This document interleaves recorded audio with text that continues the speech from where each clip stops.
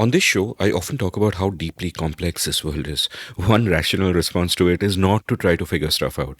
We can never know enough to fully understand the world, and we will never have the power to really change things. So, why not then focus on our own selves? Play the harmonia, optimize for our self interest, sharpen the skills we have, give ourselves and our loved ones all the material comforts of the world. If you never aim high, you can't fall far. But here's the thing, the world is changed by those who refuse to do this. They step out of their narrow paths and try to make a difference even when they are swimming against the tide. Now, you don't have to do this. It is rational to avoid conflict. Why try to make a difference when it's so hard to make a difference and the cost can be so high? And yet, people do try. Welcome to The Seen and the Unseen, our weekly podcast on economics, politics, and behavioral science. Please welcome your host, Amit Varma. Welcome to The Seen and the Unseen. My guest today is Apar Gupta, a lawyer who gave up a flourishing career to start the Internet Freedom Foundation and has played a leading role in many battles against the state for our rights. For Apar, it started as an intellectual challenge to figure out how technology affects our rights. And then it became a moral crusade to protect them and to battle both the state and big tech to prevent them from encroaching on our freedoms. He's played a leading, if understated, role in many seminal court cases around these subjects and has fought this battle on many different fronts, not just in the courts. You'll hear about all these battles in this episode, and we also discussed his fascinating journey. We spoke about the causes that are close to his heart, and we also argued a lot in the best way possible, politely and with genuine mutual respect. This is how you do it, folks, not the Twitter fighting. I find Apar's journey to be extraordinary and inspiring, and I'm sure you'll agree with me. I found him warm and optimistic and committed and fearless. We need more Apar Guptas in this world. But before we begin this conversation, let's take a quick commercial break. Hey, the music started and this sounds like a commercial, but it isn't. It's a plea from me to check out my latest labor of love, a YouTube show I am co-hosting with my good friend, the brilliant Ajay Shah. We've called it Everything is Everything. Every week, we'll speak for about an hour on things we care about, from the profound to the profane, from the exalted to the everyday. We range widely across subjects and we bring multiple frames with which we try to understand the world. Please join us on our journey and please support us by subscribing to our YouTube channel at youtube.com/Amit Varma, AMITVARMA. The show is called Everything is Everything. Please do check it out.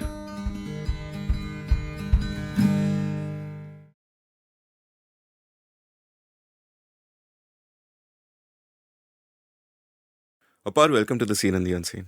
Thank you so much for having me here, Amit. Before we started, you were talking about optimism and how you're optimistic. Yes. And that plays in nicely with the episode that you just mentioned that you have heard with Akar Patel. Yes. And I remember one of the things that struck me when I recorded with both Akar Patel and Tista Setalwad, both of whom have faced different kinds of persecution from the state, is how bloody optimistic they were. Yes. Like I remember asking Akar at that time, uska passport wapas nahi aaya tha. So I remember asking him ki boss, I asked him about his passport. He said कि COVID का time था, मैं तो वैसे भी कहीं जाने नहीं वाला था, so it was fine. And it struck me that kind of optimism is perhaps a necessary quality if you are, fighting against many of the things that, you object to and you want to change. Yes. And that it is not the case that fighters need to be optimistic, but it might even be the case that only optimistic people can actually become fighters, because otherwise it's really easy to give up hope. So tell me a little bit about your optimism in the sense, were you always an optimist or did you arrive at it? Is there an intentionality to being optimistic? So, firstly, thank you so much for having me, Amit. I think optimism comes through as a spark of joy in what I am able to do. I consider myself very lucky. And it's principally a function which is very internal to me, where my work matches my values. I think a lot of people don't get that opportunity in the world because they have to go out, make a living, pay their rent, raise a family. So the privileges I have in life, they allow me to do what I love. Now, my work is not easy. We'll talk more about my work. It's not easy. It has moments of disappointment. I feel sad. I feel sometimes low. But what really moves me and motivates me is when I meet people. They recognize value in work, okay? And quite often I get to learn something from somebody else. And quite often when people meet me, they say, "Hey, Apar, all of the things which you say are so alarming, they're so bad, but here's the thing. Why do you sound so upbeat about it? Why are you always sounding such as that, yes, change is possible?" Because I often have this conversation with people who are a little younger. I say that if we do not even envision it's possible, then we're just fighting for tragedy. And what's the use in being loser, right? There's some romance to it, right?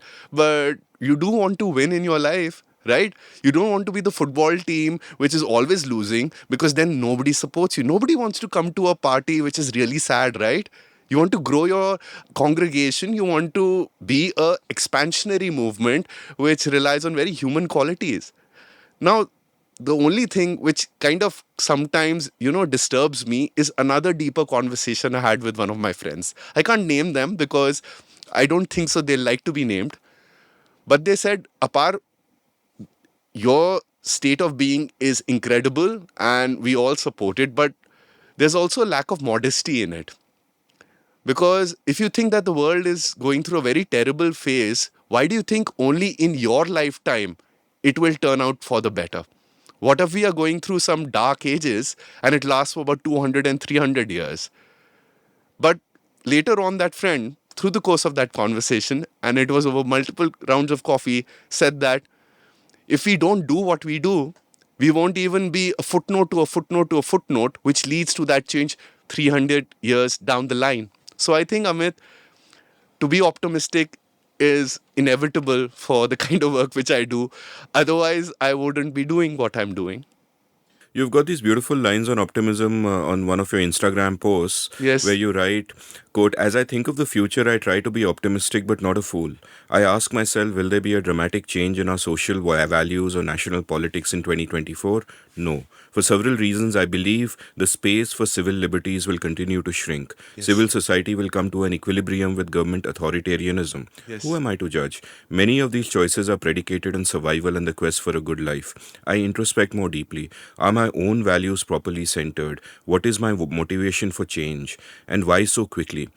And you've addressed that larger optimism that you mentioned here, Yes. but I was also struck by this question that you ask, are my own values properly centered? And Yes. I want to ask you about how one arrives at a sense of values. What is that journey? What was your journey towards arriving at your values, and about arriving at them so strongly that it gives you that sense of purpose where you're willing to play the long game? I think the first step towards that is reflection, for which you need to quieten yourself. If you're always engaging in the routine, which means that you're fixed to what a lot of productivity hackers today call, you need to calendar your life to an end, it doesn't happen. It's not happening on a vacation because you also calendared the vacation. These are the 5 museums you want to see. It should be a little much more unstructured, in the sense that if something bad happens with you, you should have the ability, the very human ability of saying that, "Hey, today, what works for me, Amit, is a long run. What works for me is an entire pizza after that. What works for me is sleeping. What works for me then is sitting down with a pen and paper, away from the things which will distract me, possibly playing some light music, sitting by myself." I think the first step to values and knowing what your values is, thinking through what I think I am, but what do I actually do? And then discovering that distance. You have to be honest to yourself. Now, I'll take one example, and fairly early into this podcast, people will think, "Oh, Apar, you're revealing too much about yourself." I don't drink. I don't enjoy drinking. I don't enjoy a lot of the vices in the world. I'm a proper uncle like that. But there's one thing which I've not been able to leave since the fourth year of law school when I started it. And I've tried to quit it regularly. It's smoking, right? And I've tied it to functions such as writing, etc. And regularly I ask myself, "Amit, I have to quit it. I'm about to turn 40." And it was giving me a lot of anxiety. So I sat down, I wrote it. Why do I enjoy it? Why am I doing it? How far do I want to continue it? So I think a lot of times we have to be honest to ourselves. We have to sit down and have that conversation with ourselves. We can have it with friends, we can have it with parents. The second part of discovering your values is being open to also accepting another point of view. In fact, I think I've learned most from people I fought with the most bitterly through my life. After 4 or 5 years, if I've had the honesty and the humility of thinking through, I've said, I may still not agree with what they were saying, what they did, or they hurt me, but 4 years down the line, Amit, I know that that experience, if I took it in the right way, and I tried to change my path a little to account for what others were seeing externally, which I could not see. Because sometimes you're just standing too close to yourself and that obscures visibility. If you're standing really close to a building, you don't know how tall it is, how short it is. That sense of proportion, that sense of value in that is missing. So, first, you need to know yourself a little, but you need to also be open to what others say. And I think that's really important. And what's helped also is people who are supportive. Quite often we only think that people who are going to, criticize you and you need to take it, etc., and be better. I've also benefited tremendously from people and have had a hard time accepting when people have said, Apar, you're doing the right thing. And I don't know why. So I think it's an environmental thing. And the thing is that I don't like being static also. In that sense, that's very clear from my professional journey. So Amit, I'll say that values which I have, which I hold, which I practice are deliberative. At least I try to do that. And when young people, for instance, reach out to me for coaching and they say, I want to do this, I said that, okay, set it down into a kind of a timeline kind of stuff. And this is where I agree with the productivity hacker. I said, just make a calendar appointment which says reflect on what I set out to do. Not so you can measure it, but do you still want to do it? So you have that inner conversation. I think that's really important. A lot of people take up meditation. For me, it's running, eating a big pizza and sleeping and then thinking about these things or doing it even while I'm running. If you hadn't mentioned pizza, you've made me crave one. But I love your phrase, standing too close to yourself. That's a beautiful phrase. And, and what you said about calendarizing, about doing things, about setting up routines and all reminded me of something my friend Amartya Ghosh, who's recording us right now, mentioned yesterday about, I think, someone who spoke about why people grow old so fast and the years tend to pass. And that person's conclusion was it's because you do the same thing every day. And when you're doing the same thing every day, the years just pass. It seems it's like, where did they go? The days are long, but the years are short, that kind of thing.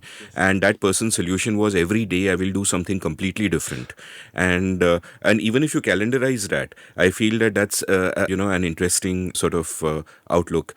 Let's go back to your childhood. So, tell me about your childhood. Where were you born? Where did you grow up? What were your early years like? So I was born into a joint family, and it was a large house. Okay, so my father has two brothers and one sister, and I grew up in South Extension in housing society South Extension in Delhi. This is a little difficult. I haven't done this before. Let me try this. And the house was right beside a mandir called Dharam Bhavan, and it was also adjoining Kotla Mubarakpur. So the way Delhi is developed, right? Land was acquired from villagers who were then given rights to construct in what was called Lal Dora land. They were given some money, and then these colonies were made, and Southex was one of those colonies which was constructed actually by DLF back then. They just cut plots. So it was a nice, comfortable house. We had a small garden, and my Dadi Amma was there, and like it was a nice house in that sense. People used to have dinner together, or there used to be a common kitchen, things like that.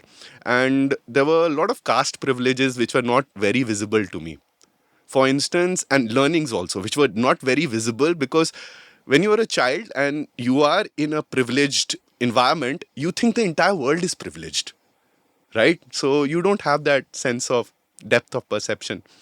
So vegetarian meals, 3 meals a day. Everyone wakes up in the morning. All the men go out to factories, come back at a certain time. Sundays we go out. 2 cars in the house. All clothes need to be ironed and completely clean, etc. Things like that. Family vacations. All of that was happening. But what also happened was my grandfather passed away when I was about 1.5 years old in a traffic accident. A truck hit the car. And that kind of accelerated a movement towards a breakdown of the joint family, and it led to messy partition. They are all on speaking terms, but like with most affluent Delhi families, there was a messy partition of assets. And my father continued doing business, etc., all of that. In when I was a young kid, I was extremely pampered because I was the eldest male son in that sense.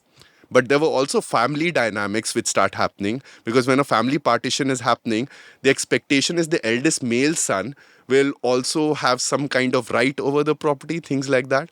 So things were a little messy. They were sometimes unpleasant. I wouldn't say had the ideal childhood, but they were extremely privileged at all points in time. I remember sitting down with my family on Sundays and watching television. I remember when the Onida ad used to come, I used to hide behind the couch. They used to call me Mungeri Lal ke Haseen Sapne because I used to be staring out, and like all that kind of stuff used to happen. We had a Atari to play Pong on, and I used to break the joystick because I used to be very very violent with how I used to play Pong.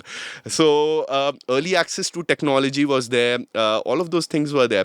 My mother's side of the family is also from Delhi. So they're both 3 to 4 generations from Delhi. My mother's side of the family is more from Purani Delhi. They actually have a Haveli in Ajmeri Gate. And I flew kites there. I used to love flying kites. I still fly kites on 15th of August. Took part in pujas, things like that. So, Amit, in a sense, I hate this characterization, but it's true to some extent that the stereotype of an affluent South Delhi person. But I would say it's a little different in the sense that my parents made some choices. They wanted me to not join business. They wanted me to be a professional. So they placed me in a convent, and that too on military land, Mount St. Mary's, Delhi Cant. They said you have to be really good in English, and they made sure that I traveled in public buses. So the privilege is always there. It's a backup, but they kind of nudge me towards also, going to the bus stop by yourself, not having somebody carry your bag or bottle, which is a very common thing, or not sending a private car. If I miss the bus, trying to figure out myself how to get to school in the senior secondary standards. And I would say giving me a sense of tough love, because that was the idea of how I would break out of that cocoon, that shell.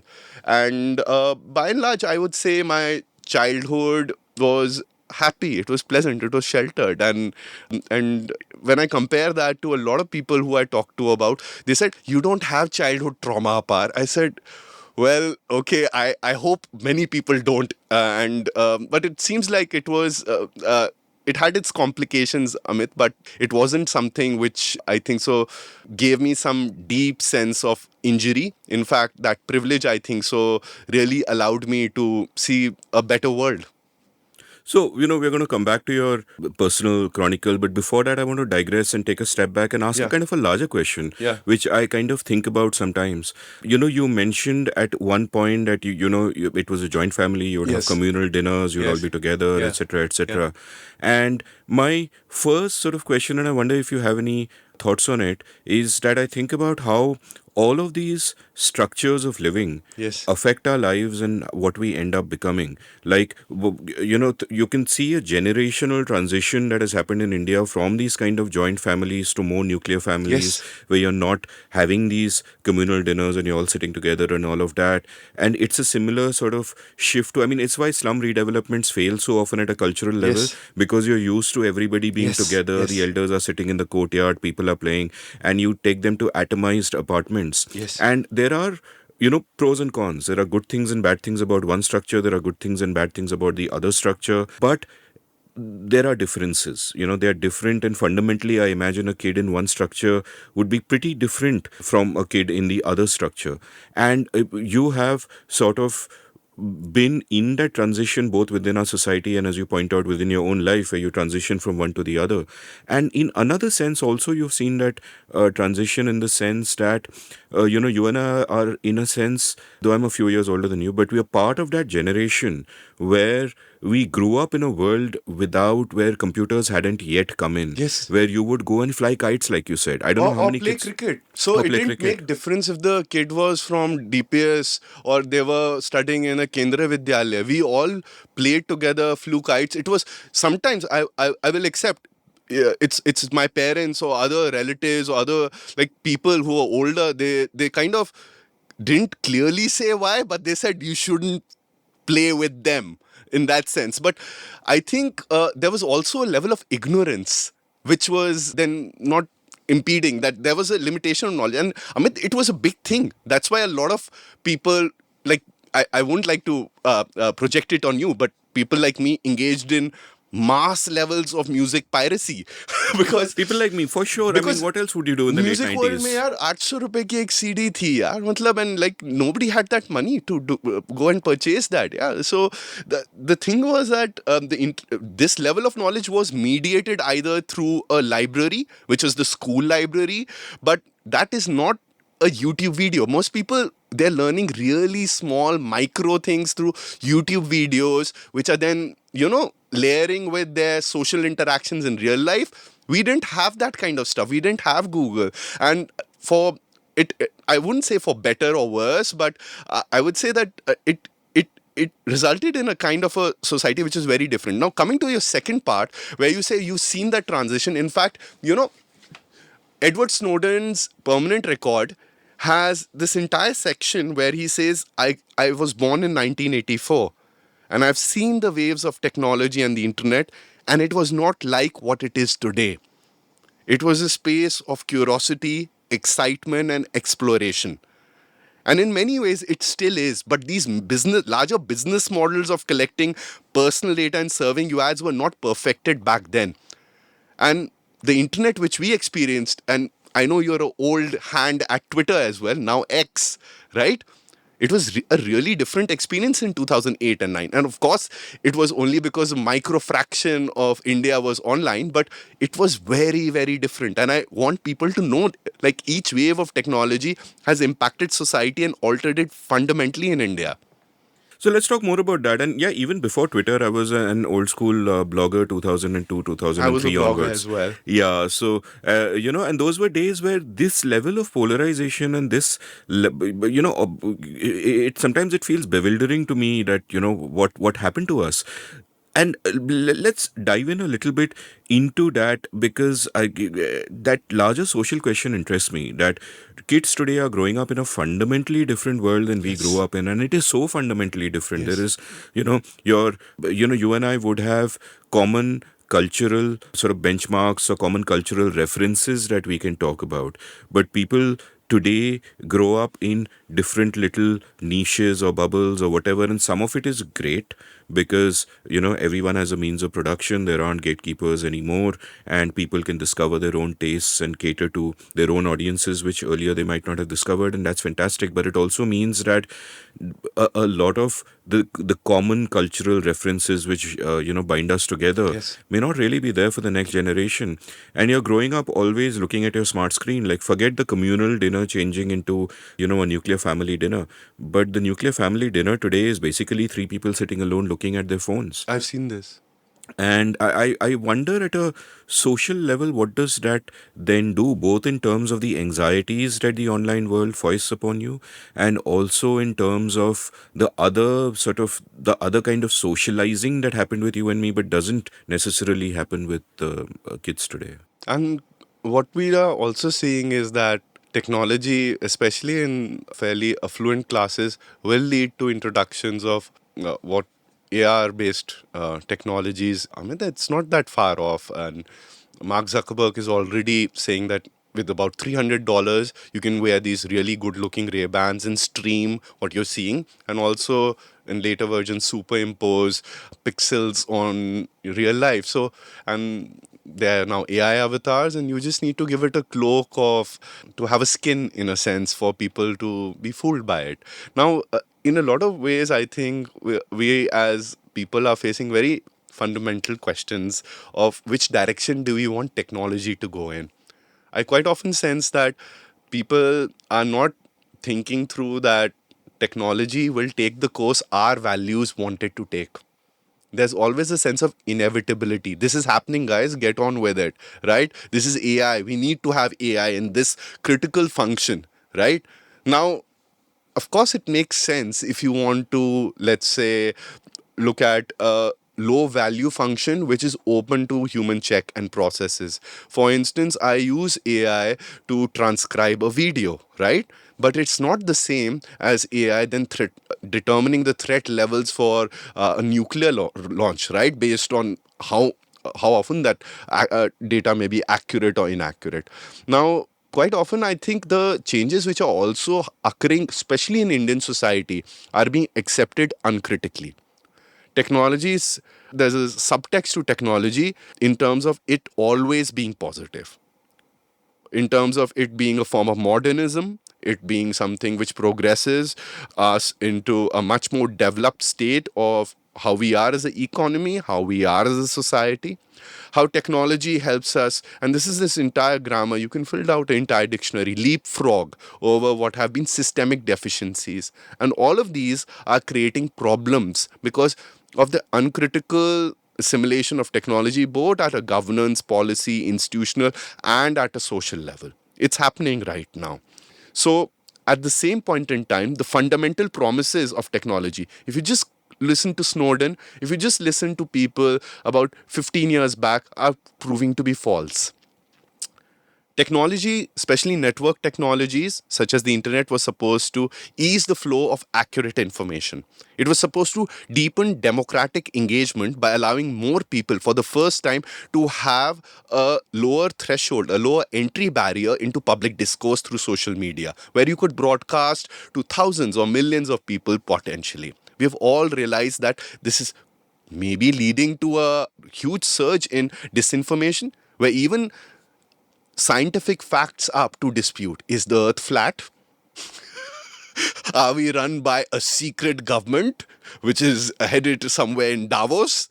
Things like that. And these are really, we may amuse ourselves with this, but there are people who are really taken by this. So the lesson from this is it is undermining social trust. Where governments are not trusted, scientists are not trusted. And we've seen this in COVID as well. The second point, which I think so is fundamental to the false promises of technology, is that they may not sometimes fix the solutions but create new problems in itself. And I don't think so people look at this very, very critically, because technology quite often leads to a power relationship which is already there in society becoming worse. And that quite often is happening in India as well. So, for instance, we are sitting in Delhi. The Chief Minister of Delhi says that there's crime against women. Delhi is going to be the most densely packed city with CCTV cameras, and we are going to give the feed not only to, let's say, the local police thana, but also the Resident Welfare Association and market associations. We have made a standard operating procedure. You're going to be given a username login. You just log in. And he says that we have also installed CCTVs in all Delhi government schools, where parents can log in through a secure login and watch their children and then thereby be assured that their children are being taken care in a proper and a better manner. What is this doing to our society needs to be questioned at a deeper level. For women, does it actually improve safety? There are no audits. Yet at the same point in time, I do know anecdotally that it may lead to social policing.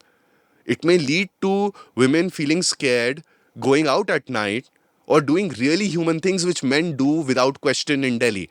For instance, inviting their friends over for a birthday party. And I'm being prescriptive morally here. They can do whatever they want, right? But it is open now to a person who's sitting in the RWA, quite possibly a man in his 60s or 70s, having a very conservative worldview, to then gain knowledge of what people are doing. And people already have a tough time finding a rented accommodation in Delhi where the landlord is termed as being somebody who's respectful. The second example which I used today was for CCTVs in classrooms. Studies after studies which have been done, particularly in the United Kingdom, show that children actually don't like being under the perpetual gaze of a CCTV and get to know that they are being recorded. They don't feel safe. They in fact feel that they're being policed at such a young age, which leads to sometimes them also not talking to other children who they think their parents will not approve of. Their studies already there. So, what are we doing to ourselves as a society by assimilating and deploying technology needs to be questioned at a deeper level. It needs to be questioned on a level of morality as well as the solutions which are being offered, whether they actually offer the kind of results we are looking at, and what are the unintended consequences of utilizing technology in such a way. We need to be a little much more critical. I agree with everything you said. Let me sort of try and paraphrase it and think aloud, as it were. The reason we were hopeful about technology, and I'm still hopeful like you, I'm an optimist, but the reason we were so hopeful about it once was we correctly thought that, hey, technology can empower individuals and amplify our best instincts. But what we didn't realize and what we are seeing now is that it doesn't only empower individuals, you can also empower an authoritarian state. You can also empower a moral policing right-wing association which has CCTV footage. And while it may amplify our good instincts, it also amplifies our bad instincts. Like you see on social media, where the inherent urges towards tribalism and towards Yes. seeking validation Yes. are also amplified in such, ugly, dangerous ways. And that leads me to thinking that, look, technology is incredible if you are in a free society. Yes. But if you're in a conservative, bigoted, casteist, sexist, misogynist society, Yes. then it can be a huge problem. Yes. So this is where we are. Now, a part of me is still screaming out that no, it's a net good, we will solve it somehow. Yes. But how do we solve it? Because when I think of solutions coming from the state, that makes me deeply uncomfortable Yes. because the state's instinct will always be to oppress more. Amit, And can I interrupt you? Please. Can I ask you? yes. Do you question the intent of the state itself right now? Here's what I'll say. Or its power? I'll answer that in two parts. Yeah. I don't question the intent of the state. I question the intent of the political party in charge today. What I do question of the state is I question the incentives of the state. So, in the sense that, and I mentioned this in my episode with Akar as well, where I feel that we have three huge problems in India, one proximate and two bigger.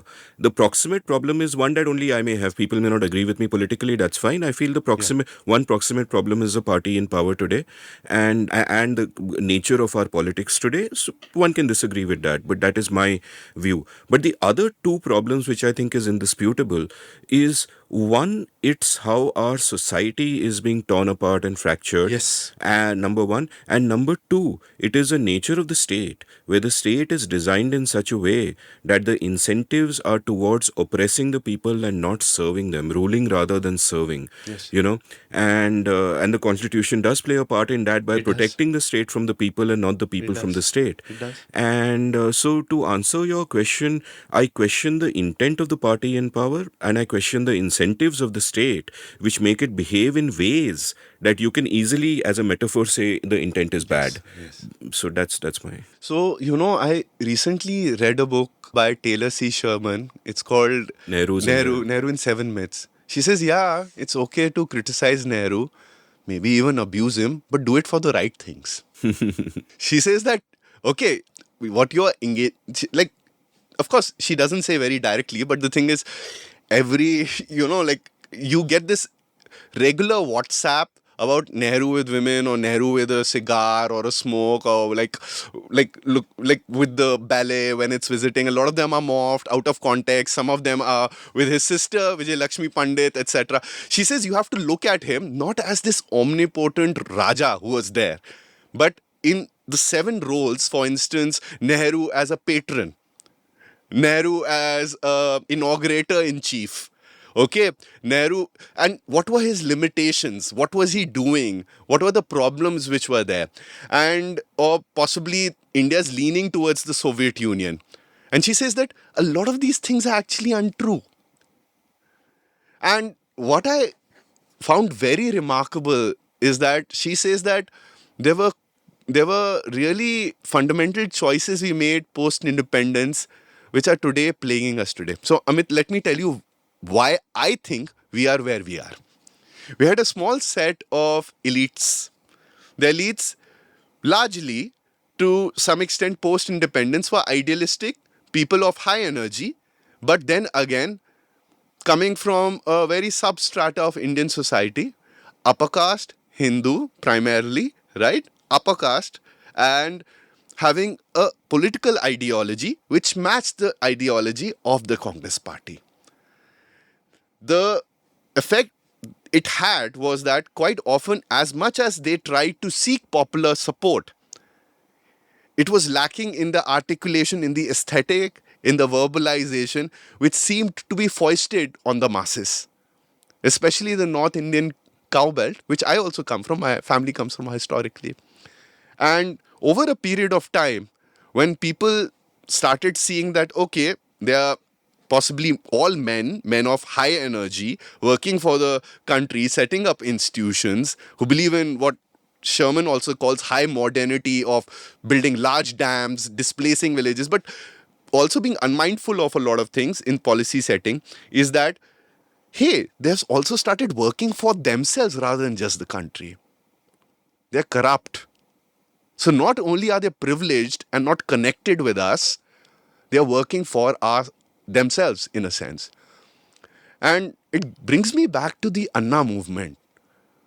I think the Anna movement needs to be studied very deeply by scholars in India today and explained, not only because a small fraction of this country started protesting in the metropolitan cities, but why have they not done it again? And why did our media at that point in time blow this up to be such a massive credibility crisis for the government, the UPA? Now, if you look at the Lokniti CSDS data, even at the time the UPA governments came in, one party's vote share is consistently rising. That is the BJP. That is also without Modi. That's after the Janta days. It's rising consistently, which shows, according to me, that yes, India is a functional democracy in many ways, but people are also losing faith in the system of governance, not only with a party. They are thinking we are not being represented, and the people who are governing us are only feeding themselves. The benefits of post-liberalization are not flowing down. It's a conversation about inequality. It's not only a conversation about representativeness. And I think what has happened much more recently is that everything is being viewed through the prism. It's given a historic opportunity to the Rashtriya Swayam Sevak Sangh, which visualizes a very different form of India, which is in their map, articulated as Akhand Bharat. And if you talk to them, they say that Chandragupta Maurya का जो शासन था वो Burma से लेके अफगानिस्तान तक जाता था. It's a territorial, colonialist Hindu narrative which of past glory, insult through the Mughals and then the British, and a sense of being robbed, of a sense of feeling inferior despite strength, despite us being the oldest civilization, Sone ki chidiya. You heard these phrases. So it is pride. When people are feeling unequal, they don't have enough. What do they have? They have this source of national pride. We are the best. And we are seeing that play out in Israel in a very different context today. But what I feel is that the RSS has a larger cultural project to reshape this country, the constitution, the institutions, which is why we see the government acting the way it does. When you think, why won't it listen to the experts? Because they have a very different idea of what institutions should look at, what should policy look like. Why do you think it lacks expertise in certain areas? Because it does have expertise in other areas which are required for it to reshape society. And I'm very clear about this. I question its intent, but on the basis that it is seeking a social and cultural transformation of India as per what the majority of people in UP want, and foist it on even Tamil Nadu and Kerala. And I think that's very dangerous for this country.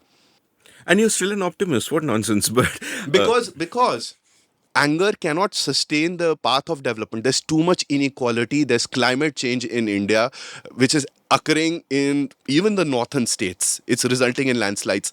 It's resulting in erosion across our coastlines and change in weather cropping patterns. I think this level of inequality is unsustainable. You need, to some extent, at least one thing also, it's led to a greater realization even for people who come from ultra-privileged elite sections. You need to build citizen power, and it won't be done by talking. You'll need to listen to people or also build these aspirations collectively. So, agar I'm talking about digital rights, Amit, I'll have to write in Rajasthan Patrika, not only in the Indian Express. I'll have to verbalize it not only as internet shutdowns, I'll have to call it netbandi. So this is the lesson. And that's why I'm optimistic.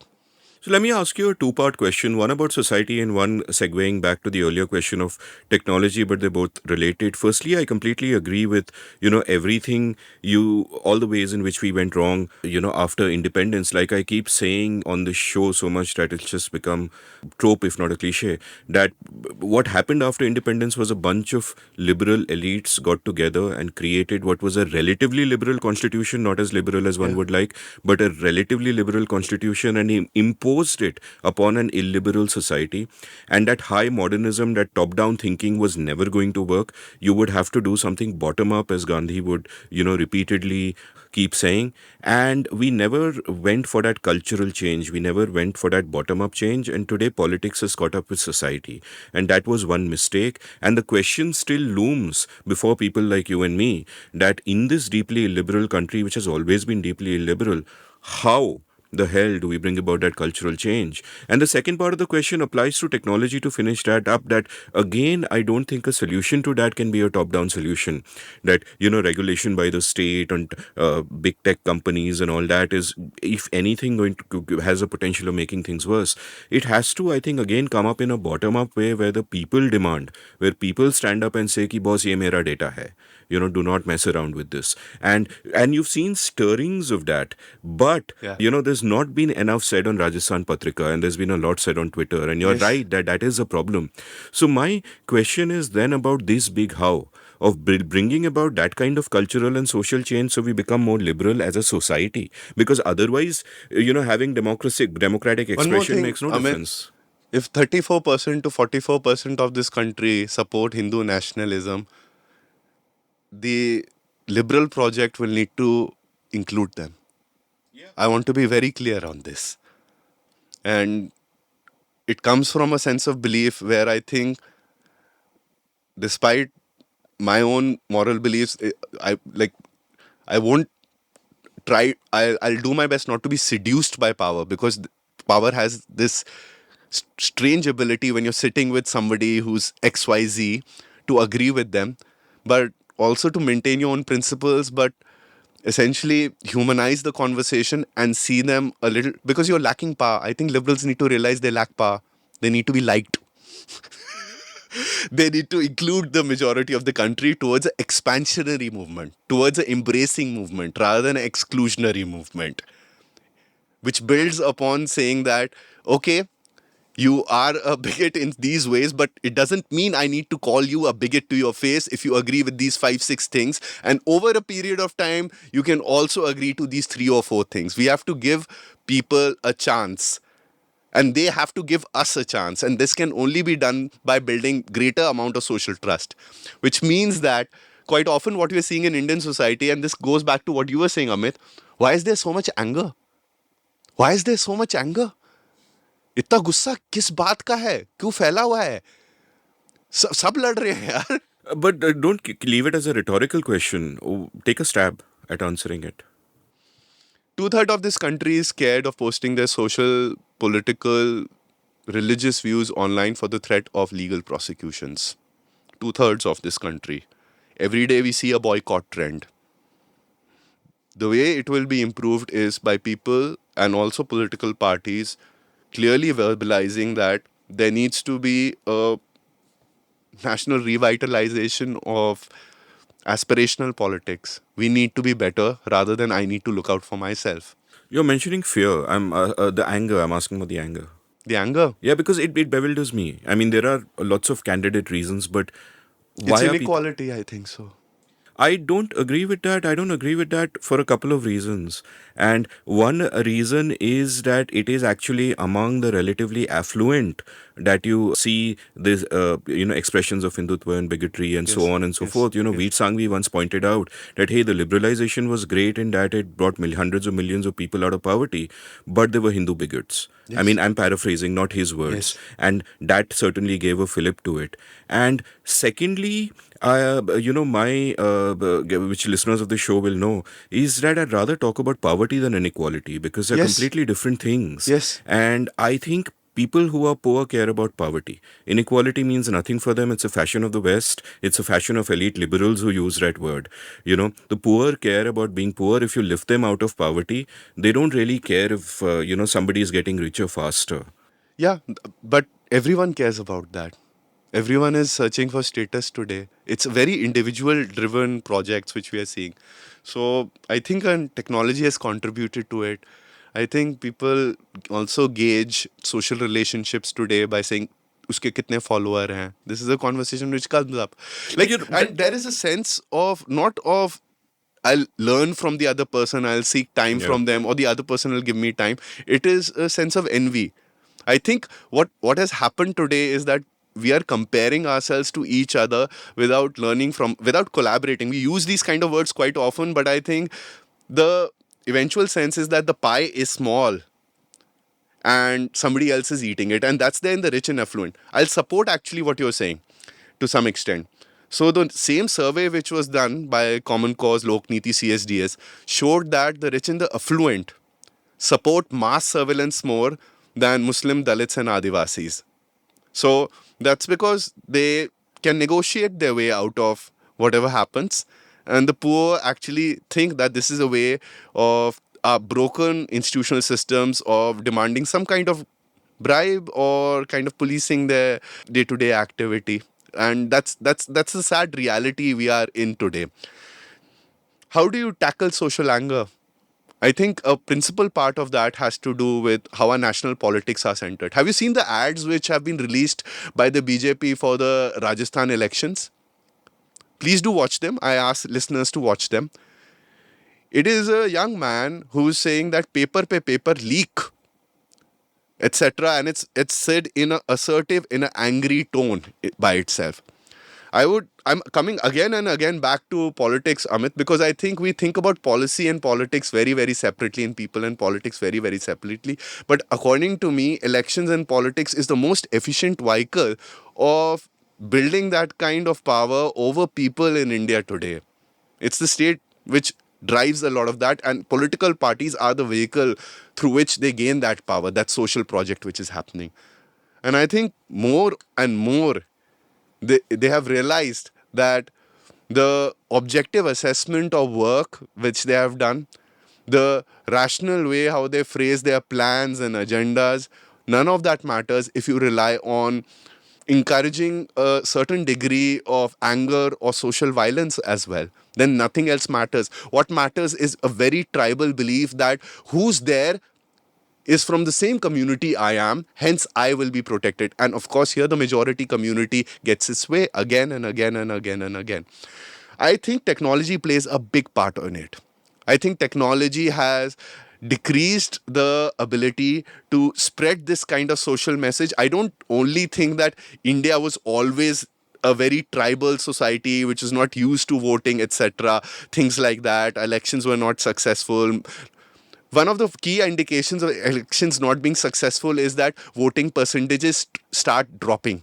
That's not happened. People still think when they vote, they can impact change. Even in the state elections in UP last time, just see the voting percentages. People went to the elections even if they didn't get what they wanted, but they did go to the elections and cast their ballot. Of course, there are questions people raise about the sanctity of the process, about how much money is there in politics. And of course, that's not a free and fair way how elections are being fought. But people have hope in democracy. I'll push back a little bit on that. Otherwise, voting percentages would drop. I think they have been rising both with terms of voter enrollment as well as participation, which is increasing over a period of time, right?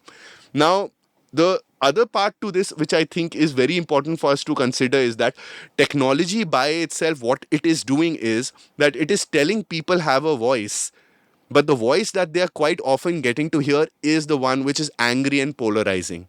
In fact, there has been a recent empirical assessment of X, because it has kind of opened up its platform. It's saying like gauge a algorithm, etc. The tweets which go viral, the ones which are polarizing and angry, rise to the top. And I know this, and maybe you know this as well. Of course, you can build community over a period of time, and people will listen to podcasts such as this, long form. But what will be truly massy will be possibly a YouTube show which talks about a Yeti or semen retention or about really sensationalistic topics which talks about things and themes which drive towards a much more baser instinct in that sense. And I think platforms by itself encourage that because they draw human interest. They are also mirroring us in that sense, right? So it knows you will spend more time on a platform, the more engagement you get, and the more engagement you get happens to be something which is with something which happens to be not bring out the best in human beings. There's a great book. It's called The Shallows, and it describes how we consume, and it's old but it's so true. It says that our diet, for instance, quite often is goes towards things such as pizza, which we were talking about, right? But quite often, right, what happens when the system itself is saying there's like there are different kinds of pizza and you can have them every day. Of course, you'll get sick of it a little, but then it says, oh, there are fries and there's a burger as well, right? You'll keep having it in a sense, but it's not nourishment in a sense, right? It's not giving you that fiber. So the writer essentially says that what people are engaging with is in the shallows today. They're looking for fast junk food, and of course, that won't serve the needs of human development. You won't grow as a person. You won't be having your richer meals in that sense. But it's quick to make, and it's cheaper to make, and people really love them, and it's being served again and again and again and again. And that's why I think this podcast is important, Amit, because it bucks the trend for some reason. I don't understand why. Also, what's been your experience, given that this podcast has built such a loyal community? What brings people who also spend substantial amounts of their time viewing a short, a reel, or an Instagram to tune in and listen to a podcast which stretches into hours? As it happens, my answer to that question ties in beautifully with the response I was going to come up with in any case. And we've been straddling both politics and tech, so I'll do that as well. Like, firstly, I'd recorded an episode with Mukulika Banerjee, who wrote Why India Votes. Yes. And the reason why people vote is really complex. It's not just about driving change. Like, my personal theory is a lot of people are voting to really express a kind of tribal affiliation in the same sense that I go to, say, watch a match by Manchester City and I'll go and vote for so and so party, and it's so there are all these complex reasons. Secondly, just the fact that they are voting doesn't fill me with too much hope, because if I look at the political landscape, there is no liberal party. Everyone is against freedom in the personal domain and the social domains. Everyone is against freedom in the economic domains. It is sort of the worst of both worlds, and that ties back to what you said earlier, that if there are 40% of the country today voting in a way that we don't agree with and for reasons we don't like, we need to appeal to them also, because people contain multitudes. There might be a part of me which is a bigot and a misogynist, but there is another part of me which wants prosperity from my children. There is another part of me which loves this intermingling of culture and is having biryani and all of those things. So we want to appeal to the better angels of their natures, which we don't see the opposition parties doing, where so many of them play to this soft Hindutva game, and that kind of gives me a little bit of disquiet. Now, getting to what's happened in technology, and this is completely true in the sense that there's a con and a pro to it. And the con is that, we've seen that over the last 12 years, Twitter's retweet button or the Facebook like button, they amplify the worst instincts of our nature. And the way we are, it is always bad news which will surface. Yes. It is always anger which will get more engagement than love, because that is just the way that we have been wired. When you're in living in a tribe in a prehistoric time, it's a bad news warning that is more important to you than, the weather is pleasant today. So obviously we will privilege that, and that will rise to the top. But now, to get back to the question about the seen and the unseen, I would say that one of the great realizations I've had while doing the show is that there is shallow engagement and there is deep engagement, right? So Jonathan Haidt is completely correct in the sense that most people, what they are consuming on social media or on YouTube was produced in the last 3 days. It is shallow and they're swiping, and Yes. scrolling. Yes. But that shallow engagement doesn't really lead to any action. It kind of, most of the time, it kind of dulls you into just this somnolent state where you're just scrolling all day. Yes. But there are people who want deep engagement. And I don't want to say there are different categories of people. I am shallow a lot of the time where I'm scrolling and swiping and it's mindless entertainment. And sometimes I'll want to deep dive into something and I'll, go deeply into that. And what people crave depth. People fucking crave depth because all that the media gives them, because of this wrong impression that people have a short attention span and all of that, No, all people. the media gives them is it's a mile wide and an inch deep. It is completely shallow. And a lot of it will obviously then play on those lowest common denominators of anger and bad news.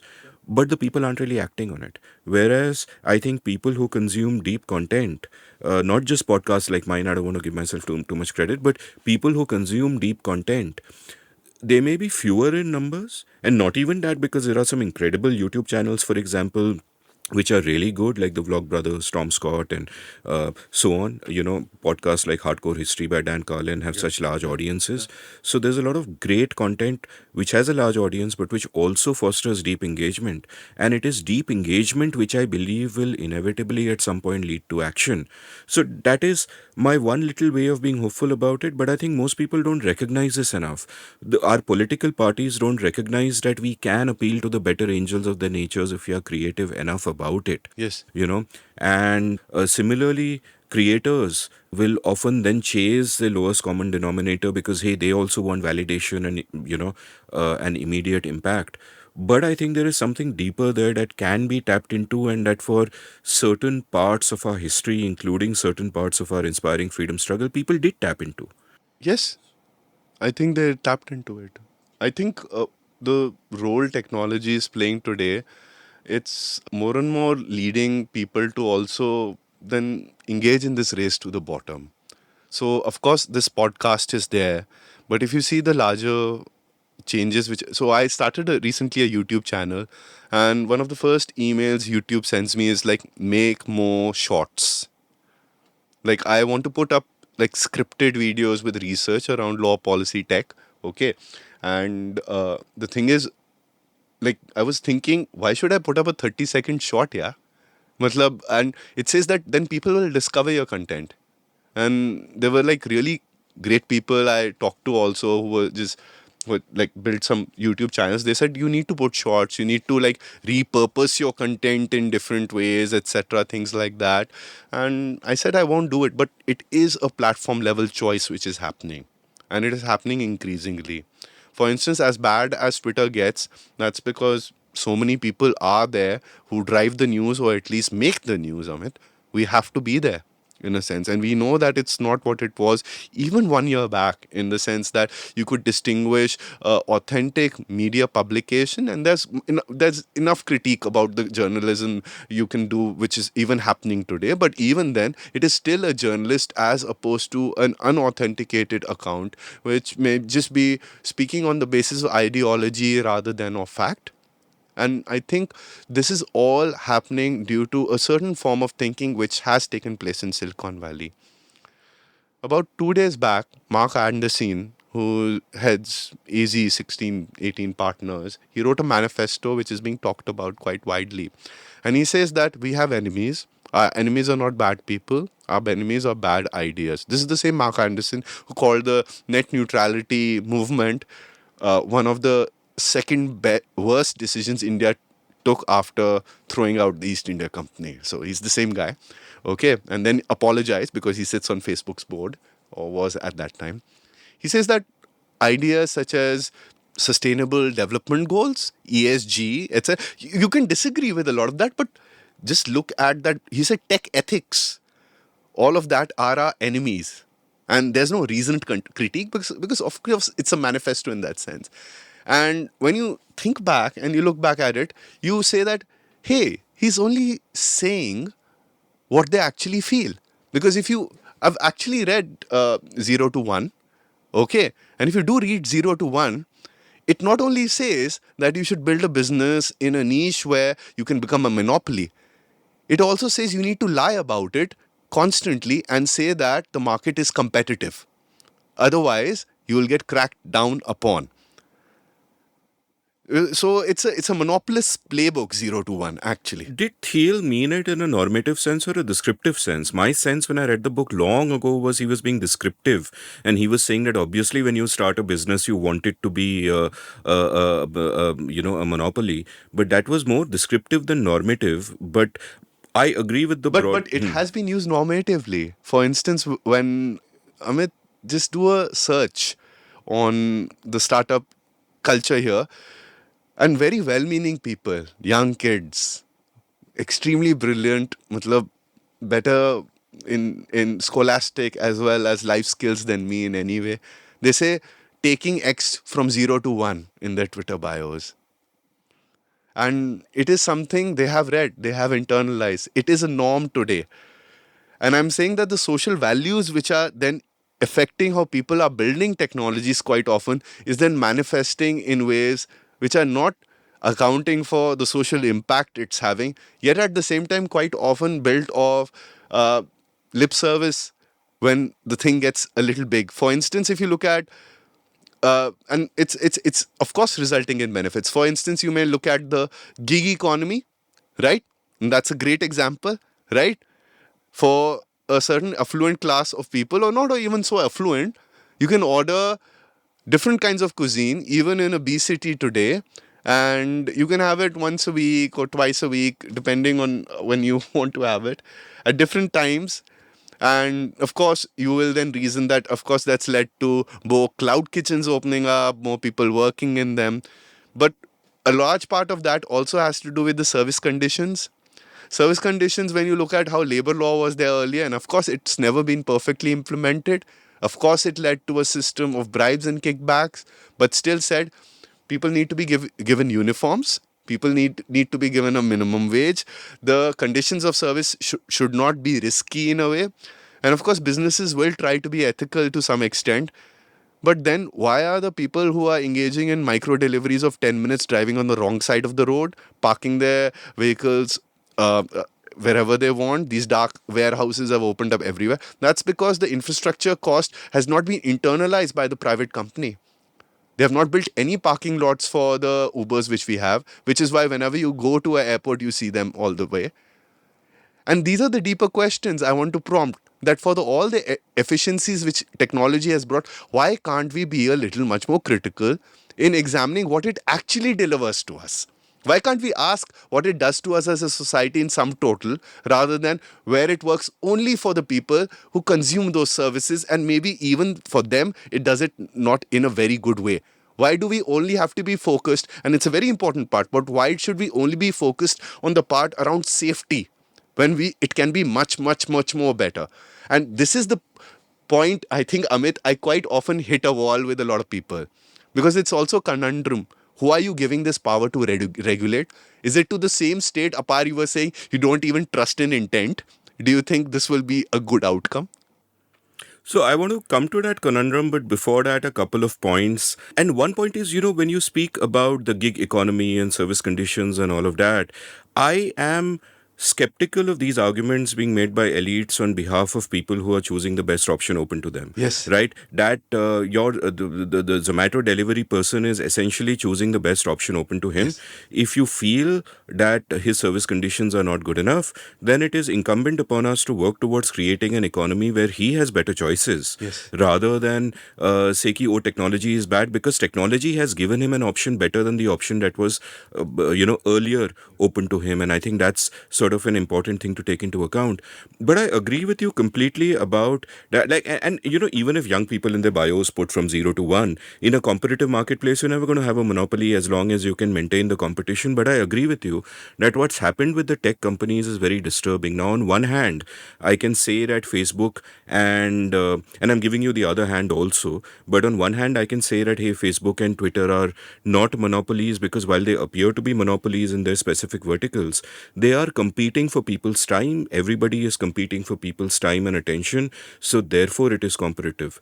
But however, I agree with you that what network effects do is that on those specific markets for those specific kind of interactions, they have become what appears to be monopolistic and gained a tremendous amount of power over our attention, which they are obviously incentivized to use to get us more and more addicted and so on and so forth. Which brings us back to the conundrum that I agree with you, and I think we'd both be agreed that asking the state to regulate this is problematic, because the state is not some benevolent entity. It is a beast with its own incentives which point in the wrong direction always, and currently we know what the party in charge is, and honestly, even if there's another party in charge, it'll kind of, the incentives will always be really bad. So I don't trust that.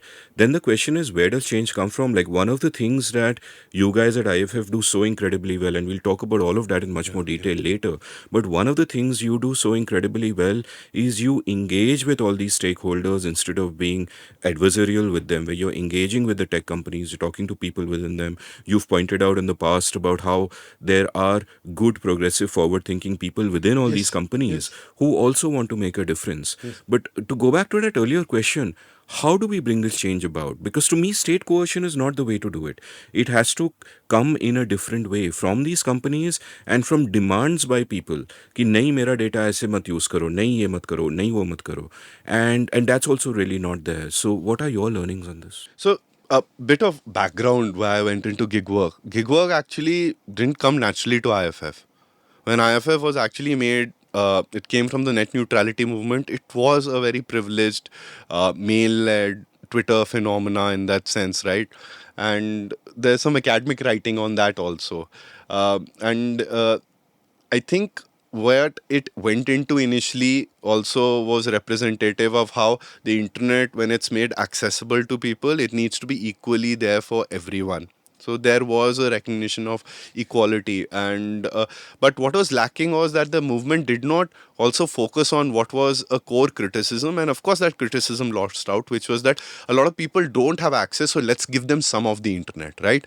So the campaign never expanded towards saying that the government also needs to give some form of internet access through POS devices, etc. The core functionality of the welfare functionality of the state, just like it gets health and education, right? Given if the digital economy is such a core part, we didn't do that back then.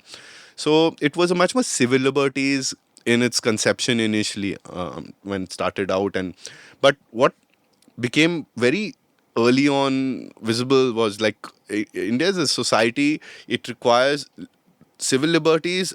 And this again goes back to how the early elites, the liberal intelligentsia, didn't look at this, didn't verbalize it. I think they did look at it, but didn't verbalize it within that conception of liberal values, is that social justice is an essential component of it. So we started engaging actually with groups of people who are in the gig economy. For instance, there was a strike by workers of urban clap who were saying that because there's no labor regulation, Amit, and we are not getting even, so we are beauticians, they are like people who do small parts of work. They were saying that if we are told to do 5 jobs in a day, we have to do all 5. We can't choose like 3 or 4, right? And if we refuse one, then we don't get it the next day. So there's a system of penalizing us and treating us like a widget in a sense, not like a human being.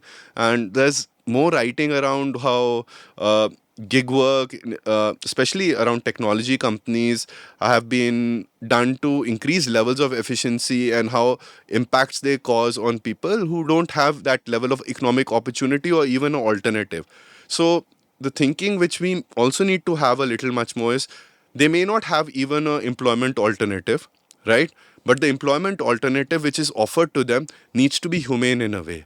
So what can be done to improve that? For instance, if an Amazon warehouse is optimizing for speed in packing, but it's leading to repetitive injuries, and its argument is we are going to bring in robots, right? We also need to ask Amazon, maybe through collective action, I would prefer regulatory intervention, is to say that do these systems really exist? So at least people can know, there can be disclosure around that, right? It's not only left to an investigative reporter in that sense.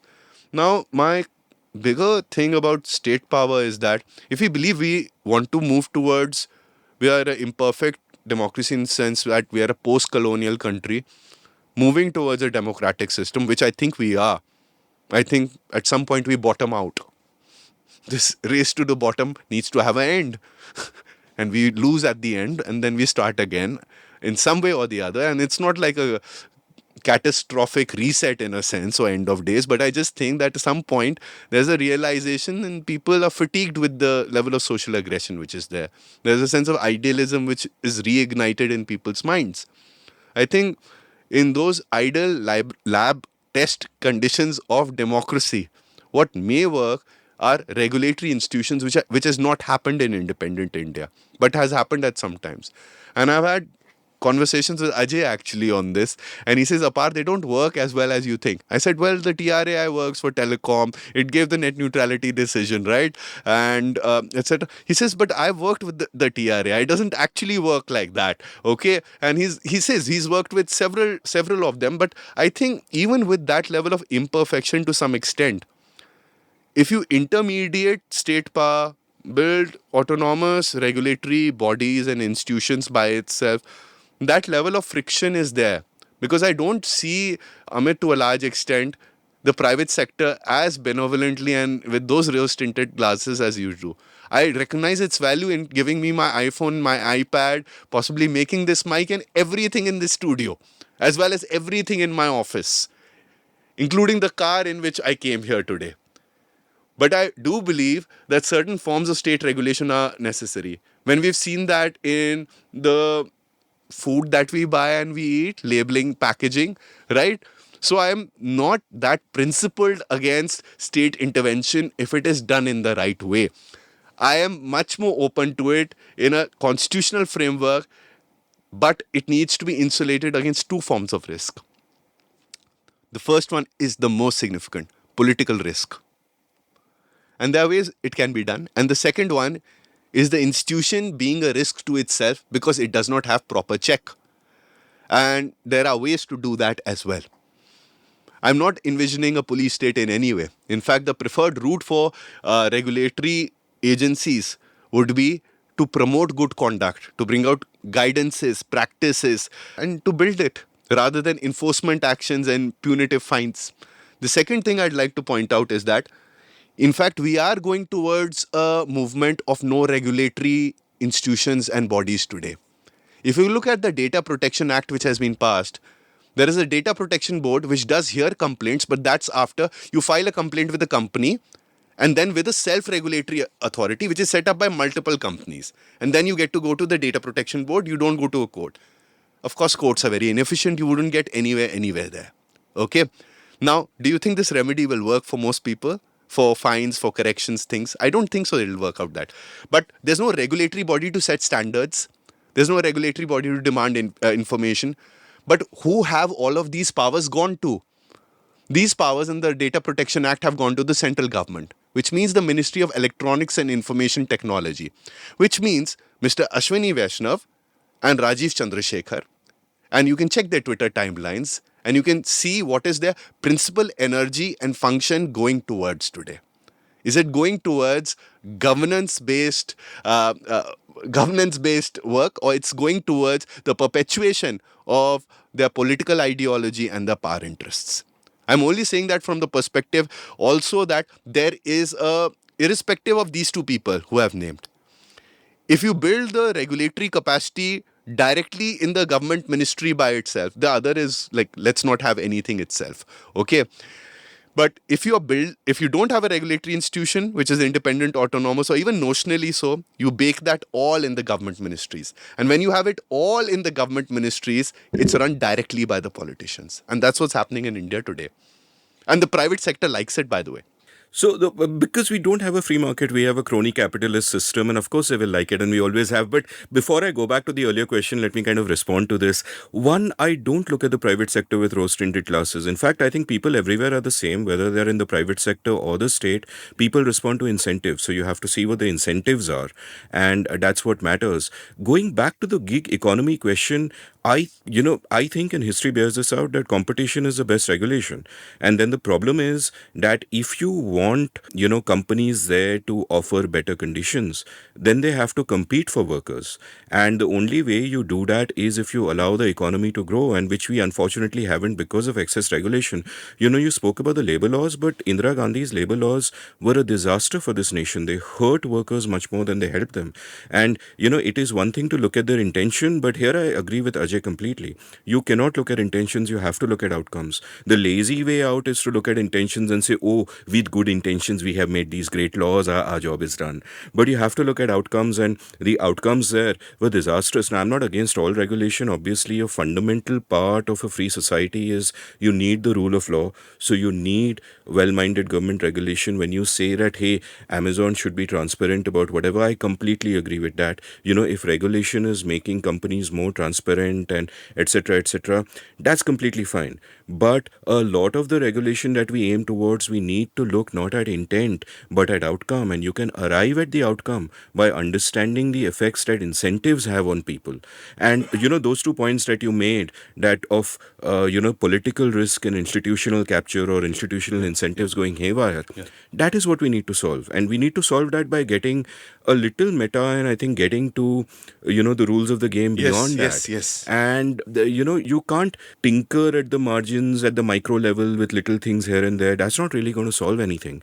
It's a larger stuff that we have to solve, and then things flow better. And that seems sometimes to me, because I am also a pessimist in some ways, that seems almost insoluble. It seems such a huge sort of. And I want to get back to the earlier question about what do we do about, solving the what the big tech companies, what they do. But before that, would you you have a response to this? Because I think we're figuring out the solutions together.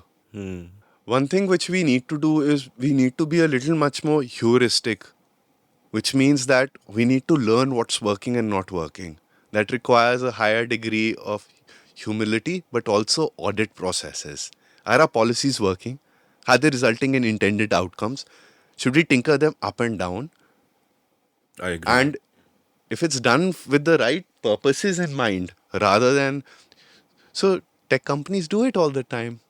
They aim towards improving the product, the consumer experience, which means sometimes to make you spend more money or time on them. But why can't we intend towards that within public policy? And I think there is a capacity resource gap here, but it's also an intent gap. Because again, it goes back to what we were chatting earlier. But here's the thing, it's not just an intent gap. Beyond that, I would say it's an incentive gap. A private company wants to build engagement so that you spend more money, and they want to capture your attention, and they don't care how they do it, because that is the only way they make money. So they'll do their A/B testing, and they'll have their complex analytics, and they'll do all of that. A state does not have those incentives, especially in times where the truth no longer matters. Everything is narrative battles, and therefore the state, and in particular the party at charge, though there is a distinction, but right now they're both evil for me. But their incentives are not towards doing this kind of A/B testing and providing good governance, because A, it doesn't matter. B, the results of good governance might be something visible 10 years down the line, and you have the next election to win. And for all of these factors, so Amit, I think when we think about individuals and how they cause change, and it's driven by sometimes a high degree of irrationality. So it's not behavioral economics in a way. And I think there will be people who will break incentive structures in a way. In a way, I think it'll rely on some degrees of human irrationality. And of course, what sustains them are incentives, right? That will need to be designed. But I do think the system is getting jammed more and more, right? It's not working for people as much as it should be working, right? My truth is not an absolute truth. It is working for some people as well, right? But I think by and large, social media is not serving the function of being social today, right? We don't feel to that same degree what it was 5 or 6 years earlier. It is serving that function. Of course, it's doing it in a little different way, but there is a constant sense we are being bombarded with propaganda and disinformation. There's a sense in fear in people based on surveys that what they will say will get them into trouble. So they can't participate in a social conversation. And it's not only due to the platforms, it's due to the state, it's due to the laws, it's due to our institutions. So I think it's a complex, big problem. I share the sentiment about social media is not working for you and me, but A, most people seem happy with it, and B, I won't even call it social media. If we can shift the frame, if instead of calling it social media we call it addiction media, and there it is working, and people are happy to be addicted, and people are happy to be numbed into whatever state they like to be in, just scrolling and watching Instagram reels all day or whatever. And Instagram reels being, I think, as far as I have seen, a little less toxic than what goes on It's elsewhere. it's But mostly WhatsApp and YouTube in a sense, which being passive recipients of media Yeah. at a constant pace of time in a sense, which like kind of also prevents them from sometimes being by themselves, being alone, being without fidgeting. And I think to if you do query a lot of people, it's not like they are always happy with it. They always say that we're taking a break. It's not good for me, right? You have that conversation. Even I say that, but then I go back to it five Yeah, but minutes you do later. take that break, right? But It's no, 5 minutes later I go back to it. no, but some people do it a little longer, yeah, and or they change their patterns in a way. But there is a even if it's not manifesting, even if that hold, that addictive quality is very strong, it's overriding your sense of reason, your sense of self-preservation, of solitude.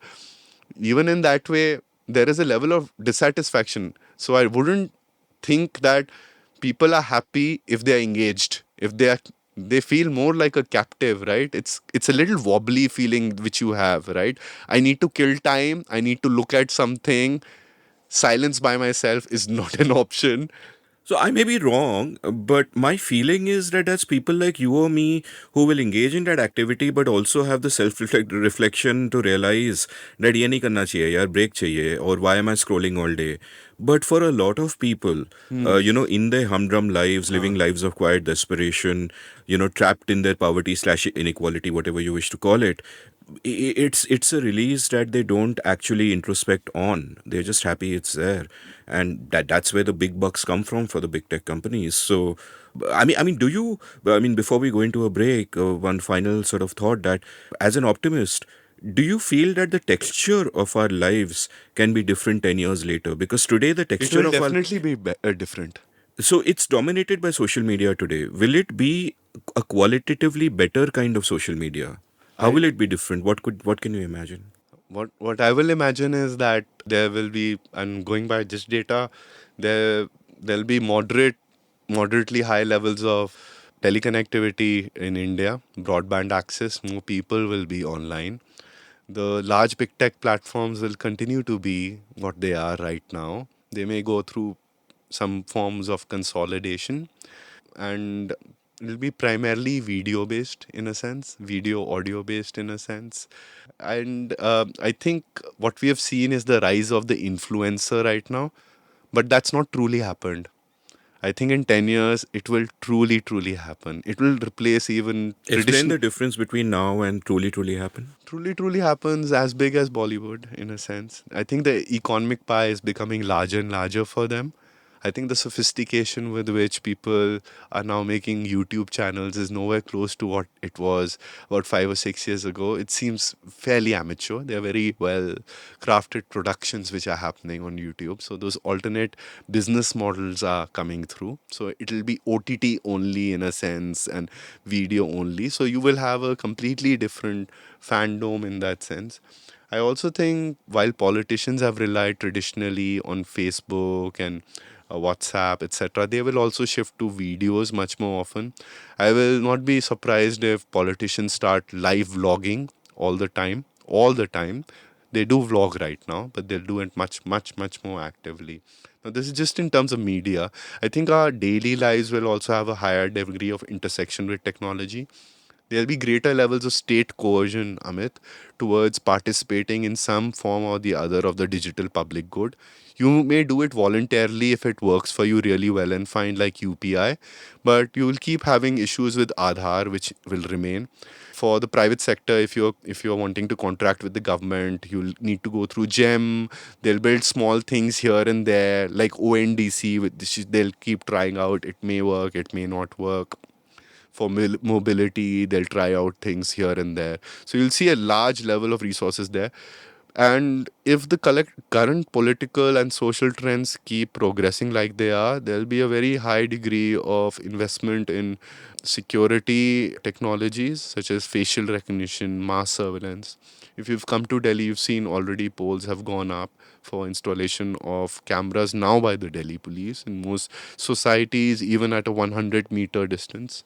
And these kind of trends will continue. I think what will be really there in 10 years will be today, but only different by a small percentage point in terms of the kinds of technology which are there. But I think it will be much deeper, because if I look 10 years back, right, it's the same as today, but only a little different, but deeper in that sense, in terms of how many technology points touch our lives on a daily basis. That sounds really dystopian, and I was asking for the optimist in you. But I guess you're optimistic in the really, really long run and not Yeah, necessarily. so again, Amit, the thing is that dystopia is not a sky which is filled with black smoke, or does not need to be something which is dramatic like Black Mirror. For me, the dystopia is something which is sustainable, which doesn't relate, like, which in which technology is not our friend, but it is not our foe. We do not know what it is. Is there a way out of the addiction machines we're surrounded by? Yes, it is to look at their business models. No, that you and I can do. But is there a way out of it for society out of it? I think that's engaging in some level of victim blaming if the product has been designed towards making us addicted to it. But is there a way out of it? Yes, it is to look at their business models. We have again, and if you look at the SEC filings of all the large social media companies by itself, they all say they focus on MAU DAO, daily active users, monthly active users. There are certain degree of revenue which they derive from each user based on the geography they are in. And then there are ad impressions which they sell. That's the basic model. No, I'm saying you and I can look at their basic model and analyze what has gone wrong with it and analyze even what is evil with it, even if you use that word as a metaphor. But for society to come out of it, like, do you think people will ever do the amounts of large, concentrated voluntary action required to kind of come out of this? And all of that comes down to leadership. Who's leading our country? One name has come to everyone's mind when I've said who's leading this country today. What is the last thing that person has done with respect to social media? Said, follow my YouTube channel. Right? Right? Everyone knows that, right? Jaake bell icon dabaiye. If he's saying that, right? Is there any hope? Are we actually having the politics of honesty where somebody who's gone and has actually critically stated that big tech platforms do result in incredible benefits for the creation of communities, for people to stay in touch, but these are the large problems we are facing in India as a society because of them as well. Why is that a taboo to verbalize? Right? And I again and again go back to why it links with Hindu nationalism. Prime Minister Modi actually went to Silicon Valley, and this was near when the Digital India program was launched. All the Indian origin tech CEOs were sitting in the front line. So you can read that speech. It says Satya. He says it, calls them by their first names. Wow. Satya, etc. And that speech has one sentence which is imprinted. It's tattooed on my mind. Yeah, Amit. It says that countries which were finding power on the basis of their constitutions are now finding it through technology. So he's basically saying the constitution does not matter because there's technology and there are digital technologies which have the same power. It's a realistic verbalization, but it also says that what matters is what you see on the smartphone, right? And for a prime minister to say that to all the tech CEOs there. And if you see that repeatedly, what's also happening, and there's a very fascinating Rajiv Shukla interview with Mr. Modi. And Mr. Modi is actually washing his clothes. Right?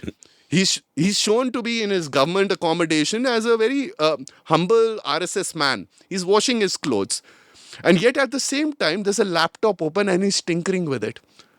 I think it's a 99 interview or Yes, yes, something yes. like that. I People should remember watch that. it. So, I remember that. so the thing is, the political leadership today, which is essentially identified with one person, thinks that technology is a solution to the manifold problems of Indian society. It's not a constitutional values of liberty, justice, equality, fraternity. And I think that's, if you're looking for solutions, you have to start with leadership. So therefore, we are screwed, is what you're saying, because we have the leadership we have, and there also, just to add a bit to that, I feel that if you're looking for top-down solutions, you can use technology and oppress the people, and we can all go to hell, and dystopia can happen. But if you were looking for bottom-up solution, then technology can empower individuals. But except that there is no sign of that happening. We are in There a are some top-down. signs of that happening. Tell me. So, for instance, there are some state governments who have made Jan Suchna portals. Okay. So, for instance, it's not in the self-interest of a state government to tell that when it's imposed an internet shutdown, Amit, but you can file a RTI, you can file a complaint in Rajasthan. It's registered on the Jan Suchna portal. They don't delete it. It's always there, and there's a response which comes, a real substantive response. So when IFF people sent a representation to Rajasthan and said that, hey, what the hell? People say that internet is shut down in Jammu and Kashmir and parts of India. But look at Rajasthan. It like is second highest. Like this is a joint report with Human Rights Watch. They said, we are being penalized for our transparency. Wow. So there's some truth there, but it's working. Wow. So you have Jan Suchna portals in which administrative decisions, transparency is being brought to government. Yet at the same point in time, I feel that it's something which needs a very high level of political buy-in. Otherwise, it takes one or two bureaucrats or a bad spell for things to just regress again. I think these kind of things are happening. There are more examples which we have. For instance, if you look at, so there's a flip side to it. You look at the entire OTT industry, Amit, right? It's gone through such a phase in which at one point in time we were thinking that our OTT industry will kind of give a new financial stream to Bollywood. It would lead to also a lot of filmmakers who don't find massy formats to even like in the multiplex format to exhibit their movies or make it into smaller silos. And that's why we had things such as Sacred Games come out, right? People talking in a way in which people talk in everyday life, using the galis, using those theme formats, also touching upon areas of political controversy, which essentially are considered taboo, right? So what you have seen is that the OTT industry has flourished. It has provided employment to a lot of people. The true crime series which have come through. I think, though, what has happened is, again, here, after Tandav was released, there was a whole crackdown by the Hindu right. The regulations are brought in by the Ministry of Electronics and IT, giving powers to the Ministry of Information and Broadcasting. And then there's such massive levels of self-censorship which are happening now. So I think India is today at a very peculiar and interesting point. I don't think so we are screwed. I think we are getting screwed constantly. And we have an option to tell at one point in time, bas bahut ho gaya. You're not going to stand for it. Screwed is not an event, it's a condition. It's a condition. It's happening constantly. And I think when people were building that online mob or that online movement, how can I say? How can I cast any kind of normative judgment on that? They were also doing the same thing we did in Save the Internet. They sent a mass email, a template. So Ministry of Information Broadcasting is a Tandav saying that not only file a FIR in Uttar Pradesh, but also bring in certain kind of regulations. At that point in time, there needed to be a mass movement also online in which 5,000 people would have sent emails and said, don't do it. We like these OTT shows. We watch these OTT shows. But here's the thing. Everyone is really scared these days. The constant thing which I hear from people, Amit, is that how are you being so outspoken, Apar? Tujhe dar nahi lag raha. What is happening in India today? And I think this is maybe a good point to take a break and we'll come back. But I think this is the primary national condition. It's not like people are happy with what's happening, at least in my sense. Of course, a large number of people may be happy with what's happening. It's possibly aligning with their political worldview. But Even the people who are happy are self-censoring themselves quite often. They know that what they do not have to say. And this sense of fear is there online, not only because of how people are being censored, but also how surveillance systems are building in India more and more. As we go into a break, I'll make a tangential point, and this is not related to any of this, but I was never hopeful about OTTs because I imagine that big companies which get ossified in their ways, which are risk averse, will inevitably just go to Bollywood and provide the same kind of content, and maybe there'll be some movement in the margins like the shows you spoke about, but by and large they won't really get away from that. What really gave me hope was user generated content, especially like I felt the ban of TikTok in India was absolutely tragic Yes. because a kind of Yes. incredible creative outburst, including dissent, Yes. that I saw on that channel Yes. was mind blowing. And my worry is not about the OTTs because, of course, they will self censor. As Advani said at the time of the emergency, when about the media, when asked to bend, they chose to crawl. The OTTs will do that, the big corporates will do that. But the hope is that young creators can go to platforms like no longer TikTok, but maybe YouTube and whatever, and find ways to express themselves. But it is easy for the government to crack down on that as well. Yes. And the biggest clue to why this is also happening is not just the regressive social movements that are around us, but also the nature of the state. I mean, it is telling that it is Advani of the BJP who used that phrase at the time of the emergency. And the problem there again wasn't just the individuals involved, but the fact that our constitution allowed for it. There's a lot about the constitution you and I care about, which is exactly what Prime Minister Modi was decrying. But there is also a lot there which has allowed the state to rule us and oppress us instead of serving us. And that's also a fundamental problem. I think it's not only the constitution. I think I always say we are a post-colonial state on the path to democracy. So, and it's not a straight line, zigzag, वो सब चीज़ें होती हैं. Just with regard to the TikTok ban, I mean, this was the last part of my work. We actually came out with a statement at IFF clearly condemning the ban because it did not fit the law. There was only a Press Information Bureau release, which was a press release, which said we have banned TikTok. It came after border tensions with China. Understandably, I'm a nationalist, I'm a patriot as any other person. And I would voluntarily not possibly use TikTok if a reasoned argument by public officials would have been made that these are companies which trench up data as well as profit from users in India. And it should be our duty to, in fact, support Indian-based platforms. If that kind of encouragement or signaling could have been given rather than a ban, it would have been much better. And the second thing is, if you remember around that time, the ban which was there was no published order. There was no security report. There was nothing. So this kind of crumbles the kind of institutional process. They banned about 47 apps. There was also a larger question, what is a Chinese app? What is not a Chinese app? Is money in a large Indian unicorn considered to be Chinese? Flipkart at the time. Yeah, money, Paytm, all of them. But the thing is, they have divested parts of their money. Flipkart, I think Walmart, but still headed in Singapore, etc. What is Indian money? How does VC capital work? What is the Indian tech company? What is the Chinese tech company? And there are legitimate security concerns with TikTok. Other countries have looked at it as well. Why couldn't you build an institutional process around it? Why couldn't you do a proper, thorough investigation? Why couldn't you demonstrate this all in public and come out with a reasoned order? That would have been great for India's business environment. That would have been great for encouraging citizen trust, preventing jingoism. There was one clip which went viral on WhatsApp. I received it.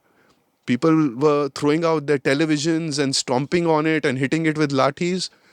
So this kind of tribal response which was encouraged brings out the baser instincts in all of us as a people. And then we want to think that we are leading the world in notions of civilizational greatness. This is not how civilized countries react. Now, on the final thing which I just like to end with this break is that there is a large part of our governance around technology which I've worked on for the past 6 years. When I started work on it, I thought because technology changes so much, conceptually, it even the things which change very marginally in 5% in society, there's still massive changes according to me. So if you build governance processes around that to reflect what the constitution can provide as a promise, then that change is massive. For instance, OTT. If we came out with a different form of regulation to how television broadcast was regulated, it would look so different. Of course, funding and market concentration, which leads to a kind of a like a assembly line process for the creative industry and the arts, is a risk. But if the government itself is saying you need to put in a standards and practices department, it kind of promotes it, right? Only the big corporate can make the big movie for the OTT, then, right? It increases costs in legal vetting. So I always thought, Amit, that what we could do with technology was also take another step in towards democracy from our colonial legacy, which is there. It's really fascinating. I want to dive much deeper into this, but let's take a quick break first.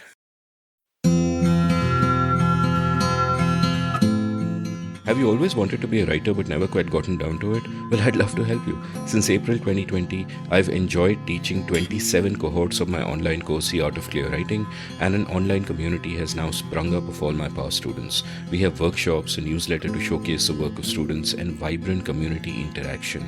In the course itself, through 4 webinars spread over 4 weekends, I share all I know about the craft and practice of clear writing. There are many exercises, much interaction, and a lovely and lively community at the end of it. The course costs rupees 10,000 plus GST, or about $150. If you're interested, head on over to register at indiauncut.com/clearwriting. That's indiauncut.com/clearwriting. Being a good writer doesn't require God-given talent, just the willingness to work hard and a clear idea of what you need to do to refine your skills. I can help you. Welcome back to The Scene and the Unseen. I'm sitting with Apar Gupta and we're having a great time, and this is already such a stimulating conversation. I want to get back to sort of your younger years and your childhood and Yes. so on and so forth. And I was very sort of fascinated by how in the past you've written about and spoken about how your connection with technology grew. कि पहले computers में मतलब आप अटारी खेलते थे and all that, and it was for entertainment. Yeah. And then gradually it became a tool of learning and your engagement became much deeper. You were Yes. building little things. Yes. So take me through, that entire journey. And So one of the things my parents really focused on, and they really, really pushed me towards, was a kind of a scholastic development which didn't only rely on me getting grades in school. And let me be very clear, I was what was called in my report cards an above average student. They made me go for taekwondo classes, swimming classes, painting, tabla, whatnot यार. मतलब पता नहीं इतना काम करवाया खुद भी और मुझसे भी. And in that may help people understand that why they also got me a computer in possibly like I think the 9th or the 10th standard or even earlier. And it was a desktop. It was I think a compact machine, one of those, ठीक है, or Uptron ACL, one of these, मैं भूल रहा हूँ. And then later on, like because I had early access to computers, I remember उसके साथ एक CD आई थी Sherlock Holmes की, तो I listened to audio book थी एक्चुअली उसके अंदर. तो हाँ, ऑडियो बुक या कुछ थी, बट वो भी था. And in my dad's factory already computers were there, तो उस पर प्रिंस 3D एट्सेट्रा में जाके खेलता था. And essentially not example of great parenting that your dad takes you alongside for work day and he says ये ले यार तू खेल ले Prince 3D खेलने. But here's the thing, a lot of games were there, reading was there, and then I had early access to the internet also in the 10th, 11th standard, and I really, really liked Western music. I really liked rock music, classic rock music. So at one point I had about 100 CDs with an Excel file, with a CD burner. I used to assemble computers also for my friends. Matlab, if anybody wanted a computer to build, I would go with them to Nehru Place. I would know kitni cheez mein kya aa raha hai, give them like, because you wanted to purchase the chassis separately. You wanted to purchase the motherboard. Motherboard didn't come with integrated graphics card. So I did all of that, yeah. And like for me, a large part of what was I enjoying around technology didn't translate, unfortunately, Amit, into coding. I went for coding classes and everything, but I didn't love them instinctively. I'm that weird set of people who love everything around technology, love the culture, for instance. So I even bought Bill Gates The Road Ahead when it was released. It also came with the CD. I even remember some lines from it. I was like, of course, very, very early fanboy of Apple computers, could never afford them.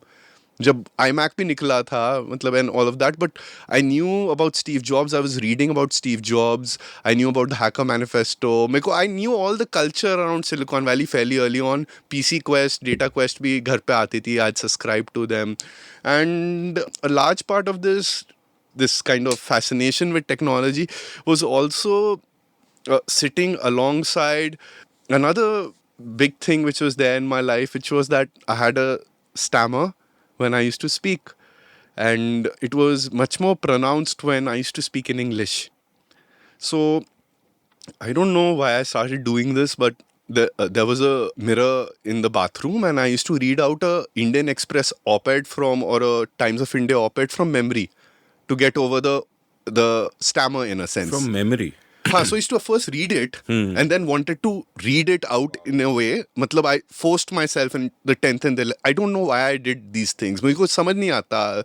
It seems fairly remarkable when I think about these things. And I think young people have that level of energy to do these kind of things. So, yeah. And so I started reading more.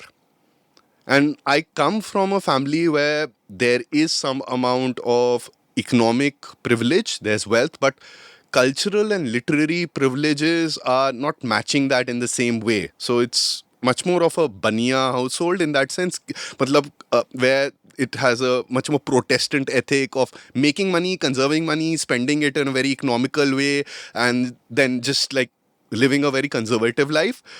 But my parents chose a different path for me, and for some degree, I took to it in a way in which I was then reading. My bus stop was in South X, and there was a Midland bookstore there. And so, for instance, my pocket money was 100 rupees or 80 rupees, and I had to maintain a ledger how I would spend it. Otherwise, I wouldn't be given money for the next week. So I saved money, and then I used to get and buy a book. Wow. And I used to get a great discount there. And I used to also get a recommendation. And that person who was there, that book owner who was there, he gave me books which were not meant for young people. He gave me Kafka. He gave me Metamorphosis, and I remember having nightmares after reading it. And he gave me the Norton critical editions of these books. So my fascination with technology, at the same point in time, this is happening, and I'm not good in school in a conventional academic sense. Yet at the same point in time, I don't want to attend classes. So there's this Wes Anderson movie in which starts out with a boy who's failing every class, gets infatuated by their teacher, but is the president of all the clubs, right? So I didn't want to attend classes. So I was part of about 8 clubs in 12th standard. And I founded the computer club, which was called Matrix Marians for some technology or something like that. Very inspired again by culture around technology in a way, Amit. So early access to technology helps me develop my personality, my skills, public speaking. It all kind of starts fitting in a way around that time. And yeah, because I'm doing a large amount of music piracy, etc., I am attracted to debates around open access, freedom, etc., things like that. So it starts fairly early for me in that sense. And which is why I now believe that a core part of my personality is not only because of the privilege, but that privilege giving me early access to technology in a way where my personality has been shaped significantly by it.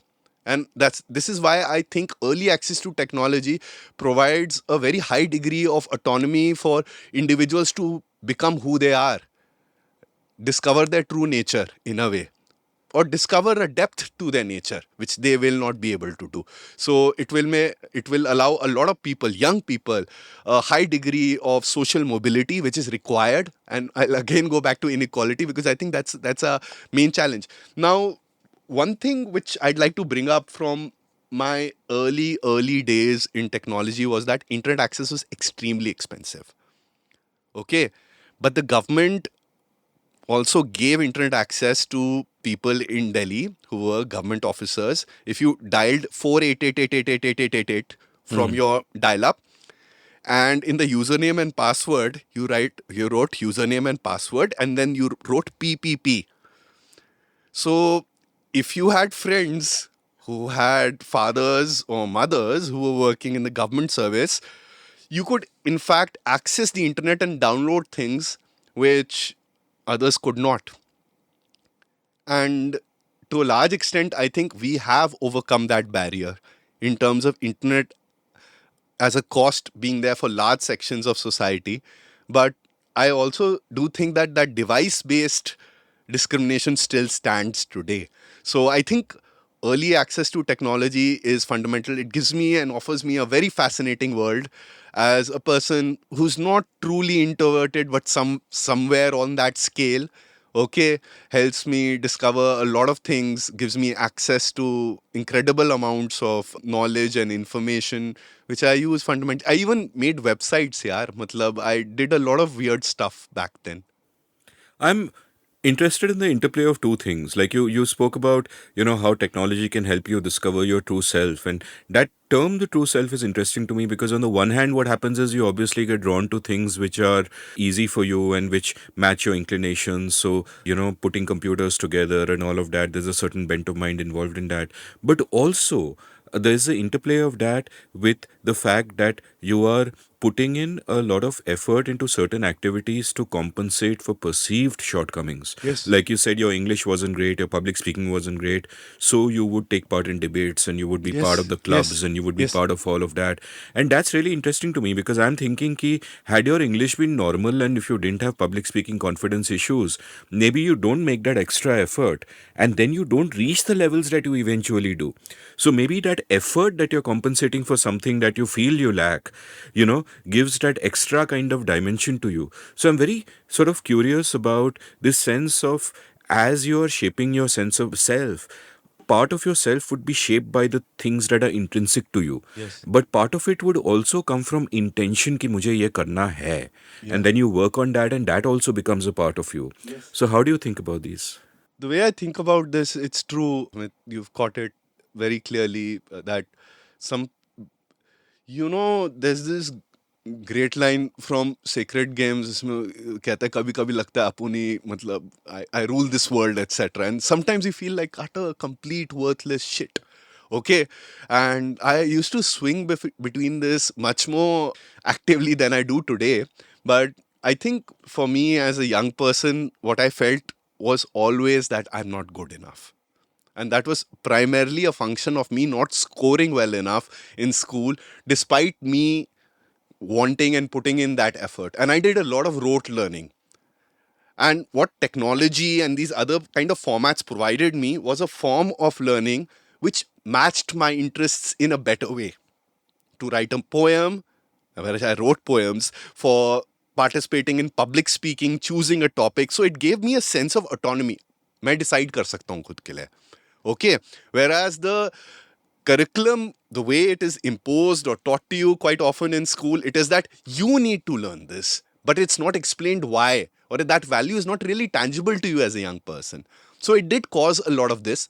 What today I think drives me even further is essentially a sense of my own mortality, of knowing that how much time I have and knowing that a wide, vibrant experience as well as the ability to do better is within me. So it comes from a certain degree of confidence, which I sometimes need to pull back from and insert a level of humility.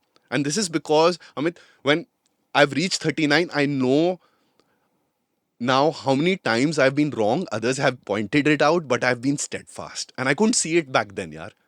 So I think this kind of thing may be within you, but I think to a large extent it was also a function of my larger relatives placing expectations on me as being the oldest male child in a joint family, which can be a sense of responsibility. You need to behave in a certain way. You need to achieve certain things because you're setting the bar for all the other cousins in that sense.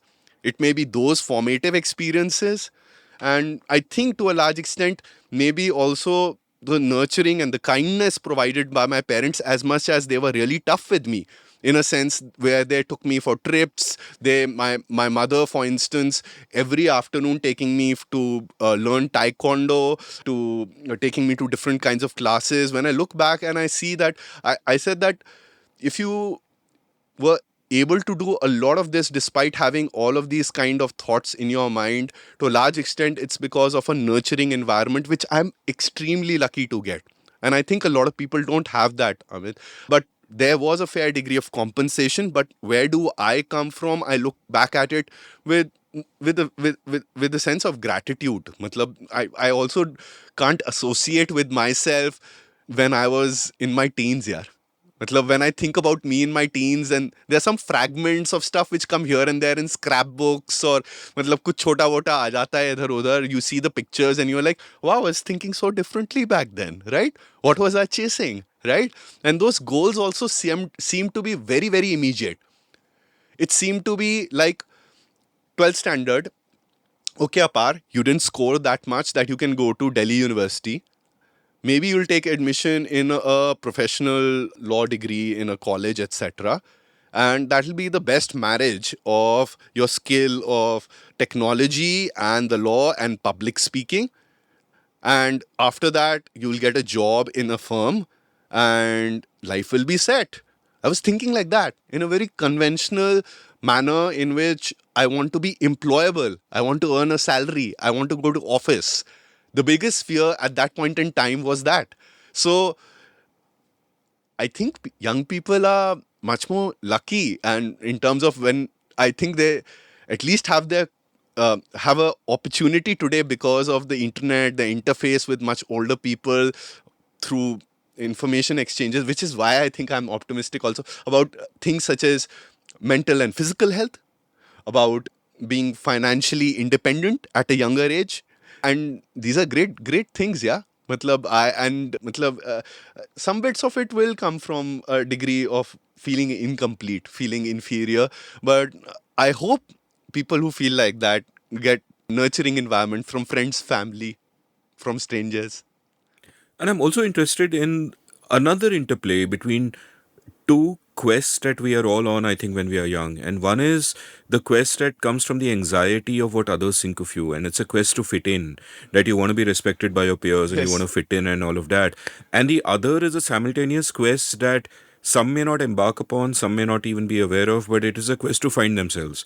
कि मैं कौन हूँ, मुझे क्या चाहिए, मुझे क्यों चाहिए, like when you look back on yourself, what did you want and why did you want it? And in a sense you already answered that with this sort of the conventional desire ki, I'll do law now and it's the best fit, and then I'll get a job and I'll work in a firm and all of Yeah, that. yeah, yeah. But apart from that, if you look at how you were growing during that period in terms of the anxiety of fitting in and you wanting to be respected and liked by everyone, and B, kind of figuring out the things that are you, in the sense that ये मुझे चाहिए, ये मैं हूँ. So what was that journey like? That journey was was always easy and difficult at the same time, because quite often you set the bigger goal and you work towards it, and a lot of people are great at that, and I'm also good at that at some in some way. But I've also discovered that maybe I don't do the best goal setting, yeah. Because sometimes when I've reached that goal, when you have reached that summit in a sense and you've climbed that mountain, you're like, मजा नहीं आ रहा यार इतना, अब मैं क्या करूँ? So the question always for me then becomes, what do I do next? Okay, and I have always been a person who's been very, very driven in a sense, not being competitive, but at least feeling that, hey, I can't spend like 2 days doing nothing in a way where which I don't enjoy it in a way. So I think parts of that journey became clearer as I was there, and when you did reach that summit, you did have a part of the answer, and then you embarked on another journey and set another goal. What I'd like people to know is that when you look at anybody's LinkedIn, when you looked at my LinkedIn, for instance, if you go right now, dekho tum, एक tab खोलो, तुम्हें दिखेंगे अपार graduated from school in 2002. He went to law school from 2002 to 2007.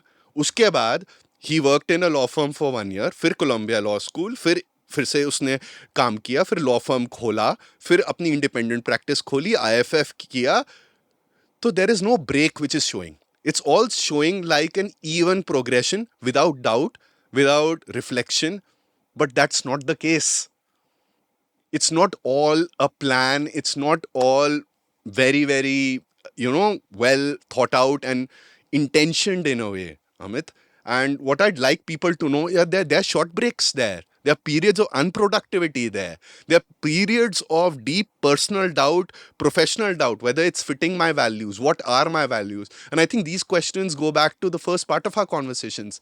अपने आप को कमरे में बंद करके कभी ना कभी एक साल में एक बारी तो अपने से बात करनी चाहिए. And one thing I think which has really, really, though been constant, has been a recognition of what I'm good at and what I'm not. To some extent, मुझे पता है मैं किस चीज़ों में अच्छा हूँ अब, किस चीज़ों में बुरा हूँ. Where do I need to work on? I know those things. And what things interest me and what I can do. And that doesn't stop me even from experimenting. Like I was saying, starting a YouTube channel gave me anxiety, yaar. Matlab, people may think that a person like me who's so public on social media will start a YouTube channel and everything will have phat, phat, phat, phat. No, I watched YouTube videos by YouTubers how to make YouTube channels first for 2 months. And the primary message was overcome social anxiety and overcome social judgment. Abhi bhi hota hai logon ko. So the thing is that the things which you are good at can then lead you to do a thing which is incidental to it, which is very important for people to know. So, if you are finding what I've always seen in myself, something which I'm doing right now, like public speaking, can I turn it into something I enjoy and do on a day-to-day basis? That is lawyering, because it goes down to a sense of personal satisfaction which comes from verbalizing something which is there, which is playing with language, understanding what's behind it, and which is socially respected at the same point in time and provides me a status in society alongside giving me some amount of money. And that drove me in my youth.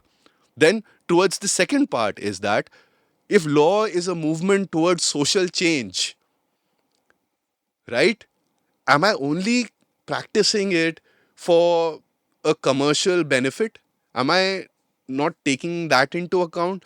And Amit, it's a really scary thing once the horse blinds have been removed and your eyes have been opened sometimes, because it's very hard to unsee. And there are certain moments in life where you think that I'm doing well, but am I happy? And I hope more people have that feeling, because that's an inner conversation. And then you do public interest cases, then you realize even public interest cases may not be enough. Maybe you're looking for larger social change, so you need to do civic literacy, be part of movements, right? And that takes you on a journey. So goals are not static, but the skills which are there, the love of language, connection with technology, as well as thinking about its social impact, builds on and kind of incrementally goes into a direction.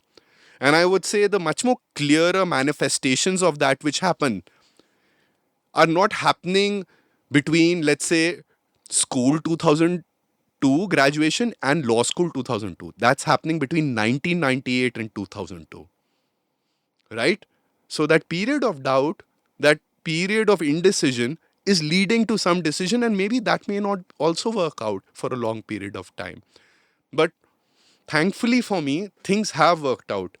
And I've gotten a bit better, I think so, at planning. I sit down, I've learnt around it primarily through reading, watching others, from conferring with others also. And but I think the early years, what provided me a lot of this platform have been my privileges. Not everyone has this opportunity. And being a upper caste man who's like heteronormative in every way, goes to a great school, has a loving family, and the parental expectations largely are अपनी life से खुश रहो, okay? Matlab, I consider myself incredibly privileged and lucky to do that. And this is also why I think it's possible for me to do the things which I've done. So that support is there. This has been kind of a journey I've been on for some time, and I don't think so. I also am a person who's easily satisfied, and like for instance, I was just telling you outside now that I'm breaking from I've stopped going to office in March at IFF. It's undergoing a leadership transition which was intentioned as per plan which I set 6 years ago. I didn't decide the next step. What would I do? Matlab, of course, I'm thinking of going back to legal practice. I've said that. But I want to do a little much more public writing because I enjoy it and I also think it fulfills a certain degree of social value. Again, that same thing is linking. But this time, I think so. I am intentionally giving myself time and signaling it in public. I'm comfortable. And so somebody introduced me at a place recently, Amit. उन्होंने एक लंबा चौड़ा कुछ पढ़ लिया, ठीक है, अपार ये है, अपार ने वो किया, ये किया, बायो दे देते हैं. तो मैंने कहा, a simpler way to say it was hi, I'm Apar Gupta, I'm presently unemployed. Okay. So मैंने कहा, and it needs to be much more acceptable for people, and not to even say that I'm on a sabbatical or things like that, just to say I'm taking time for myself here, and my next professional steps will be my next professional steps. So this time I'm intentionally saying it. It's not a journey in the sense where you are going. It's not mapped. मतलब 4 घंटे में उधर पहुंच रहे हो, ठीक है? And I think it's important for people to know that. First of all, thanks for giving us that glimpse behind, the person that you were, because I think it's important for people to realize कि बाहर से जो भी दिखता है, the journey there is never so easy, because if someone sees you as, the eloquent public speaker that you are today, to think that you were once an introvert who stammered, it's an inspiring story. My next question is about, this, what you describe of that early period is that the sense one gets is that you're driven by what you can do for yourself at an individual sense, in the sense कि ठीक है, English isn't great, public speaking isn't great, I'll do this, I'll practice like this, I'll join clubs. Then you talk about कि ठीक है, I want a good profession, I want to be respected, I'll do law, I'll join a firm. And at some point, like today, if I speak to you, or if one just follows the trajectory of the last few years, everything is towards how can I do things for society? How can I make the country better off? That these are the things that make me mad. How can I make a difference? Right? So ये shift कैसे होता है? And some would say that maybe the shift is also not a shift, because entangled in that are the sense that when you say I want to change the world, that is also an act of ego at one level. Yes. So when did this sense of larger purpose begin to sort of arise in you? Like, you've done self-reflection, and a lot of self-reflection, and most people don't do any. So, so when you think back on yourself, when is the time that you're kind of coming out of this and you're thinking beyond the narrow trajectory of whatever present path you're upon at that point, and thinking कि नहीं यार कुछ और करना है? So in popular culture, in literature, in movies, it may be shown as a dramatic moment of turn, a trigger, a point. But I don't think so that was with me, Amit. I think I reached a point of dissatisfaction, focusing very internally, and I started looking broadly even in college. But it was with a smaller set. So for instance, in college itself, I became So I went to Amity Law School. I wanted to remain in Delhi. My parents wanted me to remain in Delhi. And it's comfortable for a privileged South Delhi boy to just travel for 6 kilometers, go to law school, come back. And it's not like I was partying or anything. I used to basically drink chai and dip a lot of biscuits in it and like sleep on that sugar high. Or I used to read. I was not not doing much with that time. But I started participating in moot court competitions, which were like mock trials. And, again, that sense of personal ambition drove me. I'm in Amity. I didn't get through those national law schools. I made the wrong choice. Now I'm going to best them in a moot court competition through pure labor and intellect, etc. All of that. It doesn't matter if I'm not even the top 10 law schools. Okay? Again, that sense of me. I need to be better. Right? And So I was successful to some extent, but it also allowed me to work in teams with my colleagues, with my batchmates. And one area where I have not been very great at has been, for instance, making personal relationships first and then professional relationships latter. I've always made a professional relationship and then a personal relationship in that many times, right? It's not like with batchmates, I'm like, okay, let's like go out and like, do something fun, etc., play cricket, etc., or social activity, or you are reading this and like getting chatting and all of that. I'm more like, let's build a team, guys, like let's win it, and we get to know each other. I'm in touch with a lot of these people now. So it's lasted over time. But the thing was, I started also looking at the world from their perspective. And I was not a geek in that sense. Again, I am above average, but I'm doing great in extracurriculars. But I hate what's also happening in the law school, because there's a form of a private law college which is enforcing attendance norms, being carceral, locking the classroom if people are coming late. So I do all kinds of things. When they lock the classroom, I get a screwdriver from home. I unscrew the latch.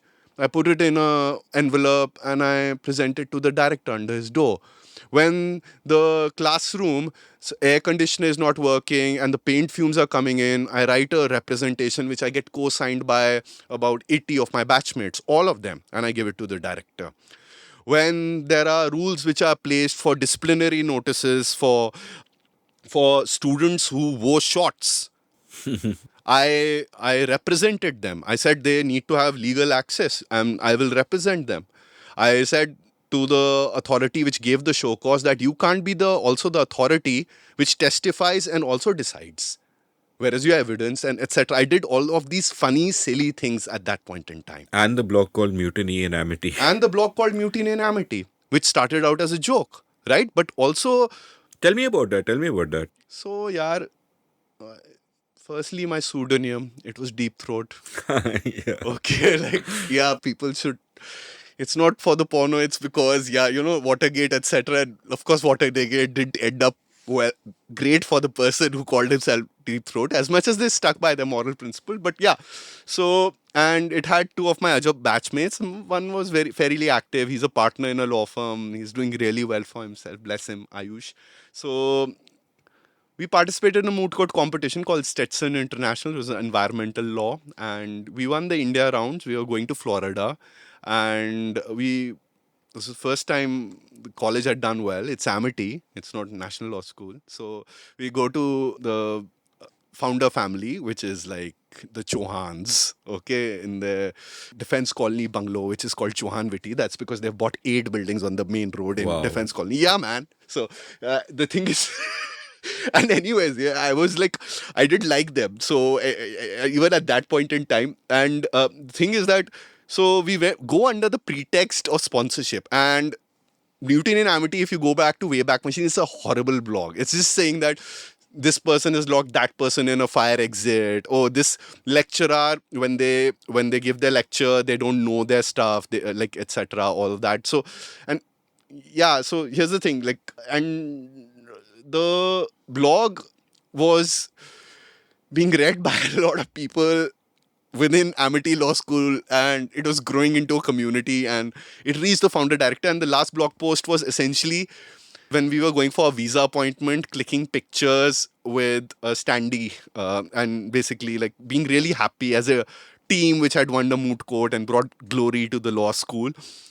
And so the administration figured out, the founders figured out who we like they it must be these guys, they must be connected to the people who are running the blog as much as we had pseudonyms. And so they locked us in a room and asked us, took our mobiles away, mobile phones, those dumb phones we had. I did have a kind of a smartphone. It also had a stylus. So yeah, we used to click pictures from that. And they took away our phones, locked us in a room, forced us to delete the blog, write apologies, etc. And Ayush's father happened to be a criminal lawyer, so he filed a criminal complaint of kidnapping and illegal confinement, and then it was settled. And for a long period of time, we thought that we would be rustigated, etc., because that's what they threatened us with, but nothing happened. But yeah, this is what happened. It happened in my ninth semester, and in my 10th semester, the book came out. I was writing a book, and the college, in fact, gave me incredibly high marks. And for the first time, I topped the batch. So it was a very weird experience, yeah. How do I put it? But you didn't finish that story. When you went to the Chauhan's houses, what happened? They locked us in a room, yeah. Oh, at that time, in Yeah, one of yeah, those houses. they locked us in a room. So Wow. firstly, one of the Chauhans comes and like Asim comes and he sits, which is he sits with a tablet actually way back. It's a Windows tablet. Okay, Fancy. he brings up the blog and he says that, "Do you know about this blog?" And Ayush is like freaking out. Okay, and the larger team is there also. And then he asks, "Who is Deep Throat?" I still remember him asking. And because I thought that, "ठीक है, डर लगना चाहिए, but it won't be an issue, we'll be able to talk it out." I said, "I am Deep Throat." And like Ayush slapped his head. I still remember that. And he still blames me. He said, मतलब तुझे क्या चढ़ी थी? Why did you just like say that? He had nowhere to prove that you. So he said that we'll file a police complaint. This is defamatory. It's disparaging the Amity brand, etc. And this that. So like yeah, and like what's the sad thing, Amit? Years later, there's been a student suicide due to attendance issues in Amity Law School. And a lot of the issues which we were mocking and we were kind of raising, that the classes are done in a manner in which the faculty and the students have a very antagonistic relationship, and attendance norms are enforced in a punitive fashion on people, turned out to be true. Some of the same faculty ended up being blamed by a student because at that time your anxiety is so high. You want a job with Trilegal, Amarchand Mangaldas, Luthra, one of these big firms, right? And any kind of thing which goes against your academic record will just set you back, right? You'll like, because it's a very competitive and saturated market, and you are anyways in Amity, you're not like top of the pick, right? So yeah, this is what happened, yeah. But our parents kind of were able to get us out of it, yeah, in some way or the other, especially Ayush's dad, by saying that how could you take away their cell phones, lock them in a room and keep them for 5 hours and get them to delete this blog. Wow. All of this happened. So then a settlement took place. I don't know what happened in the settlement. Ayush doesn't know, like, because my father came, his father came, some of our other batchmates' fathers came, like, and then it was settled in that way. I've talked about this in present in a Converge event which was done by Anshul Tiwari, and it became relevant also because I brought it up because there was a student suicide in Amity Law School because of these kind of cultures which perpetuated over a period of time. We were able to get out of it, but a lot of other students would have not been able to take this pressure or manage these outcomes, again due to our privileges. So Amit, it also really deeply, like, it kind of made me understand, which a person in my position would not have ordinarily understood, what it means to be censored in a very different way, where you feel that you're doing something for fun, you have made a college blog, etc., things like that, okay, and you've been kind of punished for it in such a severe way where you've lived with anxiety. So I remember when I went to college, matter is settled, but we don't know it's settled because the promoters called us there, our director, our faculty. How will they react to us? They didn't say anything. But I remember I had difficulty walking into campus. I called two of my friends and they accompanied me inside. Why? Why did you feel? I didn't know how that day was going to go. I didn't know what was going to happen to me. Whether a formal notice was going to be still given to me. Right? There's no legal settlement in a sense. It's just that you don't push more, these kids. We won't push more our complaints because you did this nonsense with them. So, Amit, in a way, like, I, at an early age, got to know a content takedown through extra legal measures. And it speaks to a sense of powerlessness, which I think a lot of people feel on a much more daily basis, which I kind of understand in some way or the other. But I like to say that this was not the pivotal point which changed me. I These was just thinking that this could be your Mahatma Gandhi kicked out of a train in South No, Africa not at all, moment. yaar. And Nothing like that. There's no sense of comparison there, yaar. Matlab the no, no, I only was kidding. I'm saying you can spin it that way. कि ऐसा हुआ था. No, but the thing is, you kind of become a little much more immediately you do become a little much more jilted because of this entire kind of experience, or but it doesn't turn you into a kind of a person who's into social welfare, etc., immediately, because even after that I end up applying to firms. I go work at a firm. I'm still interested in just writing around technology and the law and regulation, practicing public policy, sending submissions to TRAI, doing that kind of stuff. I've still not opened up in the way in which I think public engagement is important for me beyond people just reading what I write, and that too just so they can engage me as a lawyer. Because my aspirations, even at that point in time, are towards a big house, a big car, being a senior advocate, getting a senior's gown, having like 5 juniors follow me, etc. Because those are the kind of values which the legal profession unfortunately also has, which are denominative of skill, expertise, success. That you're a great lawyer if you are really busy. You're a even better lawyer if you're really busy, okay? And you have these 5 corporate clients who are the top corporate clients of India, or this is how much you charge. And of course, there's some truth to it, but I think it's become a atomized truth. In a sense, you only need to do this to be successful in life, not only as a lawyer. So those were my guiding, that is what was guiding me immediately after law school into what I was. But I had another blog. It was called the India Law and Technology blog. That's because the field was not that crowded back then. People were not talking about technology and the law in 2007, 2008. They were, but fewer people were. And I used to write a blog post about what's happening in the courts, what's happening with regulatory institutions, not only in India, but even abroad, tracking it. I got the website designed as well, I remember at one point in time. And I was fairly regular with it. Even when I went for my master's, I was very regular with it. At least 2 blog posts a week or 1 blog post a week at least. And it had about 300, 400 blog entries by the end of it. So I was writing with a high frequency, and a lot of the issues which I was writing about were not only concerning private disputes. A lot of the law is also not only about settlement of dispute of plaintiff A against defendant B. It's also about how the law is settled for future cases for C, D, E, F, G, which means it's a principle of law, it's a principle of interpretation, and there's a large vacuum here, right?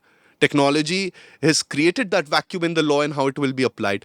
So quite often, I ended up commenting on issues of public interest. And I think it's been a slow, gradual, glacial process, yeah, Amit, over years. And, the worldview has just expanded. I've seen things now I can't unsee. And I think law is one. Now, today I've reached a point where I think law is one component of the wider amount of activity which is required to take our society into a much more democratic, constitutional assimilation of technology, which advances it towards those aims.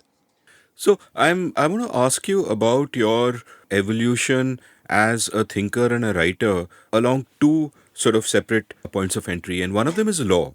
Like, you'd sent me a note. I don't know if you can link it from the show notes and it's public, the note you made for Ashoka. And Let's try to do that. yeah, let's try to do that. So, in that note, what I realized while reading it and taking notes on it is that it is so sharp in terms of every single paragraph is a particular point and you move on to next. And just thematically, it is so well structured. Yeah. And I was wondering if the study of law, which itself is a very well structured sort of field, as it were, Yes. had a part to play in A, how you thought about things, and B, how you wrote about things. It did initially, but I think legal writing is bad writing.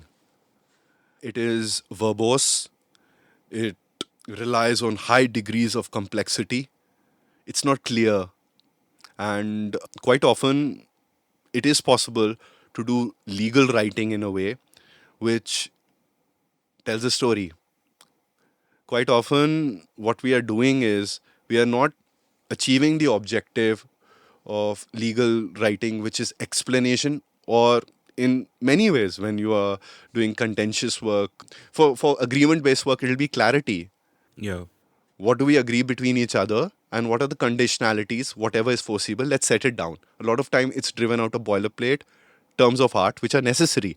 But then again, there is no real study, at least by and large. It may be there at the higher levels of legal practice and for specific clients, in terms of understanding the needs. What are the real agreements between both of them? What is the real points of conflict which will above? And how do we resolve them in a way which does not lead to dispute? A lot of times that doesn't happen. And with legal pleadings, quite often, what you see, Amit, is that as much as there are formats and necessary ingredients which need to be articulated in any legal claim, what is the basis of the right? How do you establish it on the basis of the rights which are there? What is your procedural process of obtaining that remedy? Which is the forum? Which is the jurisdiction? Whether it is the time limit permitted by that claim? Is that absence of actually satisfying the ingredients of that substantive remedy, that ABC needs to be satisfied, then you win or then you lose. And the second thing is the inability of the written word to persuade. And drafting did teach me to a large extent how it's done. But I think what I also wanted to do is improve myself as a writer over a period of time, because I think, at least initially, I thought, Amit, like, I still think I'm not a good writer. And I think that small voices in me where when people say that, hey, you've written this really well, I'm said, are you talking to me? Mujhe? Sachi, mujhe? Like, and sometimes I'm like, okay, Apar, accept it. I keep telling myself, accept it. You've written this well. Because now a lot of people know me for my op-eds, right? Which I write frequently. I go back to that op-ed after even it's published and I crib over line A or line B and I tweeted about this. And thankfully, 2 or 3 people like Prem Panikar said, every writer goes through this. Every Apar, writer please, goes. Apar, be easy on yourself. Thoda matlab itna bhi mat karo apne aap ko. I read, even today, books on good writing. So there is a way where you keep learning about the things which you want to be good at. As I'm embarking on a journey, I'm thinking of writing a book. Let me tell you, I was under a book contract earlier, which I broke because I thought I was not good enough. Oh my I signed a God. book contract When was this? about 5 years ago. Oh gosh. तोड़ दिया मैंने. Couldn't do it. Not because of lack of time only. वो भी था IFF में. But I thought, I made a synopsis outline. There are 5,000 words written. Chapterization hai. But I broke it because I thought I'm not ready. And now I'm doing my second attempt. And this time I'm doing it a little less with the outline, a little more in a thing which I enjoy. And I've told this to friends. It may happen, it may not happen. I need to be happy, but I think it'll happen. So the large part of this, again, I'll say, is that writing is really important to me. I'm passionate about it. But I also think I'm not good enough. And for instance, if I read writers like that writer, Nabokov, he writes beautifully. Uski opening, matlab, it grabs me, matlab, what he's done. Or like when I read Great Gatsby, yaar, कैसे भूल जाऊं उसकी opening? And then you think like, yaar, ठीक है, ये तो नहीं कर पाएंगे, कुछ तो कर लेंगे. But you're getting me, right? Like there's a sense of dissatisfaction that the written word can do so much. And the law has contributed to it. But I've realized the law is not in, they say the law is an ocean, the law is a universe. But if you look at the legal opinions which are being written really well by some of the US Supreme Court justices, like Justice Ginsburg, Ruth Bader Ginsburg, they are persuasive. They are open. If they won't persuade you, they'll still make you or prompt you to think. And that's what's important. I'll take a little digression here, and I do want to talk more about this, which is why I'm taking the digression, and I'll talk about Nabokov. Now, the thing about Nabokov is that he wrote in a language which he learnt late. And a lot of the exuberance in his writing comes from that he is really enjoying playing with the language and all these new tools that he has and all of that. But there is another writer I turn to often who also learned a language in her adulthood, and that's a lady called Agatha Christoph. I think she was from Hungary, and she had to move to France when she was 21, started learning French at Okay. 21, and wrote a series of novels which is now available in an English translation as a notebook trilogy. Masterful. And it's a masterpiece, and one of the things there is that she takes the opposite approach to Nabokov. Rather than revel in the riches of language that are now available to her, Yes. she instead strips it down to its essence Yes. and goes to the heart of what she wants to say, to talk about, and strips that down to its essence. Yes. And the language is remarkably powerful and remarkably persuasive, as much as one can apply Yes. that label Yes. to a story. And what I want to say about your writing is that I really like your writing, and what I like about it is that I do not notice the writing. I just get the point that you have made. Right? And that's a sign of the best kind of writing. So I'm absolutely freaking shocked to hear about this self doubt. And my little word of advice, unsolicited advice, if I may, is something that I follow for myself. Like, first of all, Prem is right that everybody, when they look back on what they've done, they're like, what the fuck am I doing? I know nothing, right? That is always a reaction. So my philosophy towards what I do, whether it is including the seen and the unseen, is when I do a seen and the unseen episode, I do it with full fucking intensity. I put Yes. all of Yes. myself in Yes. it. Yes. Yes. And once it is over, I never go back to it. I never listen to it. I never get self Really? critical. Yeah. Because what I have learned in the doing.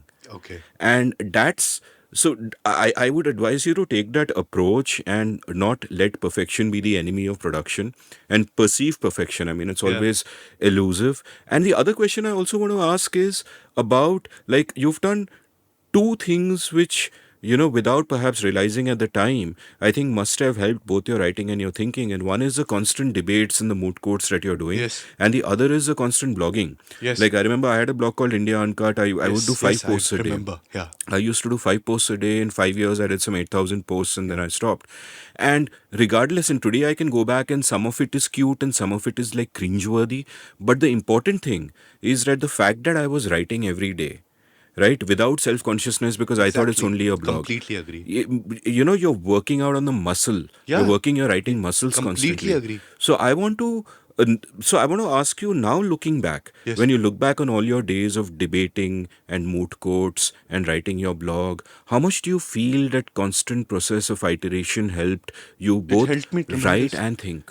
Completely. And that's also linked to how I think a lot of the work at IFF has built out. Of course, like you need to have a plan, you need to articulate it, you need to determine what will be your resources, how will you raise it, which is the direction you're going in. But you can't plan for every step in that process. And if you even plan for every step in that process, every step, you need to account for change and you need to be open to it. I think a lot of our work will be better, and using this word for the second time, when it's heuristic. You're open to feedback, and that doesn't stun you from action. You're still able to do what you intended out to do. You're just choosing a different path towards it, or you're improving the way you're possibly marching towards your goal. And I think it's tremendously benefited me, Amit. Doing that work day in, day out. And another challenge which quite often was faced by laws, at least earlier, was that, and it's used disparagingly today as well, is that why are you engaging in the public function of the law? If you're writing this much, do you even have a practice? And it is possible to do both, because if you notice, the senior advocates of the Supreme Court all have Twitter accounts today. They're engaging in the well of public debate. And the word which is used disparagingly, because law also happens to be a very buttoned down profession in which what matters is quite often how a person is carrying themselves in the canteen and in the lobby of the high court, how they are dressed, which car they are coming in, which clients are briefing them. That's the whole of that world in that sense. Nothing bad in that, but it's also a little limiting in that sense, right? So any person who's seeking a world beyond it, in a sense, online, is seeking for value which is not prescribed from that small ecosystem, that network which is there. But I think there is, especially the younger bar has kind of brought sea change in that. And the word which is used disparagingly is influencer. I don't think so. It's bad to be an influencer. In fact, I think to have public influence can be quite easily be termed as something positive if you immediately call a person a public intellectual, right?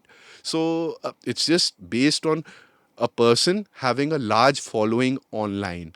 And I think a lot of people who have large followings online today are because they drive it on the basis of their expertise, and that expertise develops over a period of time. The important thing is you need to start, and you should not give up if you're not finding value externally. अगर मजा आ रहा है काम करने में, करो थोड़ी देर. No, that's great advice, and I keep telling people that when you start at something, you will suck. If you want validation, you will not get it because you suck. But the only way to get better is to ignore the validation hai ki nahi, and just keep doing it because you love doing it, and then eventually you'll kind of get better doing that. And you use the phrase public intellectual. I've done 5 episodes with Ram Guha, and every time I refer to him as a public intellectual, he says, "No, Amit, don't call me that. I'm not a public intellectual." And I'm like, you don't have a choice in the matter. Whether you like it or not, you are. So please be intentional about it, which he is. And I want to ask you another question. You combine, as far as I can see in my limited understanding, three things which I can't think of too many people who have in the context of law. One is the academic rigor, which is there in all your work, the systematic thinking. One is a practitioner's craft, because you've been a practitioner, you really have a sense of what works and what doesn't work. And the third is activist zeal. Yes. Right? And you're combining all three of these. And I can't think of, really, it's hard for me to come up with names who combine all of these, because there'll be people with activist zeal, but their thinking might be loose and not rigorous, so they might not understand the practicalities of a practitioner's world, and so on and so forth. And across each of these, to combine these is kind of hard. And and I'm sure for you the journey wasn't that on day one you have all of these, but gradually over a period of time you would have built these different facilities in yourself, perhaps made mistakes. So can you talk about that a little bit? What this journey? I think so. What happened was that I was in Karanjawala and Company, and it's always attractive to a law student because if they've done moot courts are essentially on points of constitutional law.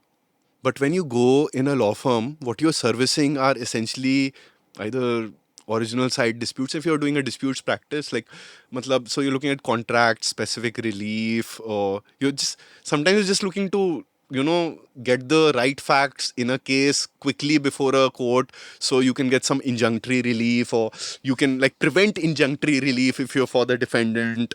Things like that, which kind of pay the bills at Zara and Taj Mansingh. Okay, that's what lawyers are looking for, mostly consumerism. And see, the thing is that Karanjawala had a very interesting subset of practice which included constitutional law matters, which people don't know about. So when Modi ji banned in Gujarat, banned Jaswant Singh's book on Jinnah, okay, one of the constitutional matters, it became a constitutional matter, and I was assigned to it. No. Okay.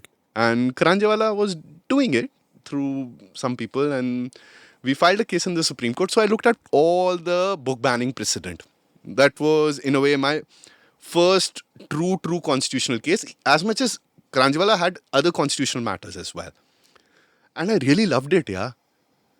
Because that essentially is determining a issue of free expression, the power of a state government to ban a book. And there was a conference in which Jaswant Singh was there, and he gave me a signed copy of the book, and you're part of history in a sense, right? And in that conference, Mr. Arun Shori was sitting, and Fali Nariman was sitting, and of course there were a lot of lawyers, and I was a very junior lawyer. I drafted that case. And of course, Mr. Nariman referred to me as a joker. He said, which joker drafted this? Then he redictated the synopsis. Then we went the second day. And then he again said, which joker drafted this? And because it was his dictation, actually. But still, everyone turned towards me. And I said, sir, I am the joker. Okay. But it was such a fun experience, right? And in that sense, Amit, when I started Then I went to Columbia Law School. I took courses also there, which were there on legal writing. And my professor, Catherine Frankie, who taught me legal writing, because I also wanted to flirt with academic work.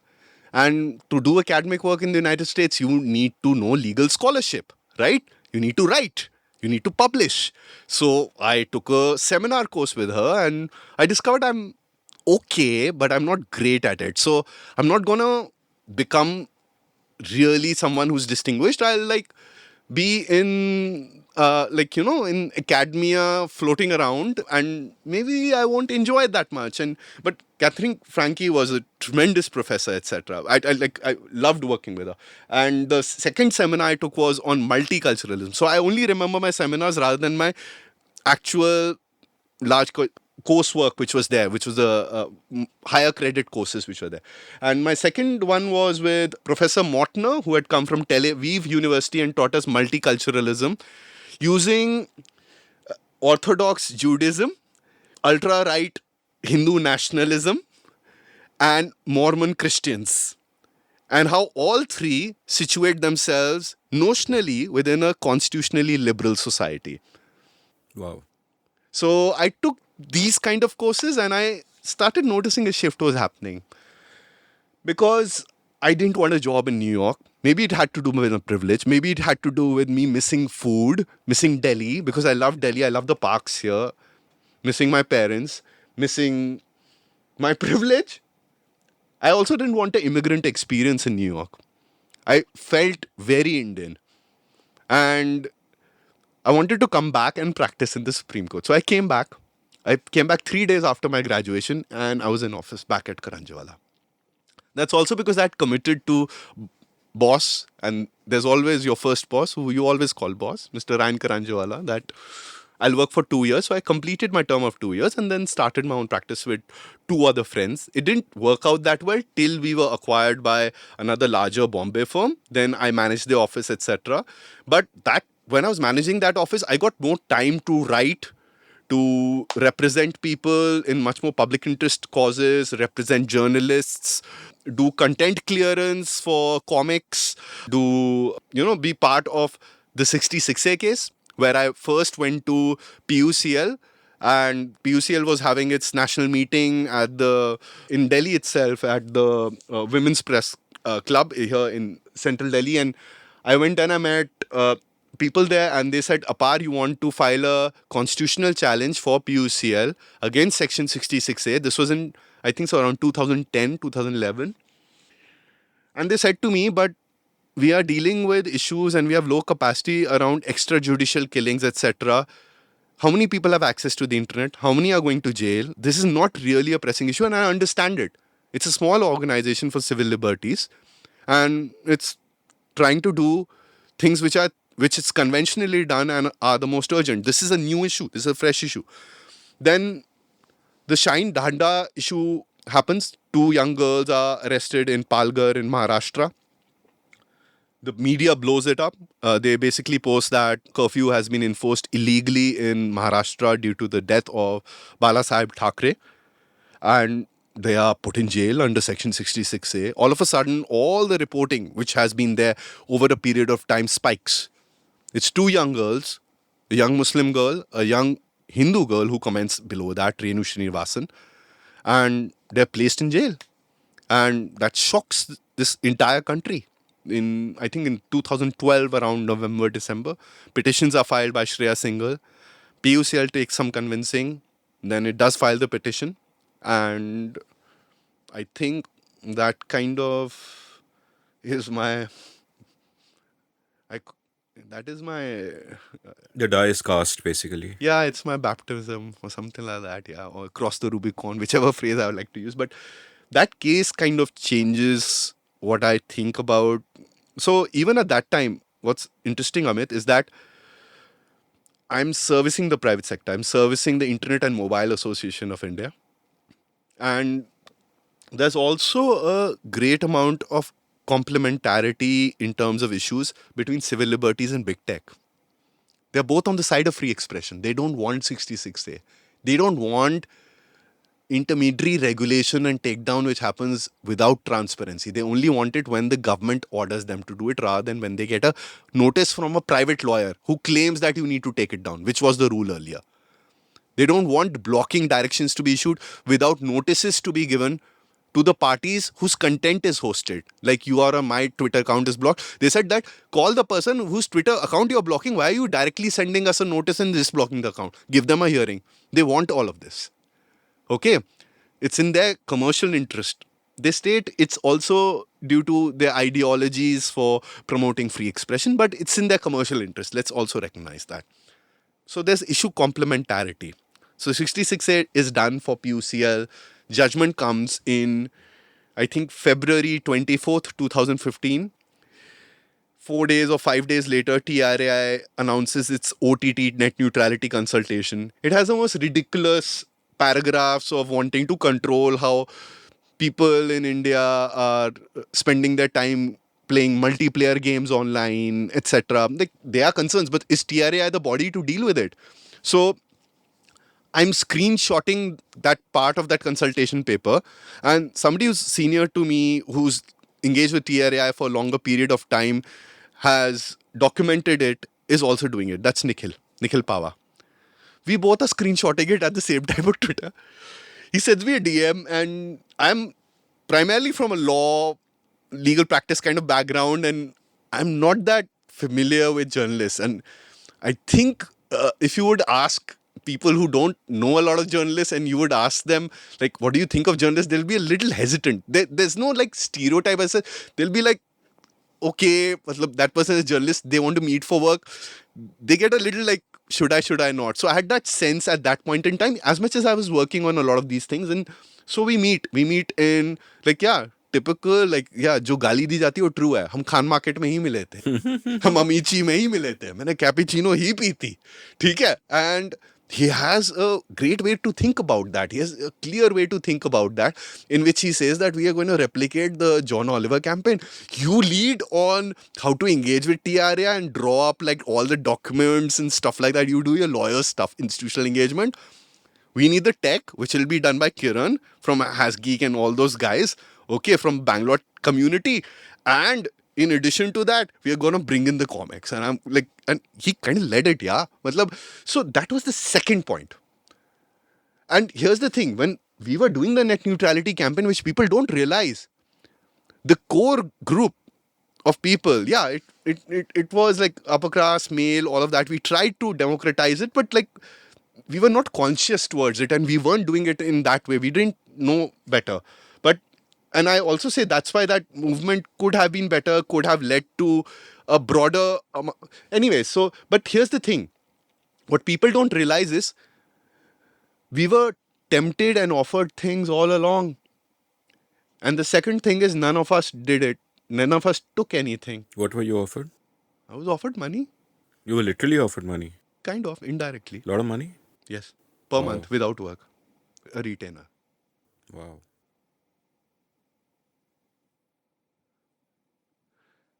I've known. It seemed dirty. Anything which seems like kind of like icky. Yeah. My thinking is that why? Anyway, so, and here's the thing. The second thing I'd like to say, Amit, we took large amounts of time away from our work on a day-to-day basis. But people don't realize sometimes weeks went without us touching work. So I hope people realize how much time Nikhil, Kiran, as well as others put in, Raman, etc. A lot of others put in, yeah. There were volunteers like Mitesh, like Karthik, etc., who for weeks were just monitoring how the platform was running. For the first time, so many emails were getting delivered.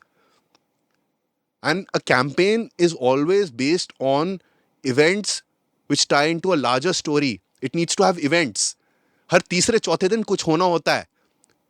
It's like a movie. It needs to have scenes.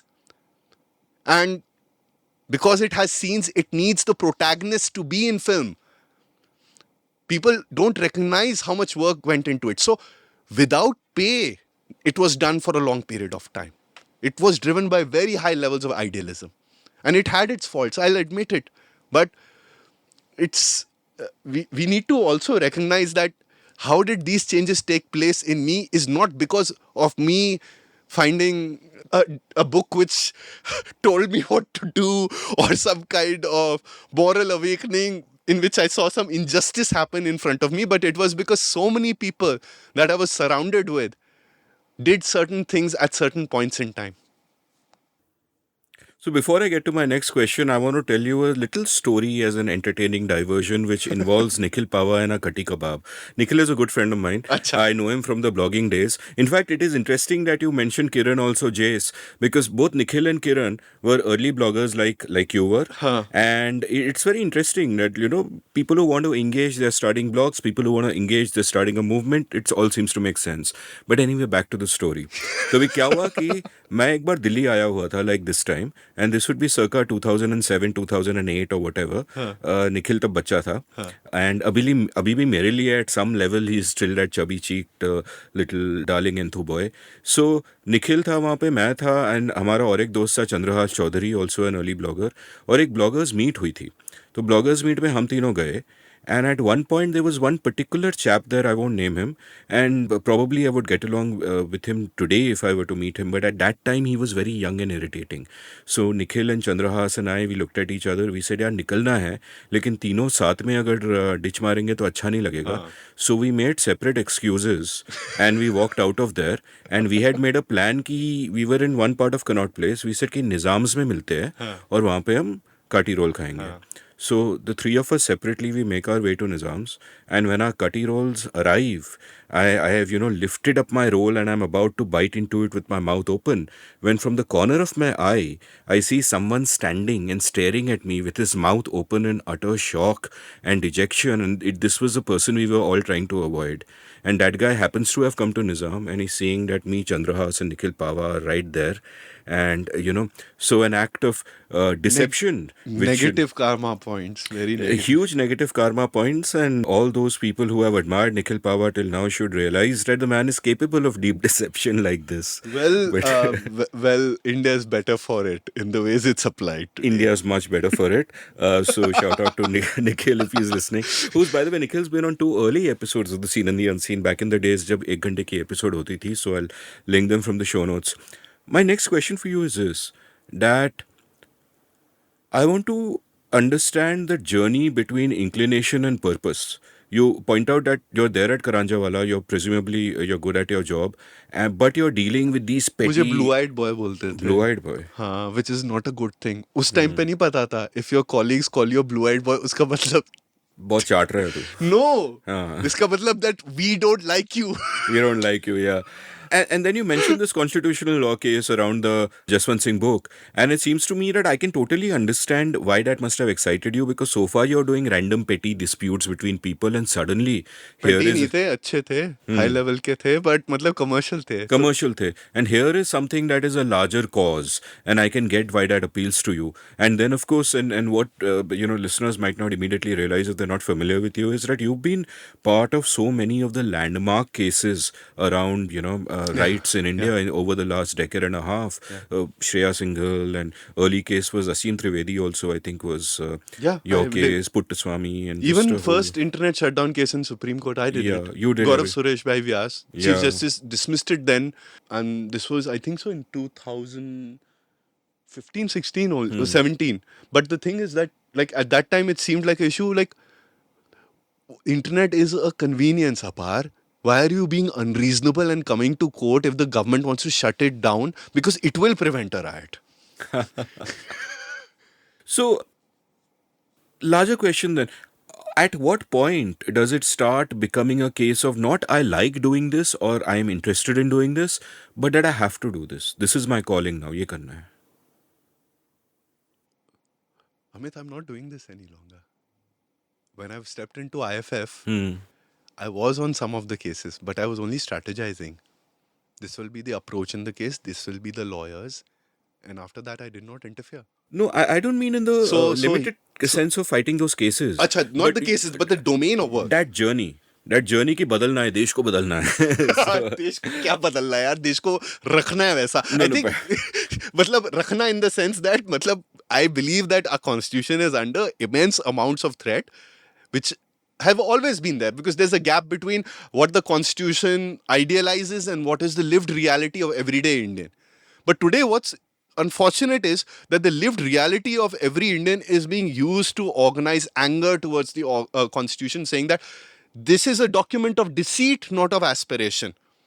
It was created to keep you down, ignoring the drafting process, ignoring the real way it equalizes power in so many other ways, as much as it is imperfect. I agree, it's imperfect. But what's being verbalized today is a very, very different version of it's a theocratic version. Matlab ki the state will espouse a certain form of dharma, religion, etc. All of that kind of, it'll be built on certain civilizational values, which is subtext actually for what are extremely what are called as Sanatam Dharma values, which I don't know even if most people actually practice who even say what it is. Because they don't realize, for instance, I come from a Arya Samaji family, right?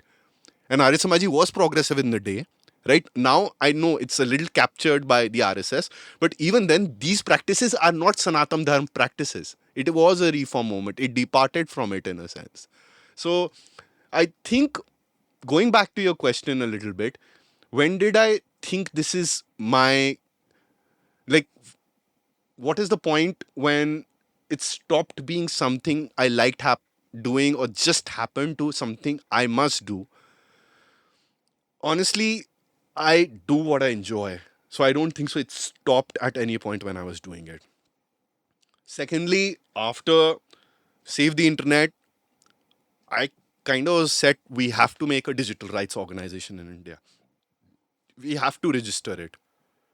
And IFF's first blog post is on 15th August. It's intentioned. I wrote it. It's called Hello World. So please go through it, who are listening here. So it is meant to be to fill a gap in which there are these movements which happen, but nobody has the energy to sustain a movement, right?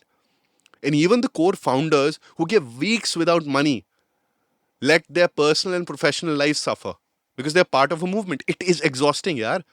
So you need an organization. And you also need an organization because most of the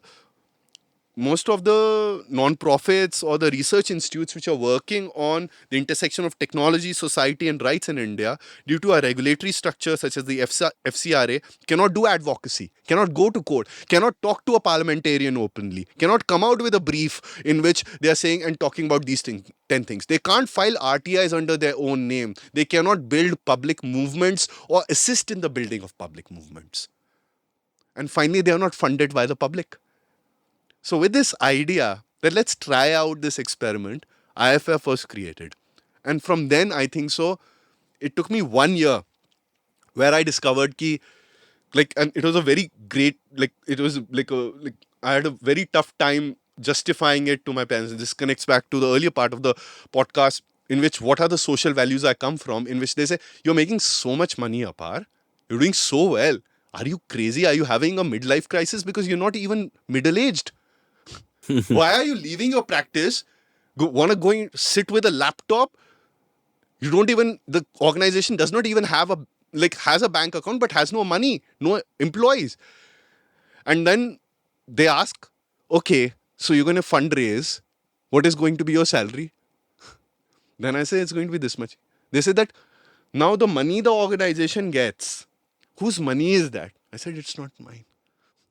They still can't understand it, why I did it, but they kind of respect it because for parents, when they see you published in newspapers or talking on the television, they kind of understand that there is some level of social recognition for the work he's doing.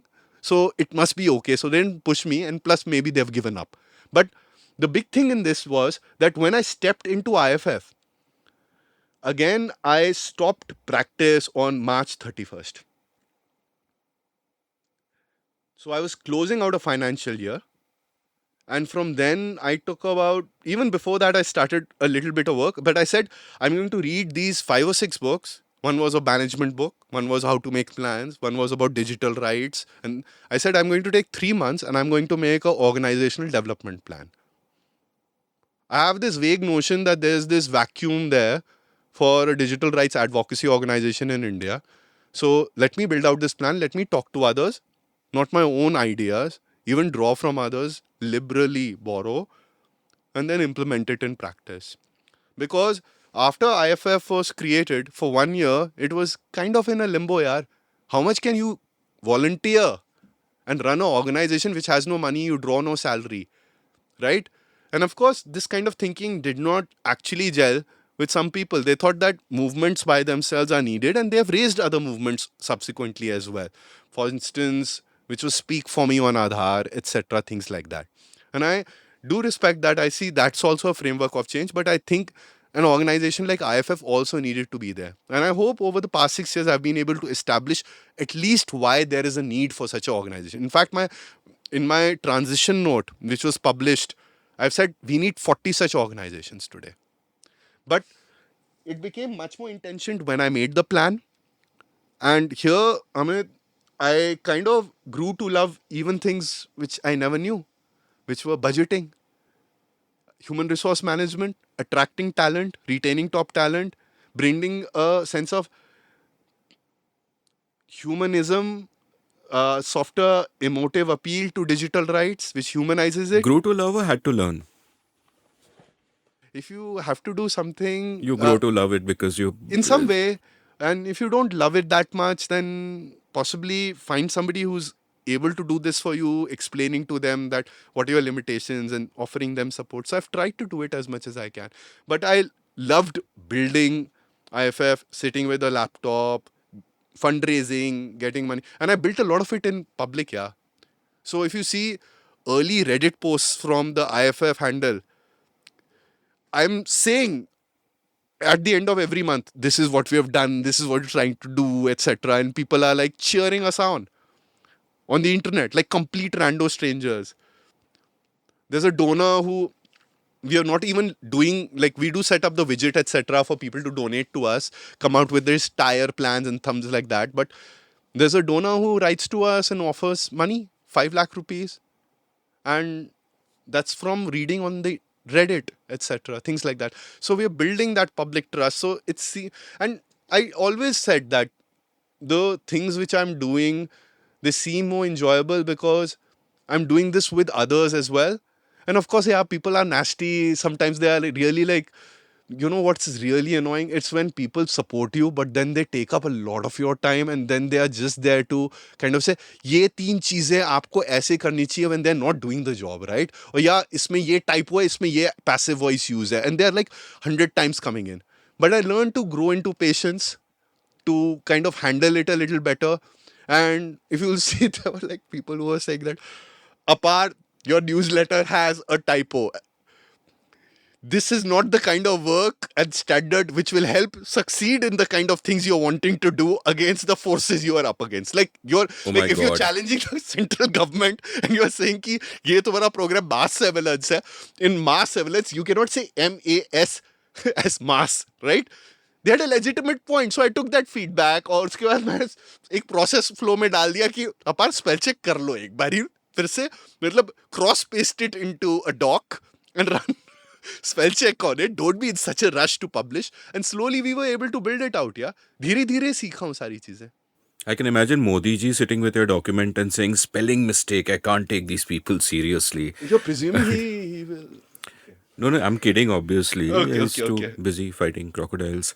There's another aspect of this that interests me, which is the dynamic of how a movement becomes an organization. You know, like in the sense, people will be drawn to a movement where they might all coincide on that one central aim of the movement, but they might be coming at it from Yes, different places. They yes. might have different motivations. Somebody will say कि non-profit करते हैं, somebody will say कि नहीं ये करते हैं, somebody will say कि वो करते हैं, somebody will say don't dilute movement, don't do organization. So how does one reconcile all of that? How does one, how did So- that process play out? So there's a great book by Zainab Tufekci called Twitter and Tear Gas about the Tahrir Square protest. I discussed that in an episode with Pranay Kotasane once. I'll link It's- it. it's beautiful Beautiful book.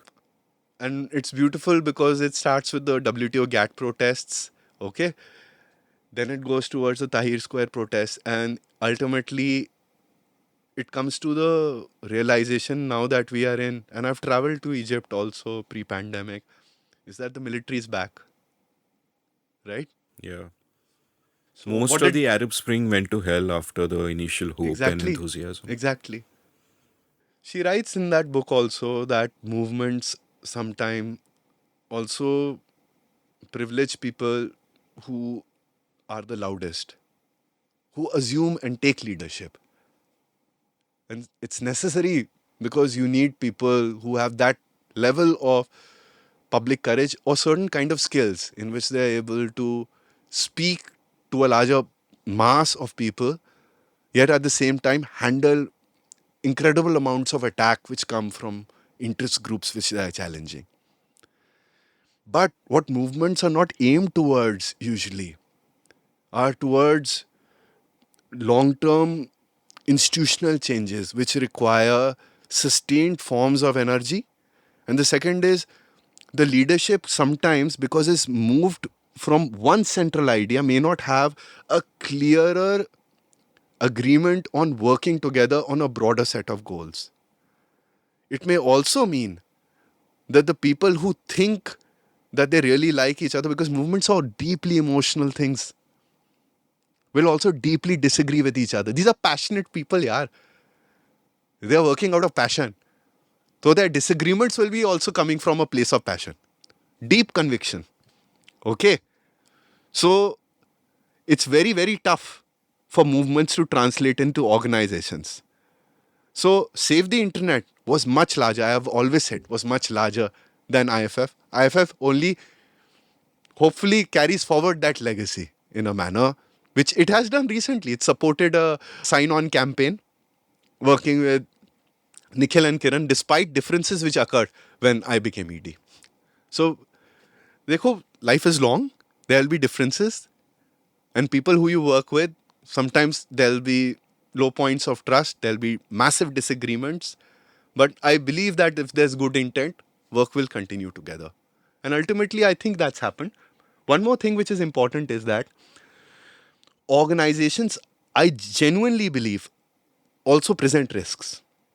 All organizations can become self-serving, where they are not mission oriented, but they are internally oriented towards looking at what can we do as an organization to grow our mandate, to get better salary levels, to seem active, etc., etc. So those risks are there, yaar. But I think, especially in today's India, because there is a high level of issue fatigue. If you notice, in one day, four things are happening here, and And some things can be manufactured to divert your attention from other things. very So easily where do you flood. concentrate? Social media can be flooded now. Yeah. These are very organized techniques which exist on an industrial level. I use this word with care because there are paid groups and organizations which do it. They offer it as a service, yeah.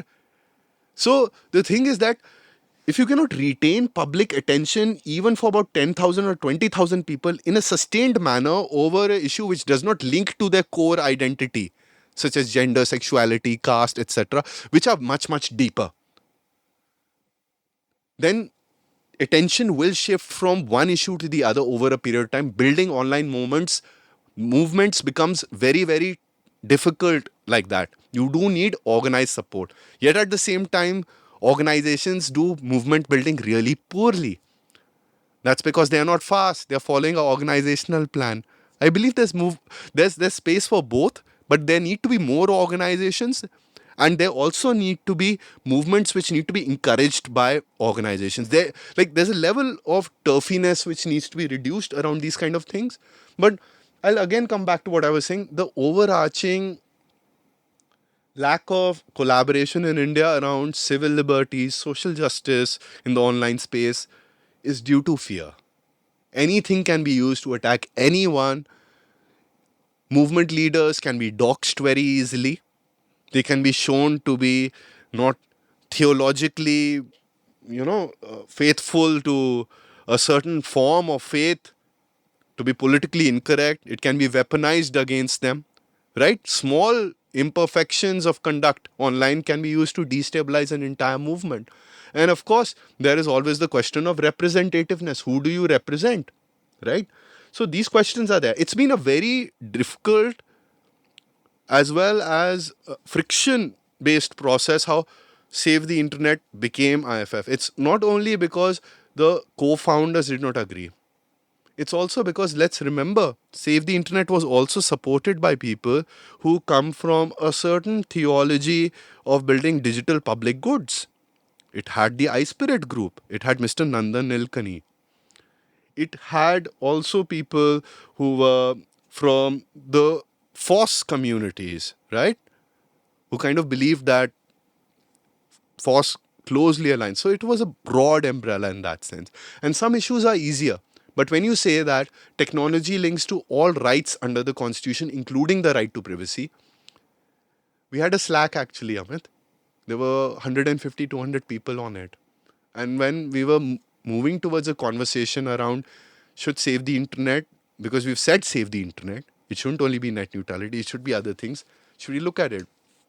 One person said that you guys have successfully been able to create a campaign and a broader movement around net neutrality. Shouldn't it look at internet access for the people who don't have it also, now that you've done it? I remember I said, no, that's not our role. And I regret saying that. Because we eventually, as IFF, ended up doing that. Because I realized that I was putting on artificial blinkers. How can we, as an organization, argue against internet shutdowns when we are not tracking connectivity data for large parts of this country? It makes our advocacy, in fact, stronger that internet needs to be there for everyone. It's a human right. We reached there. I remember there were people who disagreed. Why is privacy being part of this objectives document that we need to form this organization? Because privacy is not mentioned expressly in the Constitution. It came up as a conversation. Does this mean you're going to touch Aadhaar? Those questions were coming up. And what I was realizing was that based on trust, at least when we made the organization, initially the co-founders stuck together, but a lot of others fell by the wayside. And after that, there were conflicts. But largely, I think the organization by itself, how it stands today, will not be how it stands, Amit, I hope 10 years from now, because it's very closely associated with my personality. But by leaving it after 6 years and by attempting to collaborate with people who have also been at different points instrumental in it, it will be able to build into a truly public organization, right? Because we've put out a board call, it's public, people have been, like, we're trying these things. The other thing I think with movements and organizations is, it's always important for organizations to respect movements. If they are stifling movements, they're lacking power. You get policy changes quite often, especially in today's environment, not on the basis of a better argument, a sense of reason, or evidence which you take. Quite often, you get it also because there are so many people, which is democratic legitimacy, which supports the cause by itself. Let's for a minute not forget, it was not only the mass number of people who aligned from the private sector, the Indian startups, right, which included people from different walks of civil society, which included technologists, which all seemed to disagree on so much, which all came together on this narrow funnel of hating your telecom operator, right? And it's very rare for these things to be in other places as well. But when these kind of movements happen, I think it's important for organizations not to think, अच्छा, मैंने तो शुरू नहीं किया, मैं क्यों support करूं? Oh, by the way, this movement which is going, they don't have the clear aims, objectives, evidence, and prior literature and academic thinking, which is state of the art. You're not going to do that. Don't talk down. Try to build a degree of collaboration. Okay, because organizations have this huge amount of toughness, which I've noticed in India as well. Also, bigger organizations against smaller organizations, research organizations, advocacy organizations, but especially movements. I think movements are where citizen power is built, and we are not being able to do it successfully around the internet or internet-based issues in a sustained manner, at least as successfully since Save the Internet. Here's my next question. I want to read out a sentence by you, and of course, everything that we are referring to will be linked from the show Yeah, notes. So yeah, I encourage yeah. people to read all that.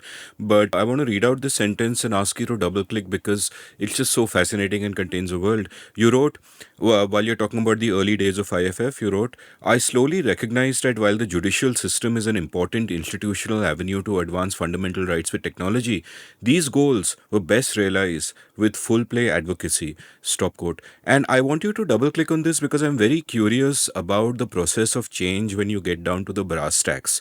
Being part of a movement is easy. You can do different kinds of noises, you can do campaigns, you can do all of that. But when you form an institution like you did, an organization like you did, then what do you mean by full play advocacy? Because then what happens is that it is not only the courts, you are dealing with different kinds of stakeholders, you are dealing with the tech companies, you're dealing with the government, you're dealing with bureaucrats and politicians and all of that. Yeah. Give me a sense of that journey of dealing with all these disparate interests and what you learned from it. So the last constitutional case I litigated was constitutionality of the Aadhaar project, Amit. And we won it in some parts, but we lost it on the much more significant ones. And what it convinced me was that the kind of goals I was looking for can only be achieved not only through filing a constitutional case. It needed movements or at least people to be organized. A much more modest attempt at that. For instance, uh, joint letters, things like that. It needed great amounts of transparency, RTIs to be filed over a period of time. For instance, IFF files about 100, 200 RTIs a year. It needed media advocacy. So if the RTIs reveal something, it needs to be made intelligible for people, for statements to be put out as to the clear analysis of law when something is happening. For engagement around intersections of pop culture. For instance, our staffer Anushka Jain authored this brilliant thread around Shah Rukh Khan's birthday as Shah Rukh Khan as digital rights. And also by engaging larger number of people around these digital rights issues, they understand these kind of constitutional values. It builds a kind of representative power. What that also allows you to do is to then tell people this is the work which we are doing, please give us money. Citizen funded in that sense. So you also then, as a byproduct of that, tell them what you're doing much more transparently, honestly. You share the journey with them. What you're able to do, where are you failing? Be honest, open up. They're part of the organization, they're funding it, they're your donors. And it gives legitimacy to the work and then institutional engagement because when a parliamentarian, I've sat down with some of them quite frequently prior to sessions, we have a parliamentary brief, but rather than discussing the issues, if they're meeting me for the first time, even if they've read my writing, the first few questions which they ask me is that, where do you get your money to do the work which you do? Which is a great question. I respect when it's asked. I said that our funding sources, firstly, sir, are completely public. They include organizations and individuals. Individuals to this extent, this percentage point. I don't know the latest figures, but till I was there, it was 45 to 55% on average Indian, because you don't take any foreign, Indian individuals, and 45 to 55%. So it varies a little. Organizational donations, which means it can be grant, etc., things like that, or CSR. And I said that in a year, sometimes we get about 7,000 individual Indian donations. That's such a powerful statement because they're expecting an answer that I'm funded by big tech, right? And I'm not disparaging people who are funded by big tech. But when you do advocacy and you're meeting people who hold public office and you're having a direct, honest conversation with them that, sir, these are 5 issues. I work as a non-profit which is registered. There's this added level of legitimacy when you say that people are Indians only are funding you. That there is that level of what I would like to say is that the truest test of not only a organization like IFF but a political party is when people give chanda. And people in India, as per the CISIP report, give the most amount of non-profit chanda to mandirs and religious institutions, which is understandable. We are a religious country, and that's what they believe in the most deeply, right? So this is what happens, and we start having these kind of conversations with politicians, even manifestos. We came up with a manifesto prior to the 2019 election. Three parties adopted it in part, one party adopted it in full. It came out with a statement against completely internet shutdowns, repealing sedition. That was the Congress party. It has a section on digital rights. Of course, there is some distance from a manifesto to even if a single party forms a government. But still, that signaling, that intention is there. We engage with the regulatory bodies, Amit, and they're surprised when we send letters of appreciation because we have to be objective. So I always say, you were saying early on that you're collaborative, etc. I say the object of civil liberties or social justice organizations is always to check power, is to question it. So we will be seeming to be adversarial, but we have to be objective at the same time. If somebody is doing something good in a public consultation, if you don't like 14 points, but you like 2 points, please say you like 2 points, right? Not because it's a perception thing in which you want to seem objective. It's because you want the 2 points to actually be implemented, right? And search for that. Look at it deeply, right? Yet at the same point in time, don't be afraid also in doing and having a different audience in a different matter on a different issue and being very direct and saying that this is horrible, this is horrid. Facial recognition for voting is horrid. It results in exclusion and it may result in profiling and breaking the secrecy of the ballot. Be clear if there's evidence, right? There's no upside to it. If there's no upside, don't manufacture one, right? Be clear. Don't hedge. Okay. And of course, courts are an important part of it. IFFs, most of the people who've they've, I think in my term of about 5.5 years, we litigated 60 cases, yeah. Internet shutdowns, Pegasus, mass surveillance, that notification which permitted all the government agencies, Aarogya Setu, मतलब बहुत सारा, बहुत कुछ किया है, CoWIN, website blocking, बहुत कुछ किया है, बहुत केसेस किए हैं. And the thing is that quite often we've realized that the institutional way how you are able to do this is to involve the public, involve the media, involve the parliamentarians, involve the regulators, and involve the courts. And we're very clear in the sense which we say we are an advocacy organization, not a research organization. We are an advocacy organization, we are not a research organization. And anytime there's concern, where do we get our values? We say the Constitution of India. Who determines what values are prioritized over others? Here's the plan. We put it up to public consultation. This is the implementation plan for 1 year. We first send it to our donors. We build it first based on the staff, talking to people who are employed at IFF, who are contractors at IFF. Then we open it up to our donors. Then we open it up to a community. We honestly take in comments. Same with the strategic plan. It's all built publicly. If the money is public, the work is decided in a public way, and you are applying constitutional values in a way where you're building citizen movements, at least that's the intention. We have not been able to do it to scale, yaar. And this is why I think this is a little troubling for me, where we were able to do some bits, but I think the phase in which I have worked at IFS, it's been a phase of rapid expansion, discovery about a lot of these kind of things. Possibly the next phase will be about stability, cutting back on things, doing things which are much more successful. But the thing was, after the Aadhaar case, I realized the Aadhaar case relied on people who had done years of work extensively studying exclusions. It had relied on people who had articulated and developed why it would be a surveillance framework. It relied on people who were activists, who were verbalizing it again and again. And I realized that the amount of digitization which is spreading in India will be not fully reformed in a way if we only approach courts. The primary element of that needs to be citizen awareness in an advocacy format rather than just a curriculum based format. And which is what we have tried to do to some extent through social media. We've been successful to some extent.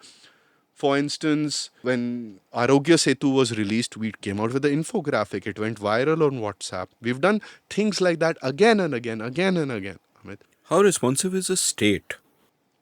It is responsive. I know government ministers have waved around our comments and my op-ed and shown it to reporters, cabinet ministers. Wow.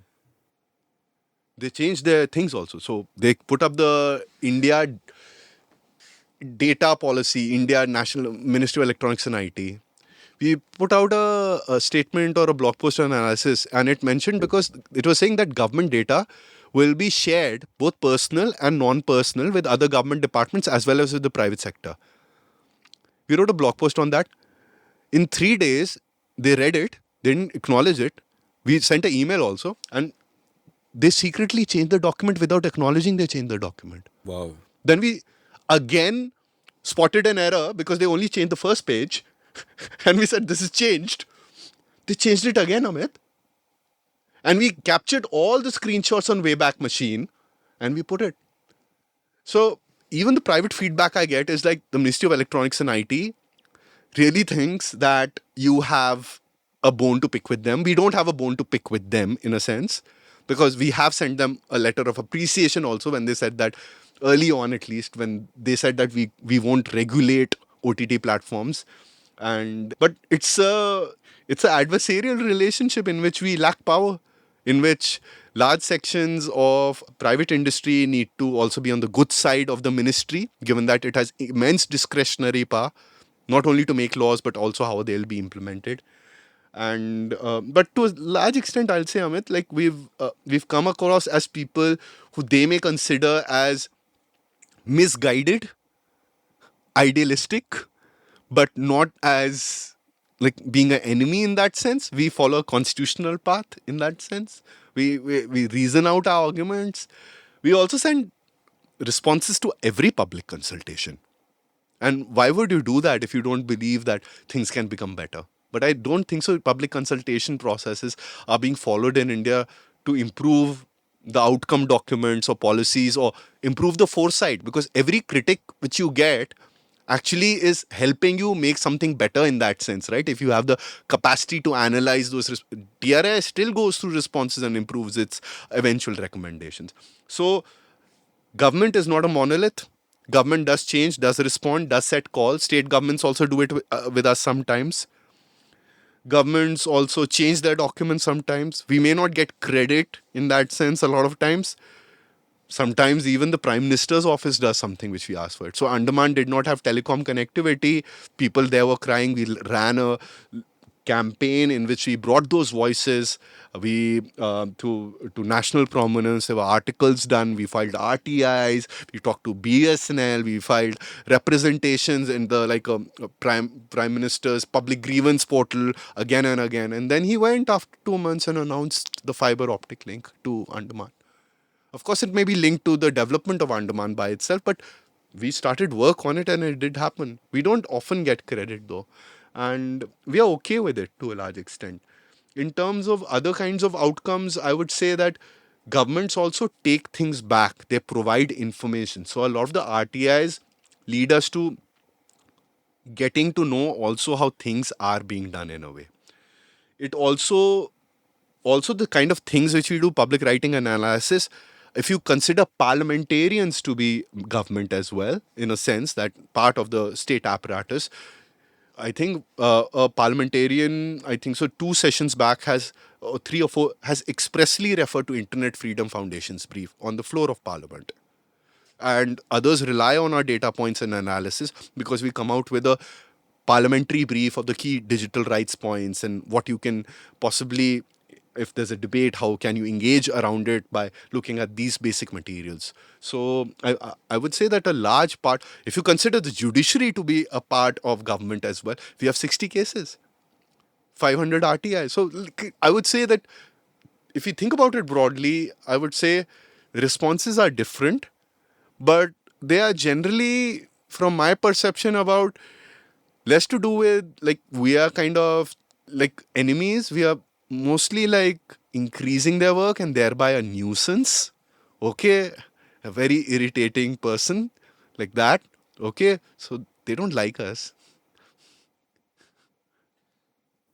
I want to ask you a couple of questions about the organization now. Yeah. And the first of them is this, that before this, your core skill has been a legal skill. You're a lawyer, you're figuring out cases, you're doing your work, etc., etc. But with the IFF, you've also become a manager Yeah. and, in a sense, a motivator. Yes. And a manager and a motivator in a much more difficult environment than Very a difficult. company. Because within a company, it's easy, the incentives Very are difficult. obvious, you get It's salary, yeah. correct. And over here, essentially, you are asking everyone you want to work for you to be underpaid. In any organization of this sort, that is the case. You and your job is to motivate them, even though they may not to begin with have the same sense of purpose that you do, or be playing the long game. Like you pointed out, a lot of the work you guys do, and I've heard this from other friends who run organizations that do advocacy or work with government, that we never get credit. We should not ask for credit because that will be an impediment in the way of change. Yes. So you're asking these young people to do an incredible amount of work for tiny sums of money relative to what they would get elsewhere, Yes. with the guarantee that if they are successful, they will not even get credit for it. So, what is this task like, and what have you learned about yourself in the process of, being a manager and motivator? I'd say that for Amit, for some period of time, I really enjoyed it. And I'll just being forthright, is as the organization grew, I found it much more difficult. Because the thing is that a lot of it is driven from my own perspective of we are on a mission. The people of India pay us our salaries. We work for them, right? So of course we will like get an air conditioner in office, but we'll first put one air conditioner, and then we'll see if and like staff is just thinking that I'm being chindi, I'm being a miser, I'm being frugal, all of that, and like if it gets too hot, let's test it out, okay? Or like other things or salary scales. But salary scales weren't that bad in the sense at IFF where I was always vocal and I practiced it where I said that young people should not be in a situation in which they find it tough to do this work. But yet at the same time, for if they do this for an extended point in time, and I think even in corporate jobs, but like especially in this sector of work, given the salary levels which are there, they're not going to be able to, let's say, purchase a flat in Noida in 10 years, right? And that is the reality of it. Some of them will come from privilege, a lot of them will not come from privilege. It'll increase those imbalances as well. So we have to pay to a certain degree where they are comfortable. And the nature of the recruitment which happened at IFF due to the salary levels which we offered was that a lot of people came into it, at least initially who worked with me, it was their first job. So it was also beautiful because at least with two people, I was able to, in some way, shape their professional journey. At least I think so. I hope they do. And with one person, in fact, I hope I was able to influence them to quit the law and do something.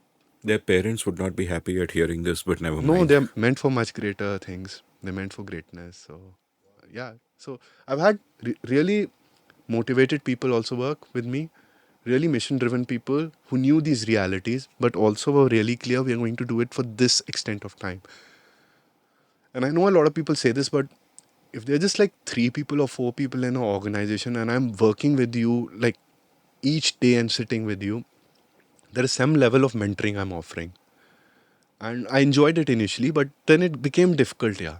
It became difficult in the sense that I'm really emotionally invested in your work. And this happens to non-profit founders. And then they start identifying the organization with them and them with the organization in the sense that if the work does not happen properly, it reflects poorly on me as a human being, right? And also, incompetence can feel like personal betrayal. No, that didn't happen.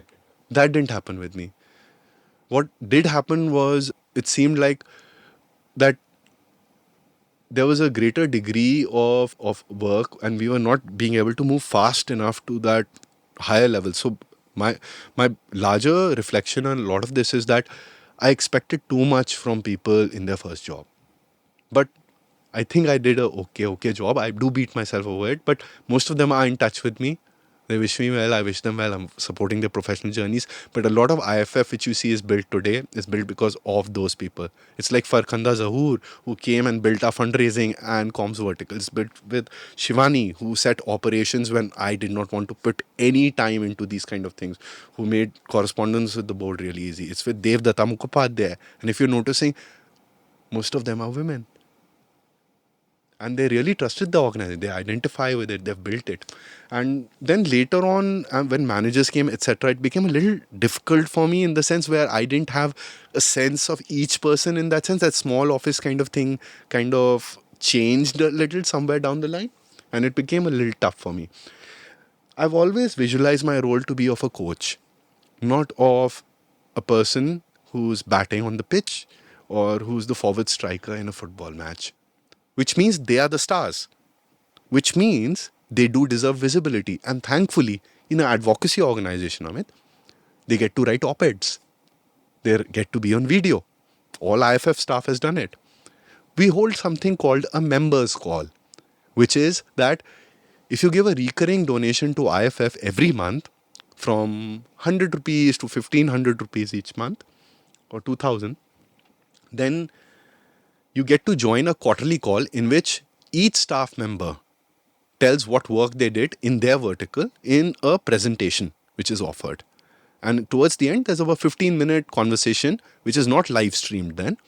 This is live streamed on YouTube. That 15 minutes is just like our members asking us, do this, do that. We've broken that barrier. Each quarterly call has been chaired by a different staff member. It rotates. They set the theme. They decide how it'll be done. And we've tried these things in which it's decentered from me and visibility, at least from the organization, is offered to people. The second thing I think which IFF offered, and this is one of the other staffers, Rohin, which brought it up, and he took the organization in some parts of direction which were not my natural areas of expertise or comfort. For instance, looking at how digitization is affecting farmers. He did one of the first explainers around the agri stack. And he said that something which IFF offers me, which other places don't, is the opportunity to define my work and also the support in which I know you'll be there, Apar, and you'll check it to a reasonable extent so it goes out in a credible way. If it links with our broad mission. So it has given those things. I think the deeper challenge though, Amit, is how do we retain people like this after they have learned these skills, not only organizationally in IFF, but broadly much more in the sector, because they may get bored with the organization. They may not be matching their interests. It may not match their vision of them, or they may not like working with me. All of those things may be there as well together.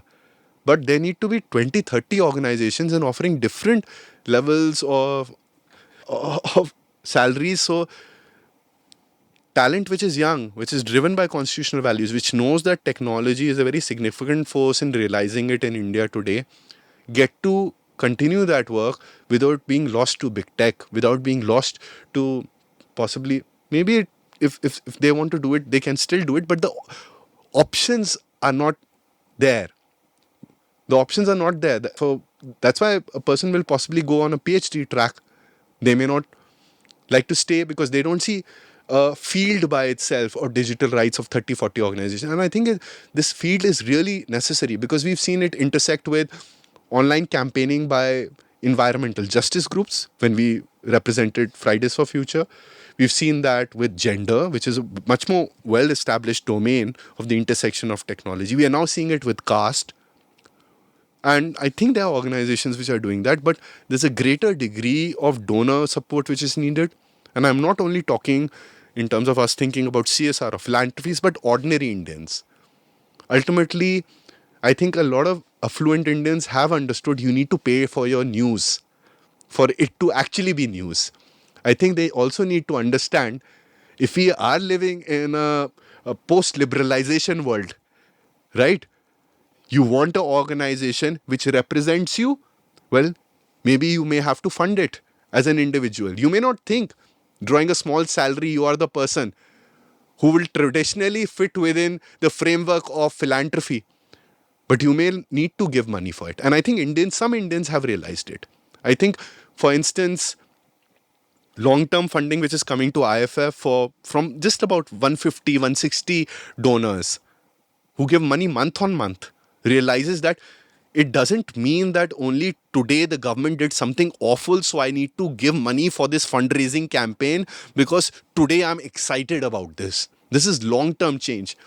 But I think the support levels, this awareness needs to grow even much more larger. I think this is tied directly to youth aspirations. It's directly tied to my own experience in possibly not being able to hire people or not being able to attract people to this line of work, not because they don't like the work, but because I'm quite honest, or even the political, the social, and the legal risks, or like the kind of environment we are in today. But it's also because it may be the path to penury for a person, right?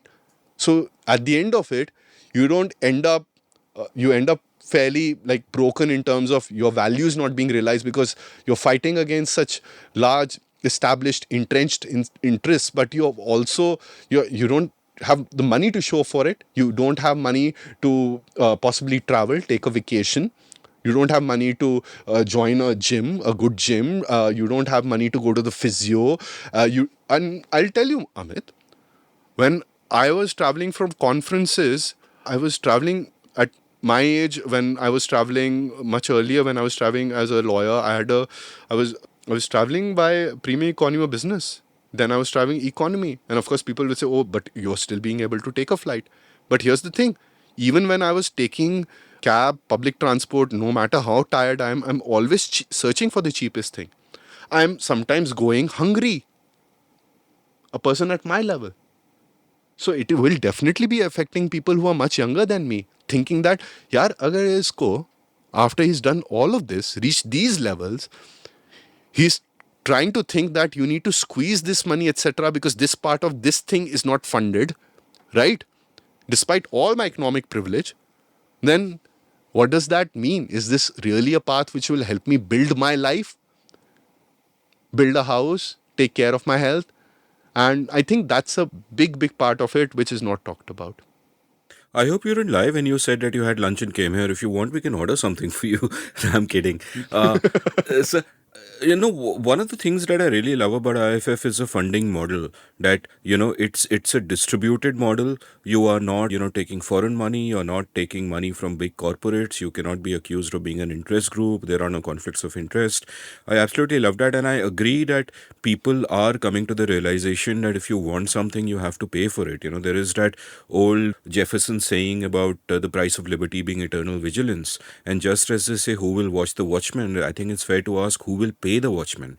And the only possible answer to that is we will pay the watchman. We have to fucking do it. So my next question about if somebody wrong pays the watchman, they can be an informer. There you go. So, yeah. You're supposed to be an optimist, but all you're giving me is this dystopian stuff, boss. Because I have an irrational belief that this will all change. Okay. Optimism isn't built on rationality, I mean. Here's my next question about organizations.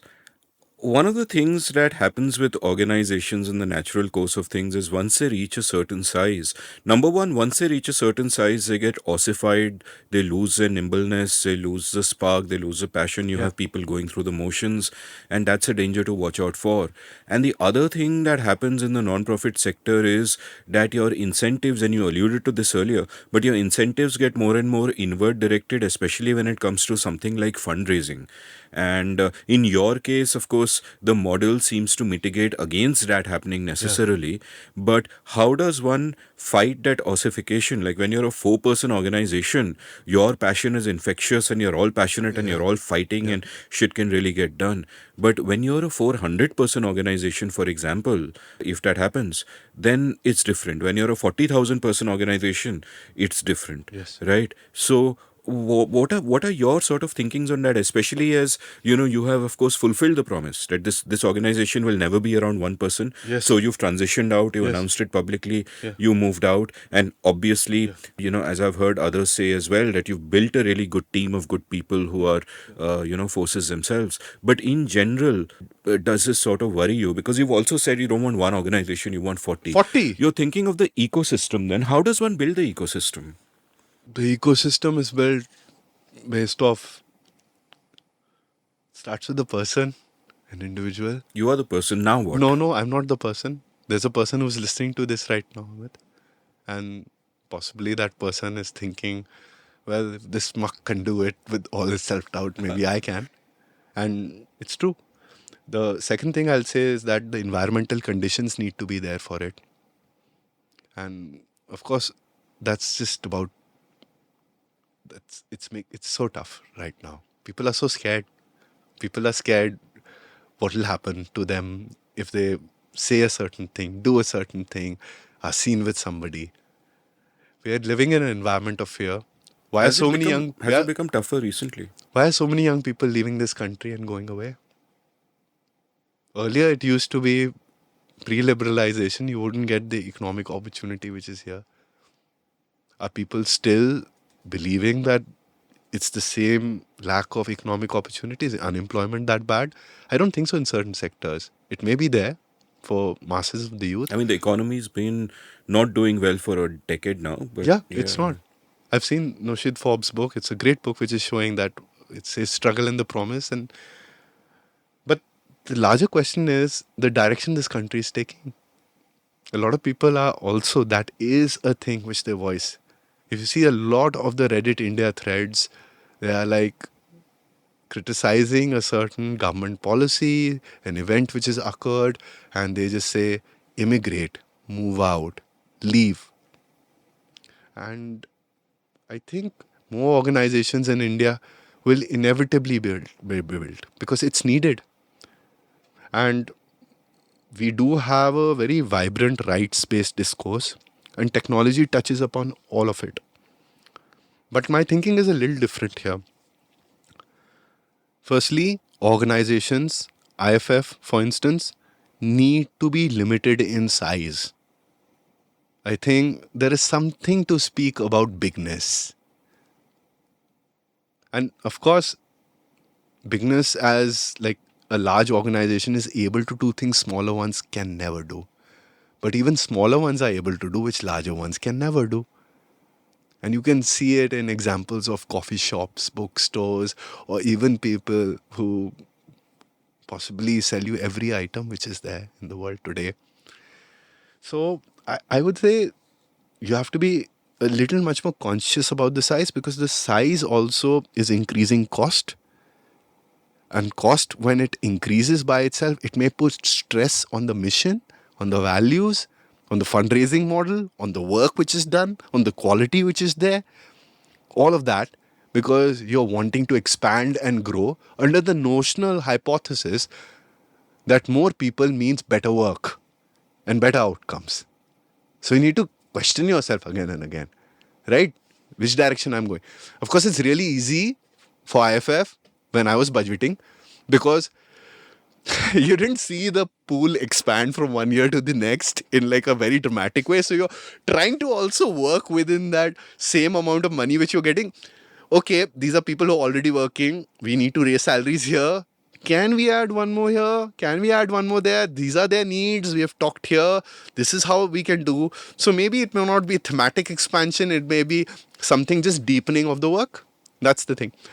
The other thing I think is important for people to think about in the non-profit sector is that technology is already a very big conversation which is being done in non-controversial areas of friction, where the thinking is that, okay, the political dispensation and the social environment in India today does not allow us to do and voice this kind of work. For instance, the mention of rights or freedom. So let's drop those words and work on a little less controversial corners of the room where incremental change is possible as long as it doesn't become quote unquote a political issue. Such as? Tech. building tech for good. That's a big conversation, right?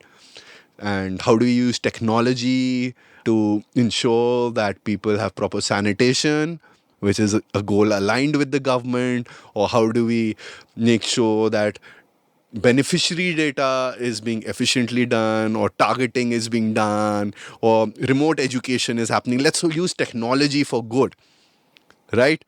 But in a lot of these use cases, quite often, if you don't have a rights component inherent in it, which is what I mean by 30 to 40 organizations, I don't mean 30 to 40 clones of IFF.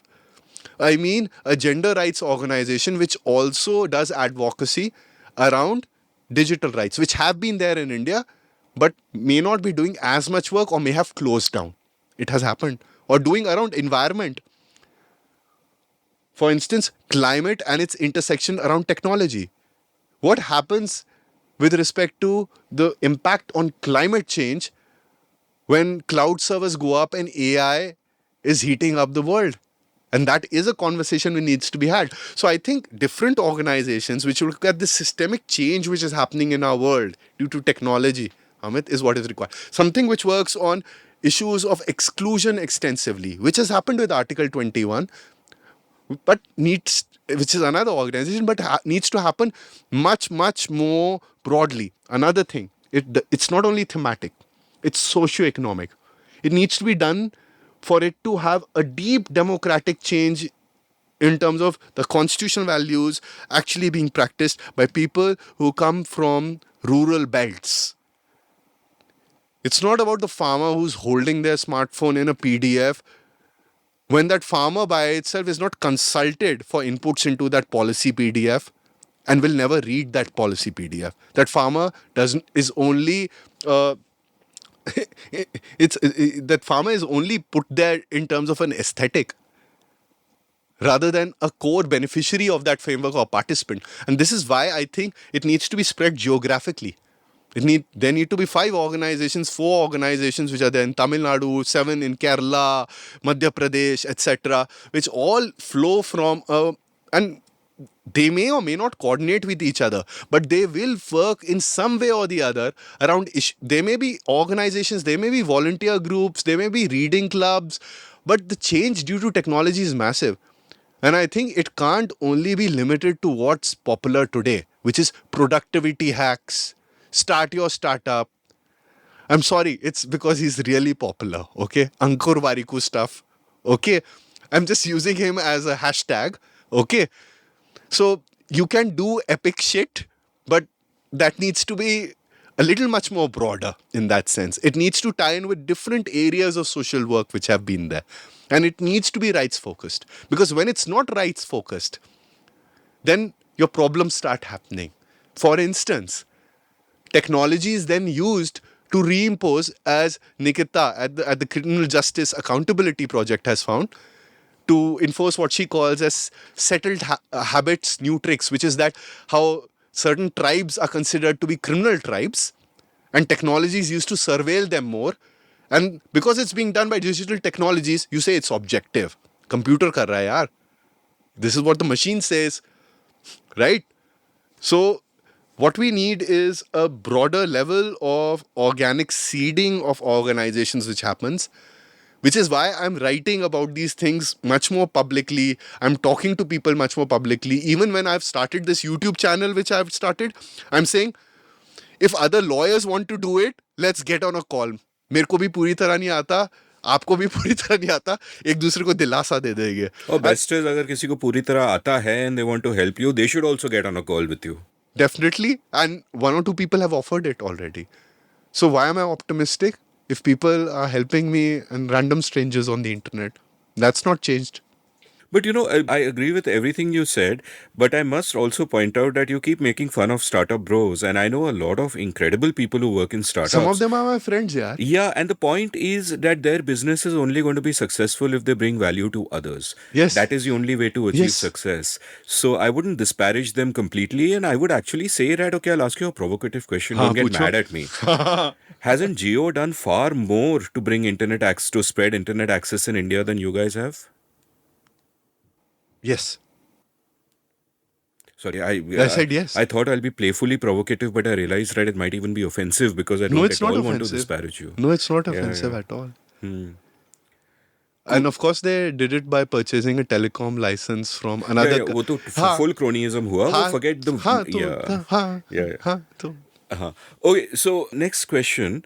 And before I sort of dive back to the personal, which I want to do, I also want to sort of hit upon a phrase you used earlier, which was constitutional values. Yes. Now, before that, you used the phrase civilizational values, and civilizational values to me is a toxic phrase, right? For I didn't use it as a thing which I believe in. exactly. You disparaging civilizational values as and I agree with you there and talking about how theocratic that mindset can be and I use that word also as a pejorative. But I have a question about what we call constitutional values as well, which is that as we discussed earlier, I mean this constitution was really drafted by a bunch of unelected elite liberals and foisted upon a country which did not share these values. In the sense, the country was largely illiberal. And my question, therefore, is that the project that I think, was incomplete, is of making these values the values of the nation, the values of the society. Yes. That never happened. And therefore, when you talk of the primacy of the constitution or constitutional values, that sounds theocratic in a different kind of way, where you're holding up the constitution almost as a book of religion without first Not building at the all. justification that this represents what society is like and that the people want this, you know. And I think that that task is kind of left undone, and that gives me a little bit of disquiet because you know what it sounds like from the other side. Yes. From the other side, it sounds like when people talk of constitutional values, you know, someone from the right wing can easily say कि ये हमारे society के values नहीं है, ये Khan market liberals ने वो तो थोपा उन्होंने है. बोले थे कॉन्स्टिट्यूशन असेंबली डिबेट्स देख ले वो तो सब है and it did moderate provisions of the constitution नहीं तो But by नहीं तो unelected, how is it unelected? It came from Government of India Acts. There were local elections, etc. Second argument against this, there have been amendments to the constitution as well. which is why the joke is So, made. matlab, and we have elected these governments. Correct. So, which is the amendments is also an interesting argument. Like there was this old cartoon where a guy goes to a parliament bookstore and says, "Can I have a copy of the constitution?" And the person replies, "I'm sorry, we don't stock periodicals Huh. because it has been amended so many times, Yes. included dozens of times by Nehru and Indira themselves. Yes, yes. That in that sense also it is very muddy. Now I understand that there are a bunch of liberal values embedded in the constitution which I want to fight for personally. But at the same time, I realize that it is a deeply imperfect document and that a lot of the freedoms I would like have been hugely diluted, like the right to property or like all the right to free speech, with all the caveats, introduced in the First Amendment, among others. And that gives me disquiet, and I worry that the discourse has reached a level that it is essentially one theocracy against another. And there is, in that sense, no space for nuance and no space to say that, like, my sense would be that our society is deeply fucked up in different ways, but there are good aspects of it that can be redeemed and that can be appealed to. And equally, the Constitution tries to push a lot of values that I hold dear, but it also holds a lot of values that are deeply illiberal and that I don't like. Yes. And yet I see in the discourse the phrase constitutional values being used as if it is, some kind of holy thing that cannot be touched and cannot be questioned. So I don't think so. It's holy in a sense, Amit. But the constitution is a product of a freedom movement. We should see it as a product of a freedom movement in which there are people who come from different walks of life, different religions and caste groups, and they are fighting a movement for self-rule. One of the ingredients for self-rule thereby, which is needed, is a level of economic and social correction which will be offered by a shared framework. These ideas in the Constituent Assembly are debated, okay? And a provision of governance is set, and no side gets a complete say in that sense. If you see amendments are made consistently, people like, I think so, Pandit Madan Mohan Malviya are part of the Constituent Assembly. He was a Congress member earlier and he was instrumental in the Jan Sangh. What I view the Constitution quite often is as a consensus document, which is why I think it's important. It's not because it only has the values of justice, equality, liberty, fraternity, and social justice. Like all of them working in the with the preambular values in that sense, or it satisfies a liberal framework in a sense.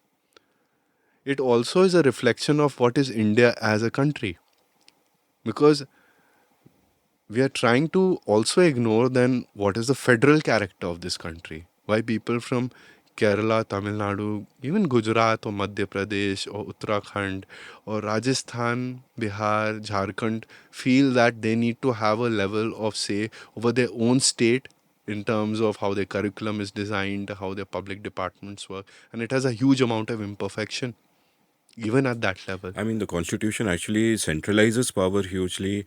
Like Gyan Prakash has pointed out in his book on the emergency, See, it wasn't an aberration. The Constitution allowed for that to happen. It allows for a lot of the excesses that the current regime carries out. so if you look at emergency by itself, emergency has been proclaimed once, like part, like in terms of not being linked to a armed conflict in my view. Matlab, I think emergencies have been proclaimed when we have also entered wars in that sense. If you look at provisions and constitutions, provisions for emergencies actually, Amit, are there so constitutions can be maintained, because emergencies are also conceptualized as having a start point and an end time, because there are exception from legal order and governance which is there. I won't argue that it's not been used in a way which is abusive and not as per its intent. But the argument which is being made right now, which is flowing from you, is that the emergency provision by itself being there is something which undermines the governance framework and thereby centralizes power. Now, My argument is this, that, okay, would you agree with this statement that a constitution is essentially a necessary document containing the rules of the game that govern the relationship between the state and society and which safeguard the people from those in power, right? And instead, what we have today is the other way around, where our constitution enables a state to rule us instead of serving us. Would you agree or no, disagree? I don't think so. It's because purely of the constitution. I think to a large part, But is the constitution an enabling factor? Like, first of all, you agree that we are ruled rather than served by the state. I think today we are ruled by the state. There's a huge disproportion in terms of accountability and just in terms You of say today, but I think for since independence we have been ruled by the state. no, but there have been points where it's improved. If you look at even indices of economic liberty by conservative institutions like Cato, Hudson, Heritage Foundation, these are three which do it. There have been greater pockets of economic liberty which rose over the UPA I'm talking years. about, first of all, I'm talking about all kinds of liberty, not just economic So liberty. there are And then again there are other indices to that, and of course Akar would have gone over in your show over that, but no, I don't dispute that since 2011 things have become much worse in various no, ways, but including so they economics. were But they are were you? bad in a lot of ways. They have also improved over a period of time since the mid 80s. It wasn't only post liberalization was one budget announcement by itself. No. I've had various episodes on how, in a sense, you could say it even started in the late 70s, 79 onwards. Yeah. And then you had that big spurt at 91. You had 20 great years Yeah. where you had consensus about reform from not just Manmohan's government, but the Vajpayee government as well, and the Manmohan government after that. And, things were going well. But my broader point is, but the liberalization was extremely limited, as even Cato and Hudson would recognize. I myself wrote a piece in the Wall Street Journal in 2003, and the Wall Street Journal, of course, is the beacon of free markets, as you would Yeah. know, arguing that the liberalization was extremely limited. Factor markets weren't reformed. Much of the country has suffered because of that. But would you really say that there was a time where between ruling and serving us, that there was a time when the state served us? It does say serve people in some way even today, No, but the balance is towards rule. but it has gotten better. Has it gotten so much better that you would say it serves us more than it rules us? No, but it's swinging and it's serving us in very different ways. So, as much as there's political control today, you have to recognize that there have been advances in the public distribution system. Of course, a lot of it is under threat because the payments are not being made for Narega to a lot of people. But it did revolutionize a lot of the rural unemployment problem which was there. So I- the question which you're placing to me is that is the constitutional enabling this rotten system of governance? And this rotten system of governance is rotten because it doesn't work for us in a way. No, no, I'm saying this rotten system of government, but the system of government is rotten because we still have, hundreds of millions of people in poverty. Sure, we lifted hundreds of millions after Yes, liberalization, yes, but we should not be a poor country today. And the reason that we are is that the state does rules us, it does not serve us, and that is partly because of the rules of the game, and the rules of the game are the constitution. Now, much as I recognize that it could be far worse, and much as I especially recognize that if this current regime were to write a new constitution, it would be terrible. It would really be yes. theocratic. I recognize that. But equally, I say, and this is perhaps not even a point worth making because, why bother? But it just feels to me that every time I hear someone say constitutional values, Yes. I think that you're building a new theocracy on the one hand, and on the other hand, you're also alienating many other people who you could otherwise convince. But now you can't because you're saying, take my values or else. Instead of building social change from the So, bottom up as Gandhiji tried. so I think quite often the constitutional values, when we talk about them in English format like this, I will say justice, equality, which I've said multiple times. When we talk about it much more from the perspective of people with whom I've been in touch with, who do much more grassroots based work, they say सूचना का अधिकार जो संविधान से आता है, for instance, like that. And it's important for people, for instance, because then it's rooted in a source of authority which goes above and beyond an elective chief minister or a local district magistrate. I think that type of articulation is possible. I think quite often it's always also verbalized quite often on social media by constituencies or minorities who feel this is what is protecting them. This is their shield. They say constitutional values quite often because they say that the idea of India is a grand compromise in which your vision of a theological state should not oppress my identity, my cultural practices, and religious beliefs. It also means something coming from just yesterday, for instance, in which people who think that people who are of a different sexuality want an equal status and not be regarded as second class citizens. They say that our reading of the constitution is that we are we should be recognized to be holding these rights by the Supreme Court of India. Two Supreme Court judges say yes, civil unions are there for people who are homosexual, but the majority holds against them. So I think it becomes a central piece quite often. Not that these are my values and thrusting you on them on you. I think what's much more important for us is to say that these values allow us to be who we are in a way. And that is the way we need to verbalize that for people who believe in it.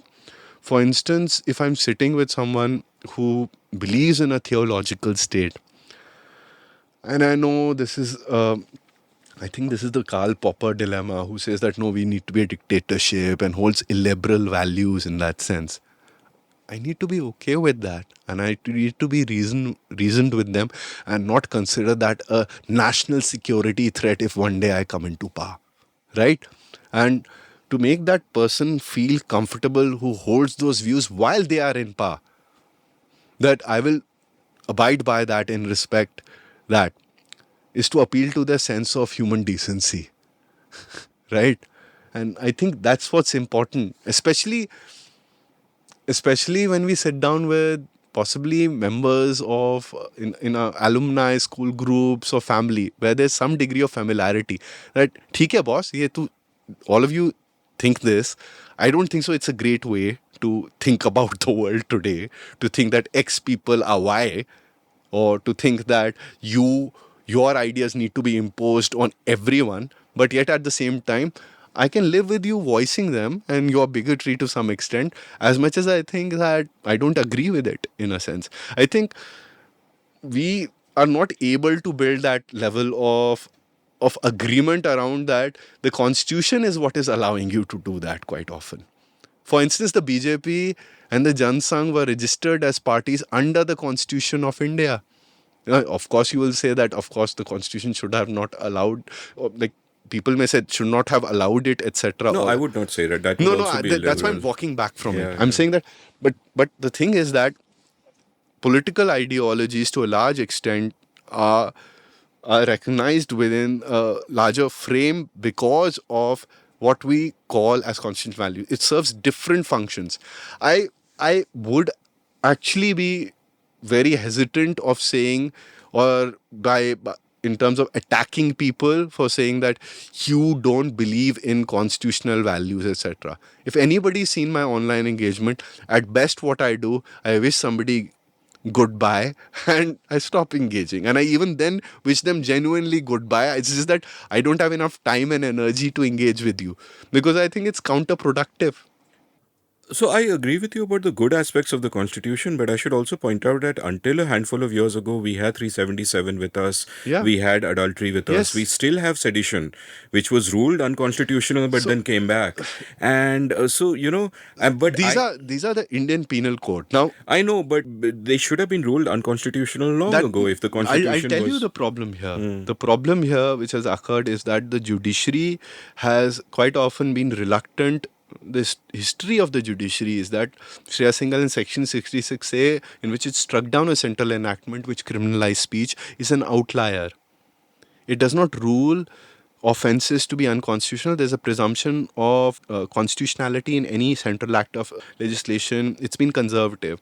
My own view around this is it's because of how the collegium system works, right? Where there are some families which kind of appoint judges and it perpetuates over a period of time, and it's a conservative institution in that sense. It's not counter majoritarian. So it's the implementation body and the people who are there who have not been able to realize it.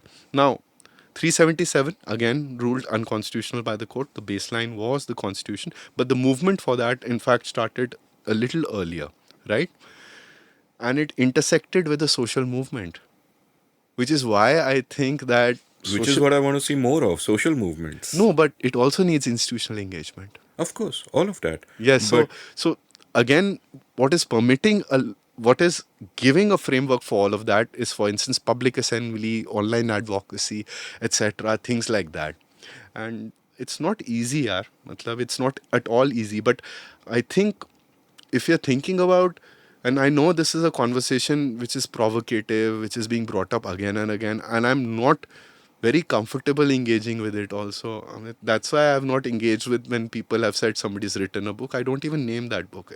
But I think it's somewhat also fairly cynical and opportunistic at this period of time to have this conversation, knowing where this country is headed, as well as seeing express documents which have been put out, which are saying, for instance, Articles 25 to 30, which deal with minority protections, need to be deleted. oh, there are documents like Yeah, that. there Tell are me more. documents. They're clear documents. They have been there for 10 to 15 years. These are official articulations. It's built of so of course we can sit down and we can fault the constitution, and I in my writing fault the constitution and the court so much, but I always go with the hope that we will get better over a period of time in this governance structure which is there. And just on, for instance, if you look at sedition, there's a stay order. The court has referred it to a larger bench. But again, I think we need to focus on institutional reform a little bit. We need to focus on transparency, and people need to approach public spaces with a sense of idealism, not think that a person is stupid because they're idealistic, right? मतलब they are not, मतलब अपना फायदा क्यों नहीं देख रहे आप kind of stuff, okay? या वो तो गधा है kind of thing. मतलब idealism, sincerity are values which are not being viewed positively today. And I think these kind of values are what leads to big systemic changes. Otherwise, you have people who are always assessing risk, and then you lead to the rationality of compromise verdicts and committees being formed by the government. So I'll say three things, and in the second and the third of them, I will give a counterpoint to everything I was just saying. And but the first of those, I just want to point out that for everything that we are against, and both of us are against the present regime, and for a lot of the stuff that we are against that they do, the Constitution didn't go far enough in protecting us. Again, I'll underscore that the real job of the Constitution as the rules of the game is to protect the people from the state, and I feel that this Constitution simply didn't go far enough to do that. However, I will argue against myself and say that one, I am committing the cardinal error of, chasing the perfect and ignoring the good, which, as policy people know, you should never do that, And, what we have is still better than what would otherwise be the case. But I still feel that if real change has to come, you're not going to get a liberal India with a liberal constitution from the top down. You need, social change from beneath. And finally, the last point I'll make is, Rohit Day's book, A People's Constitution, argues excellently that the constitution in many ways does reflect the values of the people. So there I shall. There's, I went for this art exhibit, which was by Reena Seni Kalat, and it was called Verso Recto Recto Verso. People can look it up. And there's a sub exhibit in that, which is called Partition and Preambles. It has the preambles of different constitutions, Amit, and it's printed on really dark blue cloth. The letters are all inscribed in white, and the common letters which are there in each preamble are sometimes in yellow, and they're juxtaposed. So India and Pakistan are juxtaposed, where one huge curtain almost of cloth is falling down from the ceiling to the floor, and the preamble of India is on one side, and on the opposite side, if you turn, there's Pakistan, and you can see the common words which are there. Which are? There are plenty. People should go and see it. And there's several for other states which have partitioned. And then you think a little much more deeply that all of this text in the preamble of so many constitutions which is common, our human values to some extent must be like built of a certain kind of, for instance, if I'm being disparaging, hegemonic thought, that these are the values countries need to be formed towards. But at the same time, you start thinking, why did the paths go off so differently? Have you read Subhashish Bhadra's book, The Cage Tiger? Yeah, so like one of the things that he points out is that different constitutions are a product of their times and their contexts. Yes. And the American Constitution, therefore, privileges freedom so much, and I think it's a wonderful constitution Yes. with the First Amendment that is as good as ours is horrible. Because of the context of that times, they were fighting the British and they, fighting for freedom. It is truly federal in nature, unlike what we have. And ours was born in the strife of so much violence where it seemed the center would not hold. So the centralizing impulse and continuing the oppressive nature of the state that we had replaced, all of those are there for that reason. But what do you think of the book? I don't agree with it, but I think more people need to write with different viewpoints. I've given a blurb for it as well, Amit. Oh, okay. I didn't notice your blurb. I'm sorry. No, there's a blurb for it, and he references IFF's work. I think I would respectfully disagree with the hypothesis it has that we need less state. And here's my fundamental objection to it. We think two things. One is that the state is only oppressive. The state is also oppressive and has power because it is paternal. People are expecting it to do things, build roads, give welfare, give education, give health.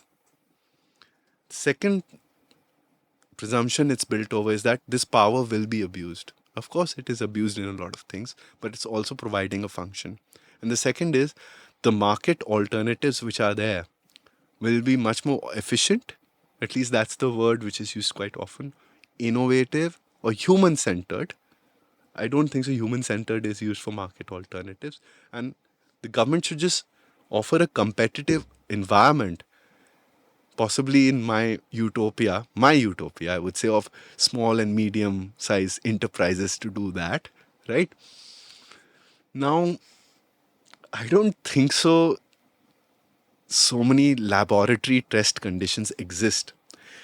I do think so there's a role for the state, but it needs to have very high degrees of institutional capacities of oversight and friction. I don't trust one government department.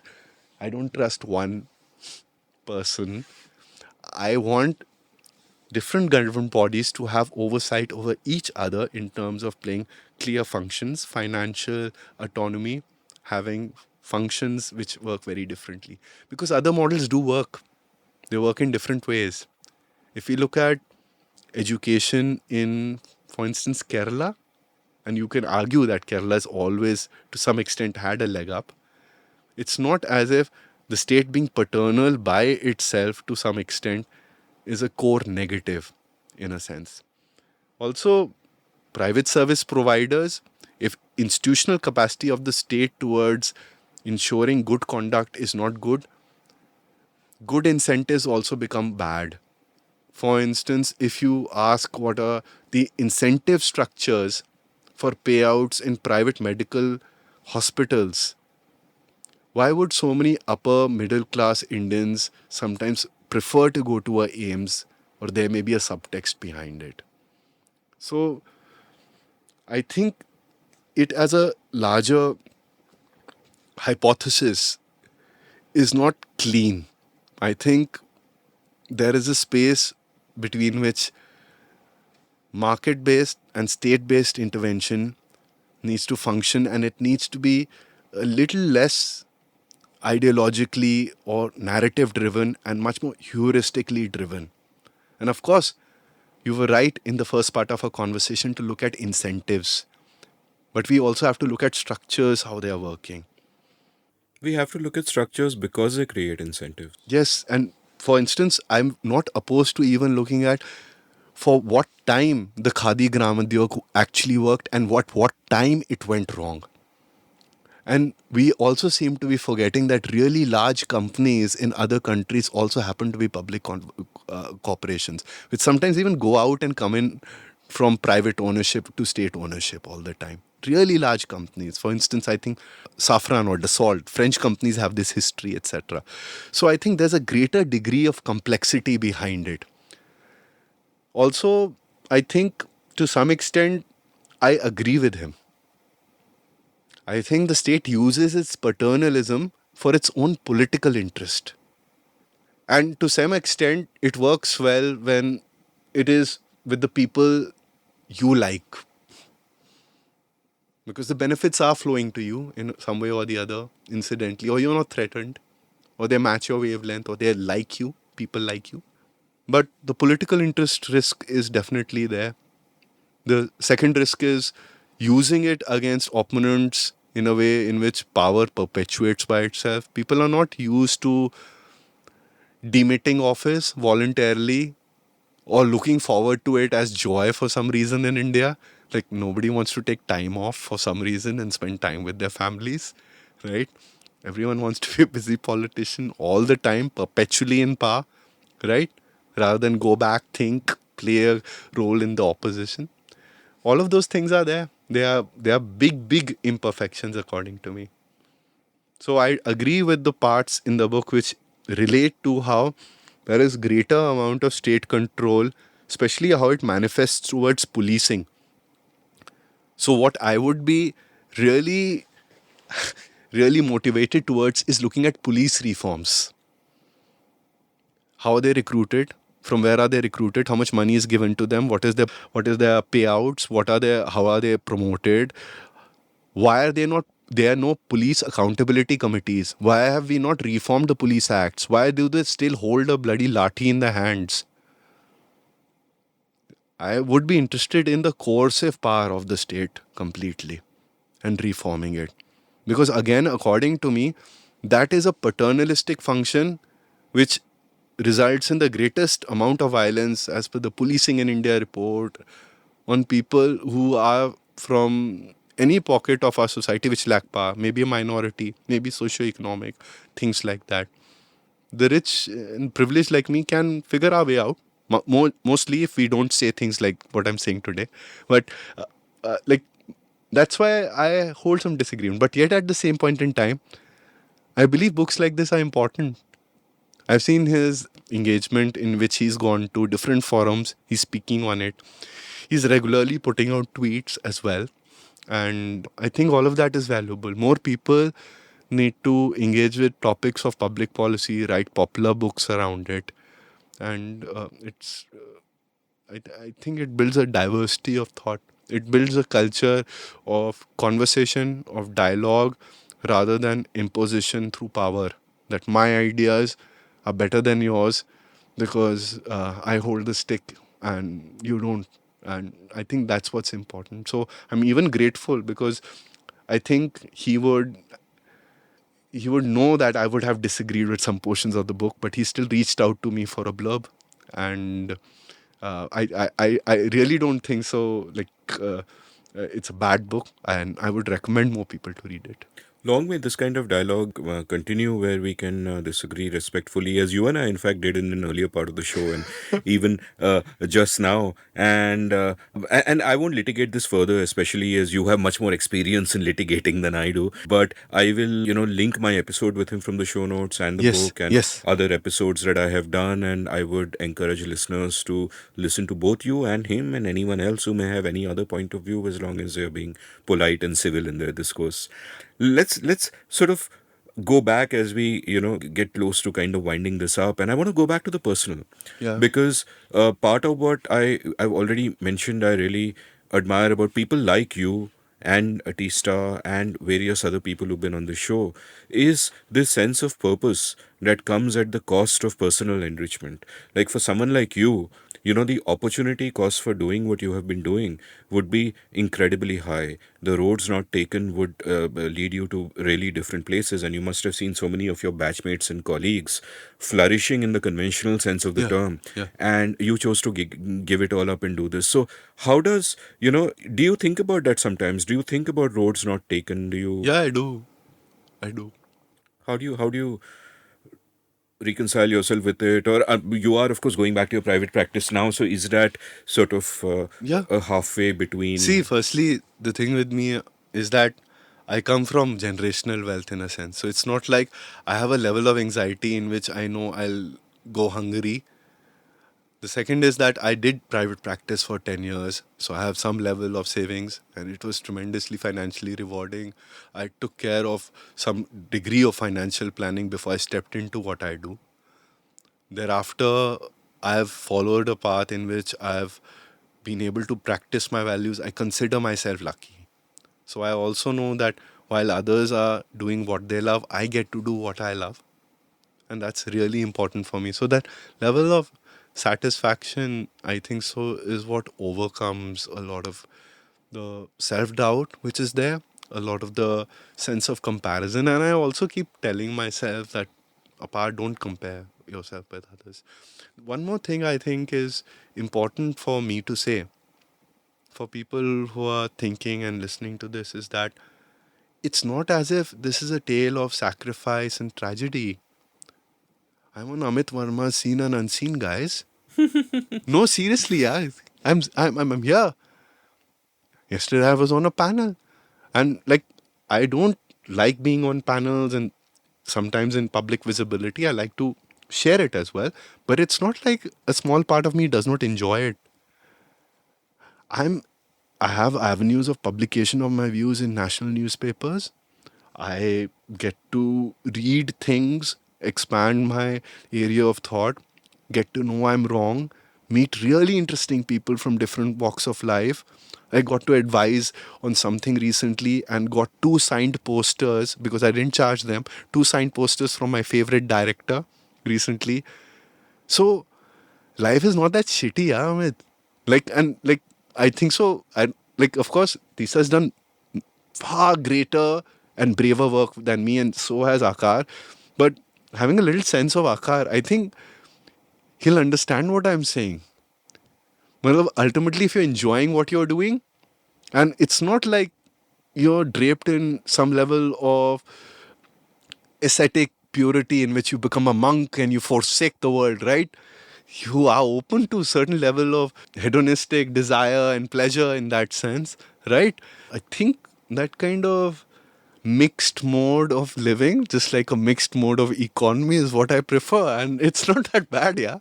But I'm being honest with you because, see, a lot of people on the right wing, they say, oh, yeah, these Lutian guys are living the life, etc., even today and all of that. It's not that. It's tough, yeah.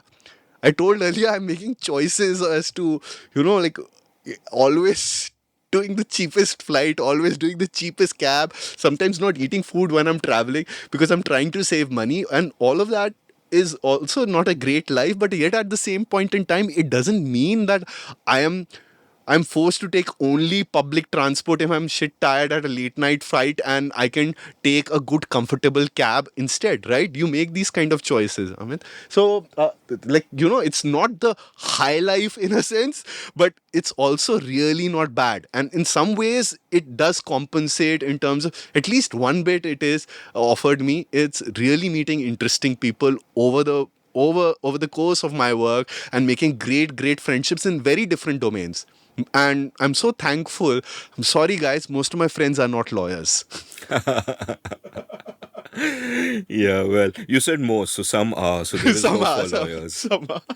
Here's my next question. In one of your Instagram posts, and I really enjoyed your Instagram, by the way, because in many of them you write so thoughtfully about stuff, and I'm sure listeners will check that out. And in one of them, you spoke about how once upon a time you had gotten into a groove where you were reading mainly nonfiction, Yes. and then you went into your work and you were reading mainly briefs and all that. And then when you came back to reading outside of your work, you started reading a lot of fiction. And what I have also seen on your Instagram is your love for art, where Yes. frequently you're posting pictures of beautiful art, you're writing about the art, you're kind of engaging with it, and so on and so forth. So tell me also about this side of your life: fiction, art. What kind of music do you listen to? And is it something that you've come to later in life, or were you always disengaged with the arts? I was so I've been drawn to aesthetics for a long period of time, and I love also reading around the art. So I've read Ronald Barthes, I've read John Berger, and whenever I travel, even if it's locally within India, like I went to Ahmedabad, I'll go to a museum. I will take extra time out and just go myself to a museum because it's meditative. I'm able to learn things about myself because I don't meditate daily also.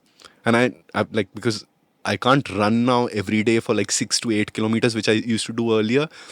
Like I still run on the weekends, but I like sitting and like writing sometimes and like observing. I like playing and looking at a canvas for a longer period of time and making notes. And quite often it's moving.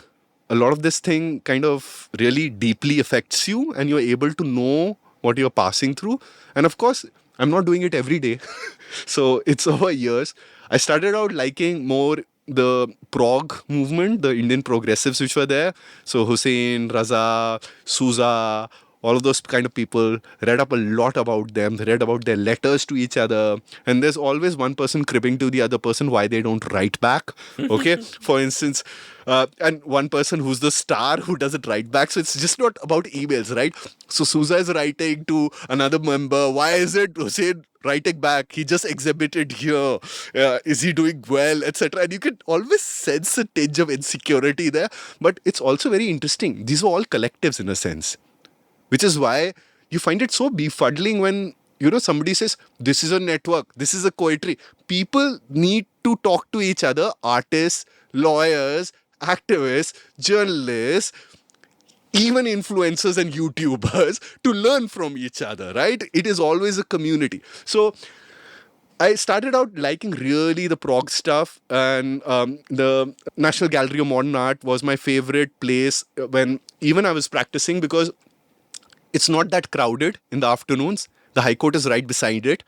And it has terrific air conditioning, yeah.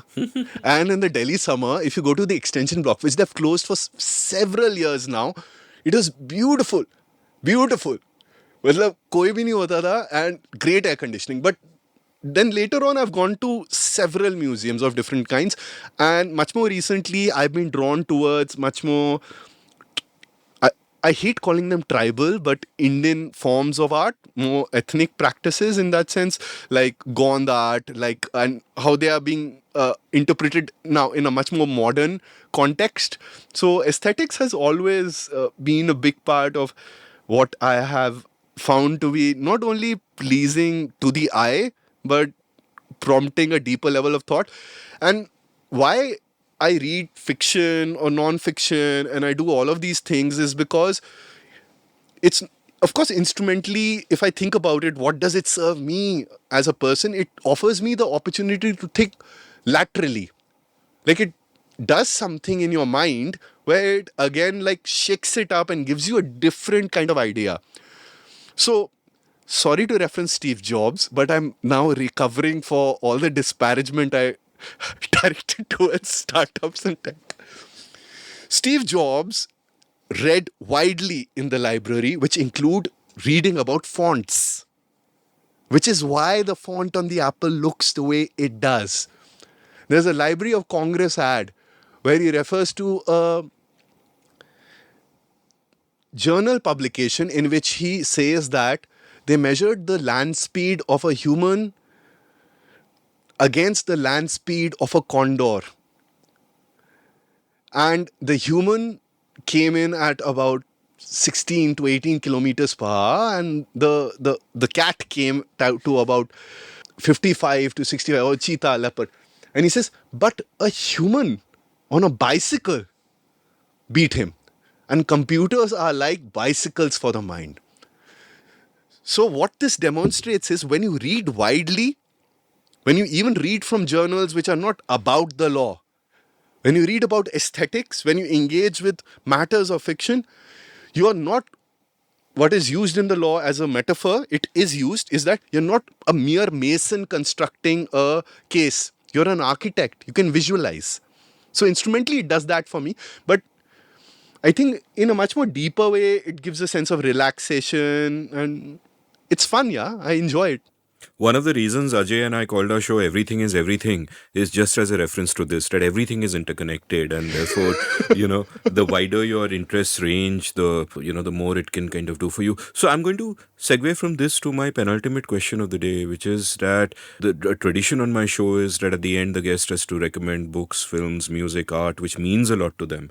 And as you've just been speaking about them, not only that mean a lot to you, but that made you think in different ways, that you cherish and that you just want to share with everyone. Okay, so my music recommendation would be I'm listening a lot to Bill Evans these days. So just go back, put it in your YouTube, and listen to 60 minutes of Bill Evans while you're writing, you're reading, folding laundry. You'll really enjoy it. My second music recommendation is Nusrat Fateh Ali Khan's. I think he's done an album with the Michael Brook? Glass, I think. So he's done an entire album with it, forgetting. But His albums with Michael Brook are called Night Song and Mast Mast. But maybe you're referring to some other एक collaboration. पूरी album है. Those are both full albums. हाँ, तो एक वही है. In terms of books I read a lot. I'm really enjoying Naomi Klein's most recent book, Doppelganger. It's resonating very deeply. I'm enjoying it also. It's very well written. I'm reading it slowly. And the other books which I've touched upon, which have like moved me a little, there was like another one on how technology impacts welfare systems called Automating Inequality by Virginia Eubanks. I found it to be quite influential, quite fun. And finally, I think even I'm going to do actually a review video on this Taylor Sherman's book, Nehru and Seven Myths. And if you're looking for a little much more activisty kind of stuff, of course, a lot of people are reading Kanibiram's Speaking Constitution, but you can actually get it on a Kindle. It's out of print. Is Wages of Servitude, and it's great. It starts out with the first Independence Day and the flag being unfurled in a central jail where a political prisoner salutes the flag, and that basically is his testament to how civil liberties are not realized even post independence. So, but it's a much more deeper, thoughtful book by Kanibaram, and you may like it. So, these are my recommendations. But finally, I'd also like to recommend to people that if you're looking for much more deeper recommendations around books, is to also follow my YouTube channel. And I hope it's okay to make a recommendation on this podcast. Of course you can, and I will link them from the show notes anyway. And Okay. people should follow you on YouTube, Instagram, Twitter, and and buy the future books that you have. Please have to write now, and don't suffer from imposter syndrome and so on and so forth. Films? What's the last film that made you cry? So I have a trouble crying. It's not great, but rather than movies, I think I don't watch a lot of Fair enough. Fair so enough. And but I watch I really love one show. I really love one law show. It's called The Good Fight, and I love it because it aligns with my worldview, and yet it's distant because it's taking place in the space of US politics, but it's essentially showing people who are holding extremely progressive values, who are lawyers, and they're trying to make sense of the world today as it gets more and more weird and crazy. So you may like The Good Fight. And just in terms of movies, yeah, matlab the thing with movies is I've not watched a lot of movies recently in a sense, but I do have some recommendations, but they're like dark stuff. Yeah, I like. So, for instance, I really like one of the movie posters which I got signed recently. Okay, I'll just check out these two movies by this Indian Marathi director Chaitanya. His first movie is called Court, and that accurately shows how lawyers are sometimes treated. In fact, I think it's a fictionalized account. I've written a review of that it's movie. a masterpiece. I think it's the best first film by an Indian director since Pather Panchali. It's just a masterpiece. Yeah, and his second movie actually is not watched by a lot of people, but I think it's better. It's The called The Disciple. Disciple. If you have imposter syndrome, watch it with a friend. No, and you'll get to understand that a little slowly what's happening there. It's basically dealing with Indian classical music and a person really committed and sincere, also over a period of time discovering they may not have the depth of talent as much as they really wanted. So it's heartbreaking. My final question to you. I am, of course, going to become an individual donor for IFF, ashamed of not having done that so far. But if people listening to this want to dive in and support IFF or any other cause that you care deeply about, what would you recommend? Where should they go?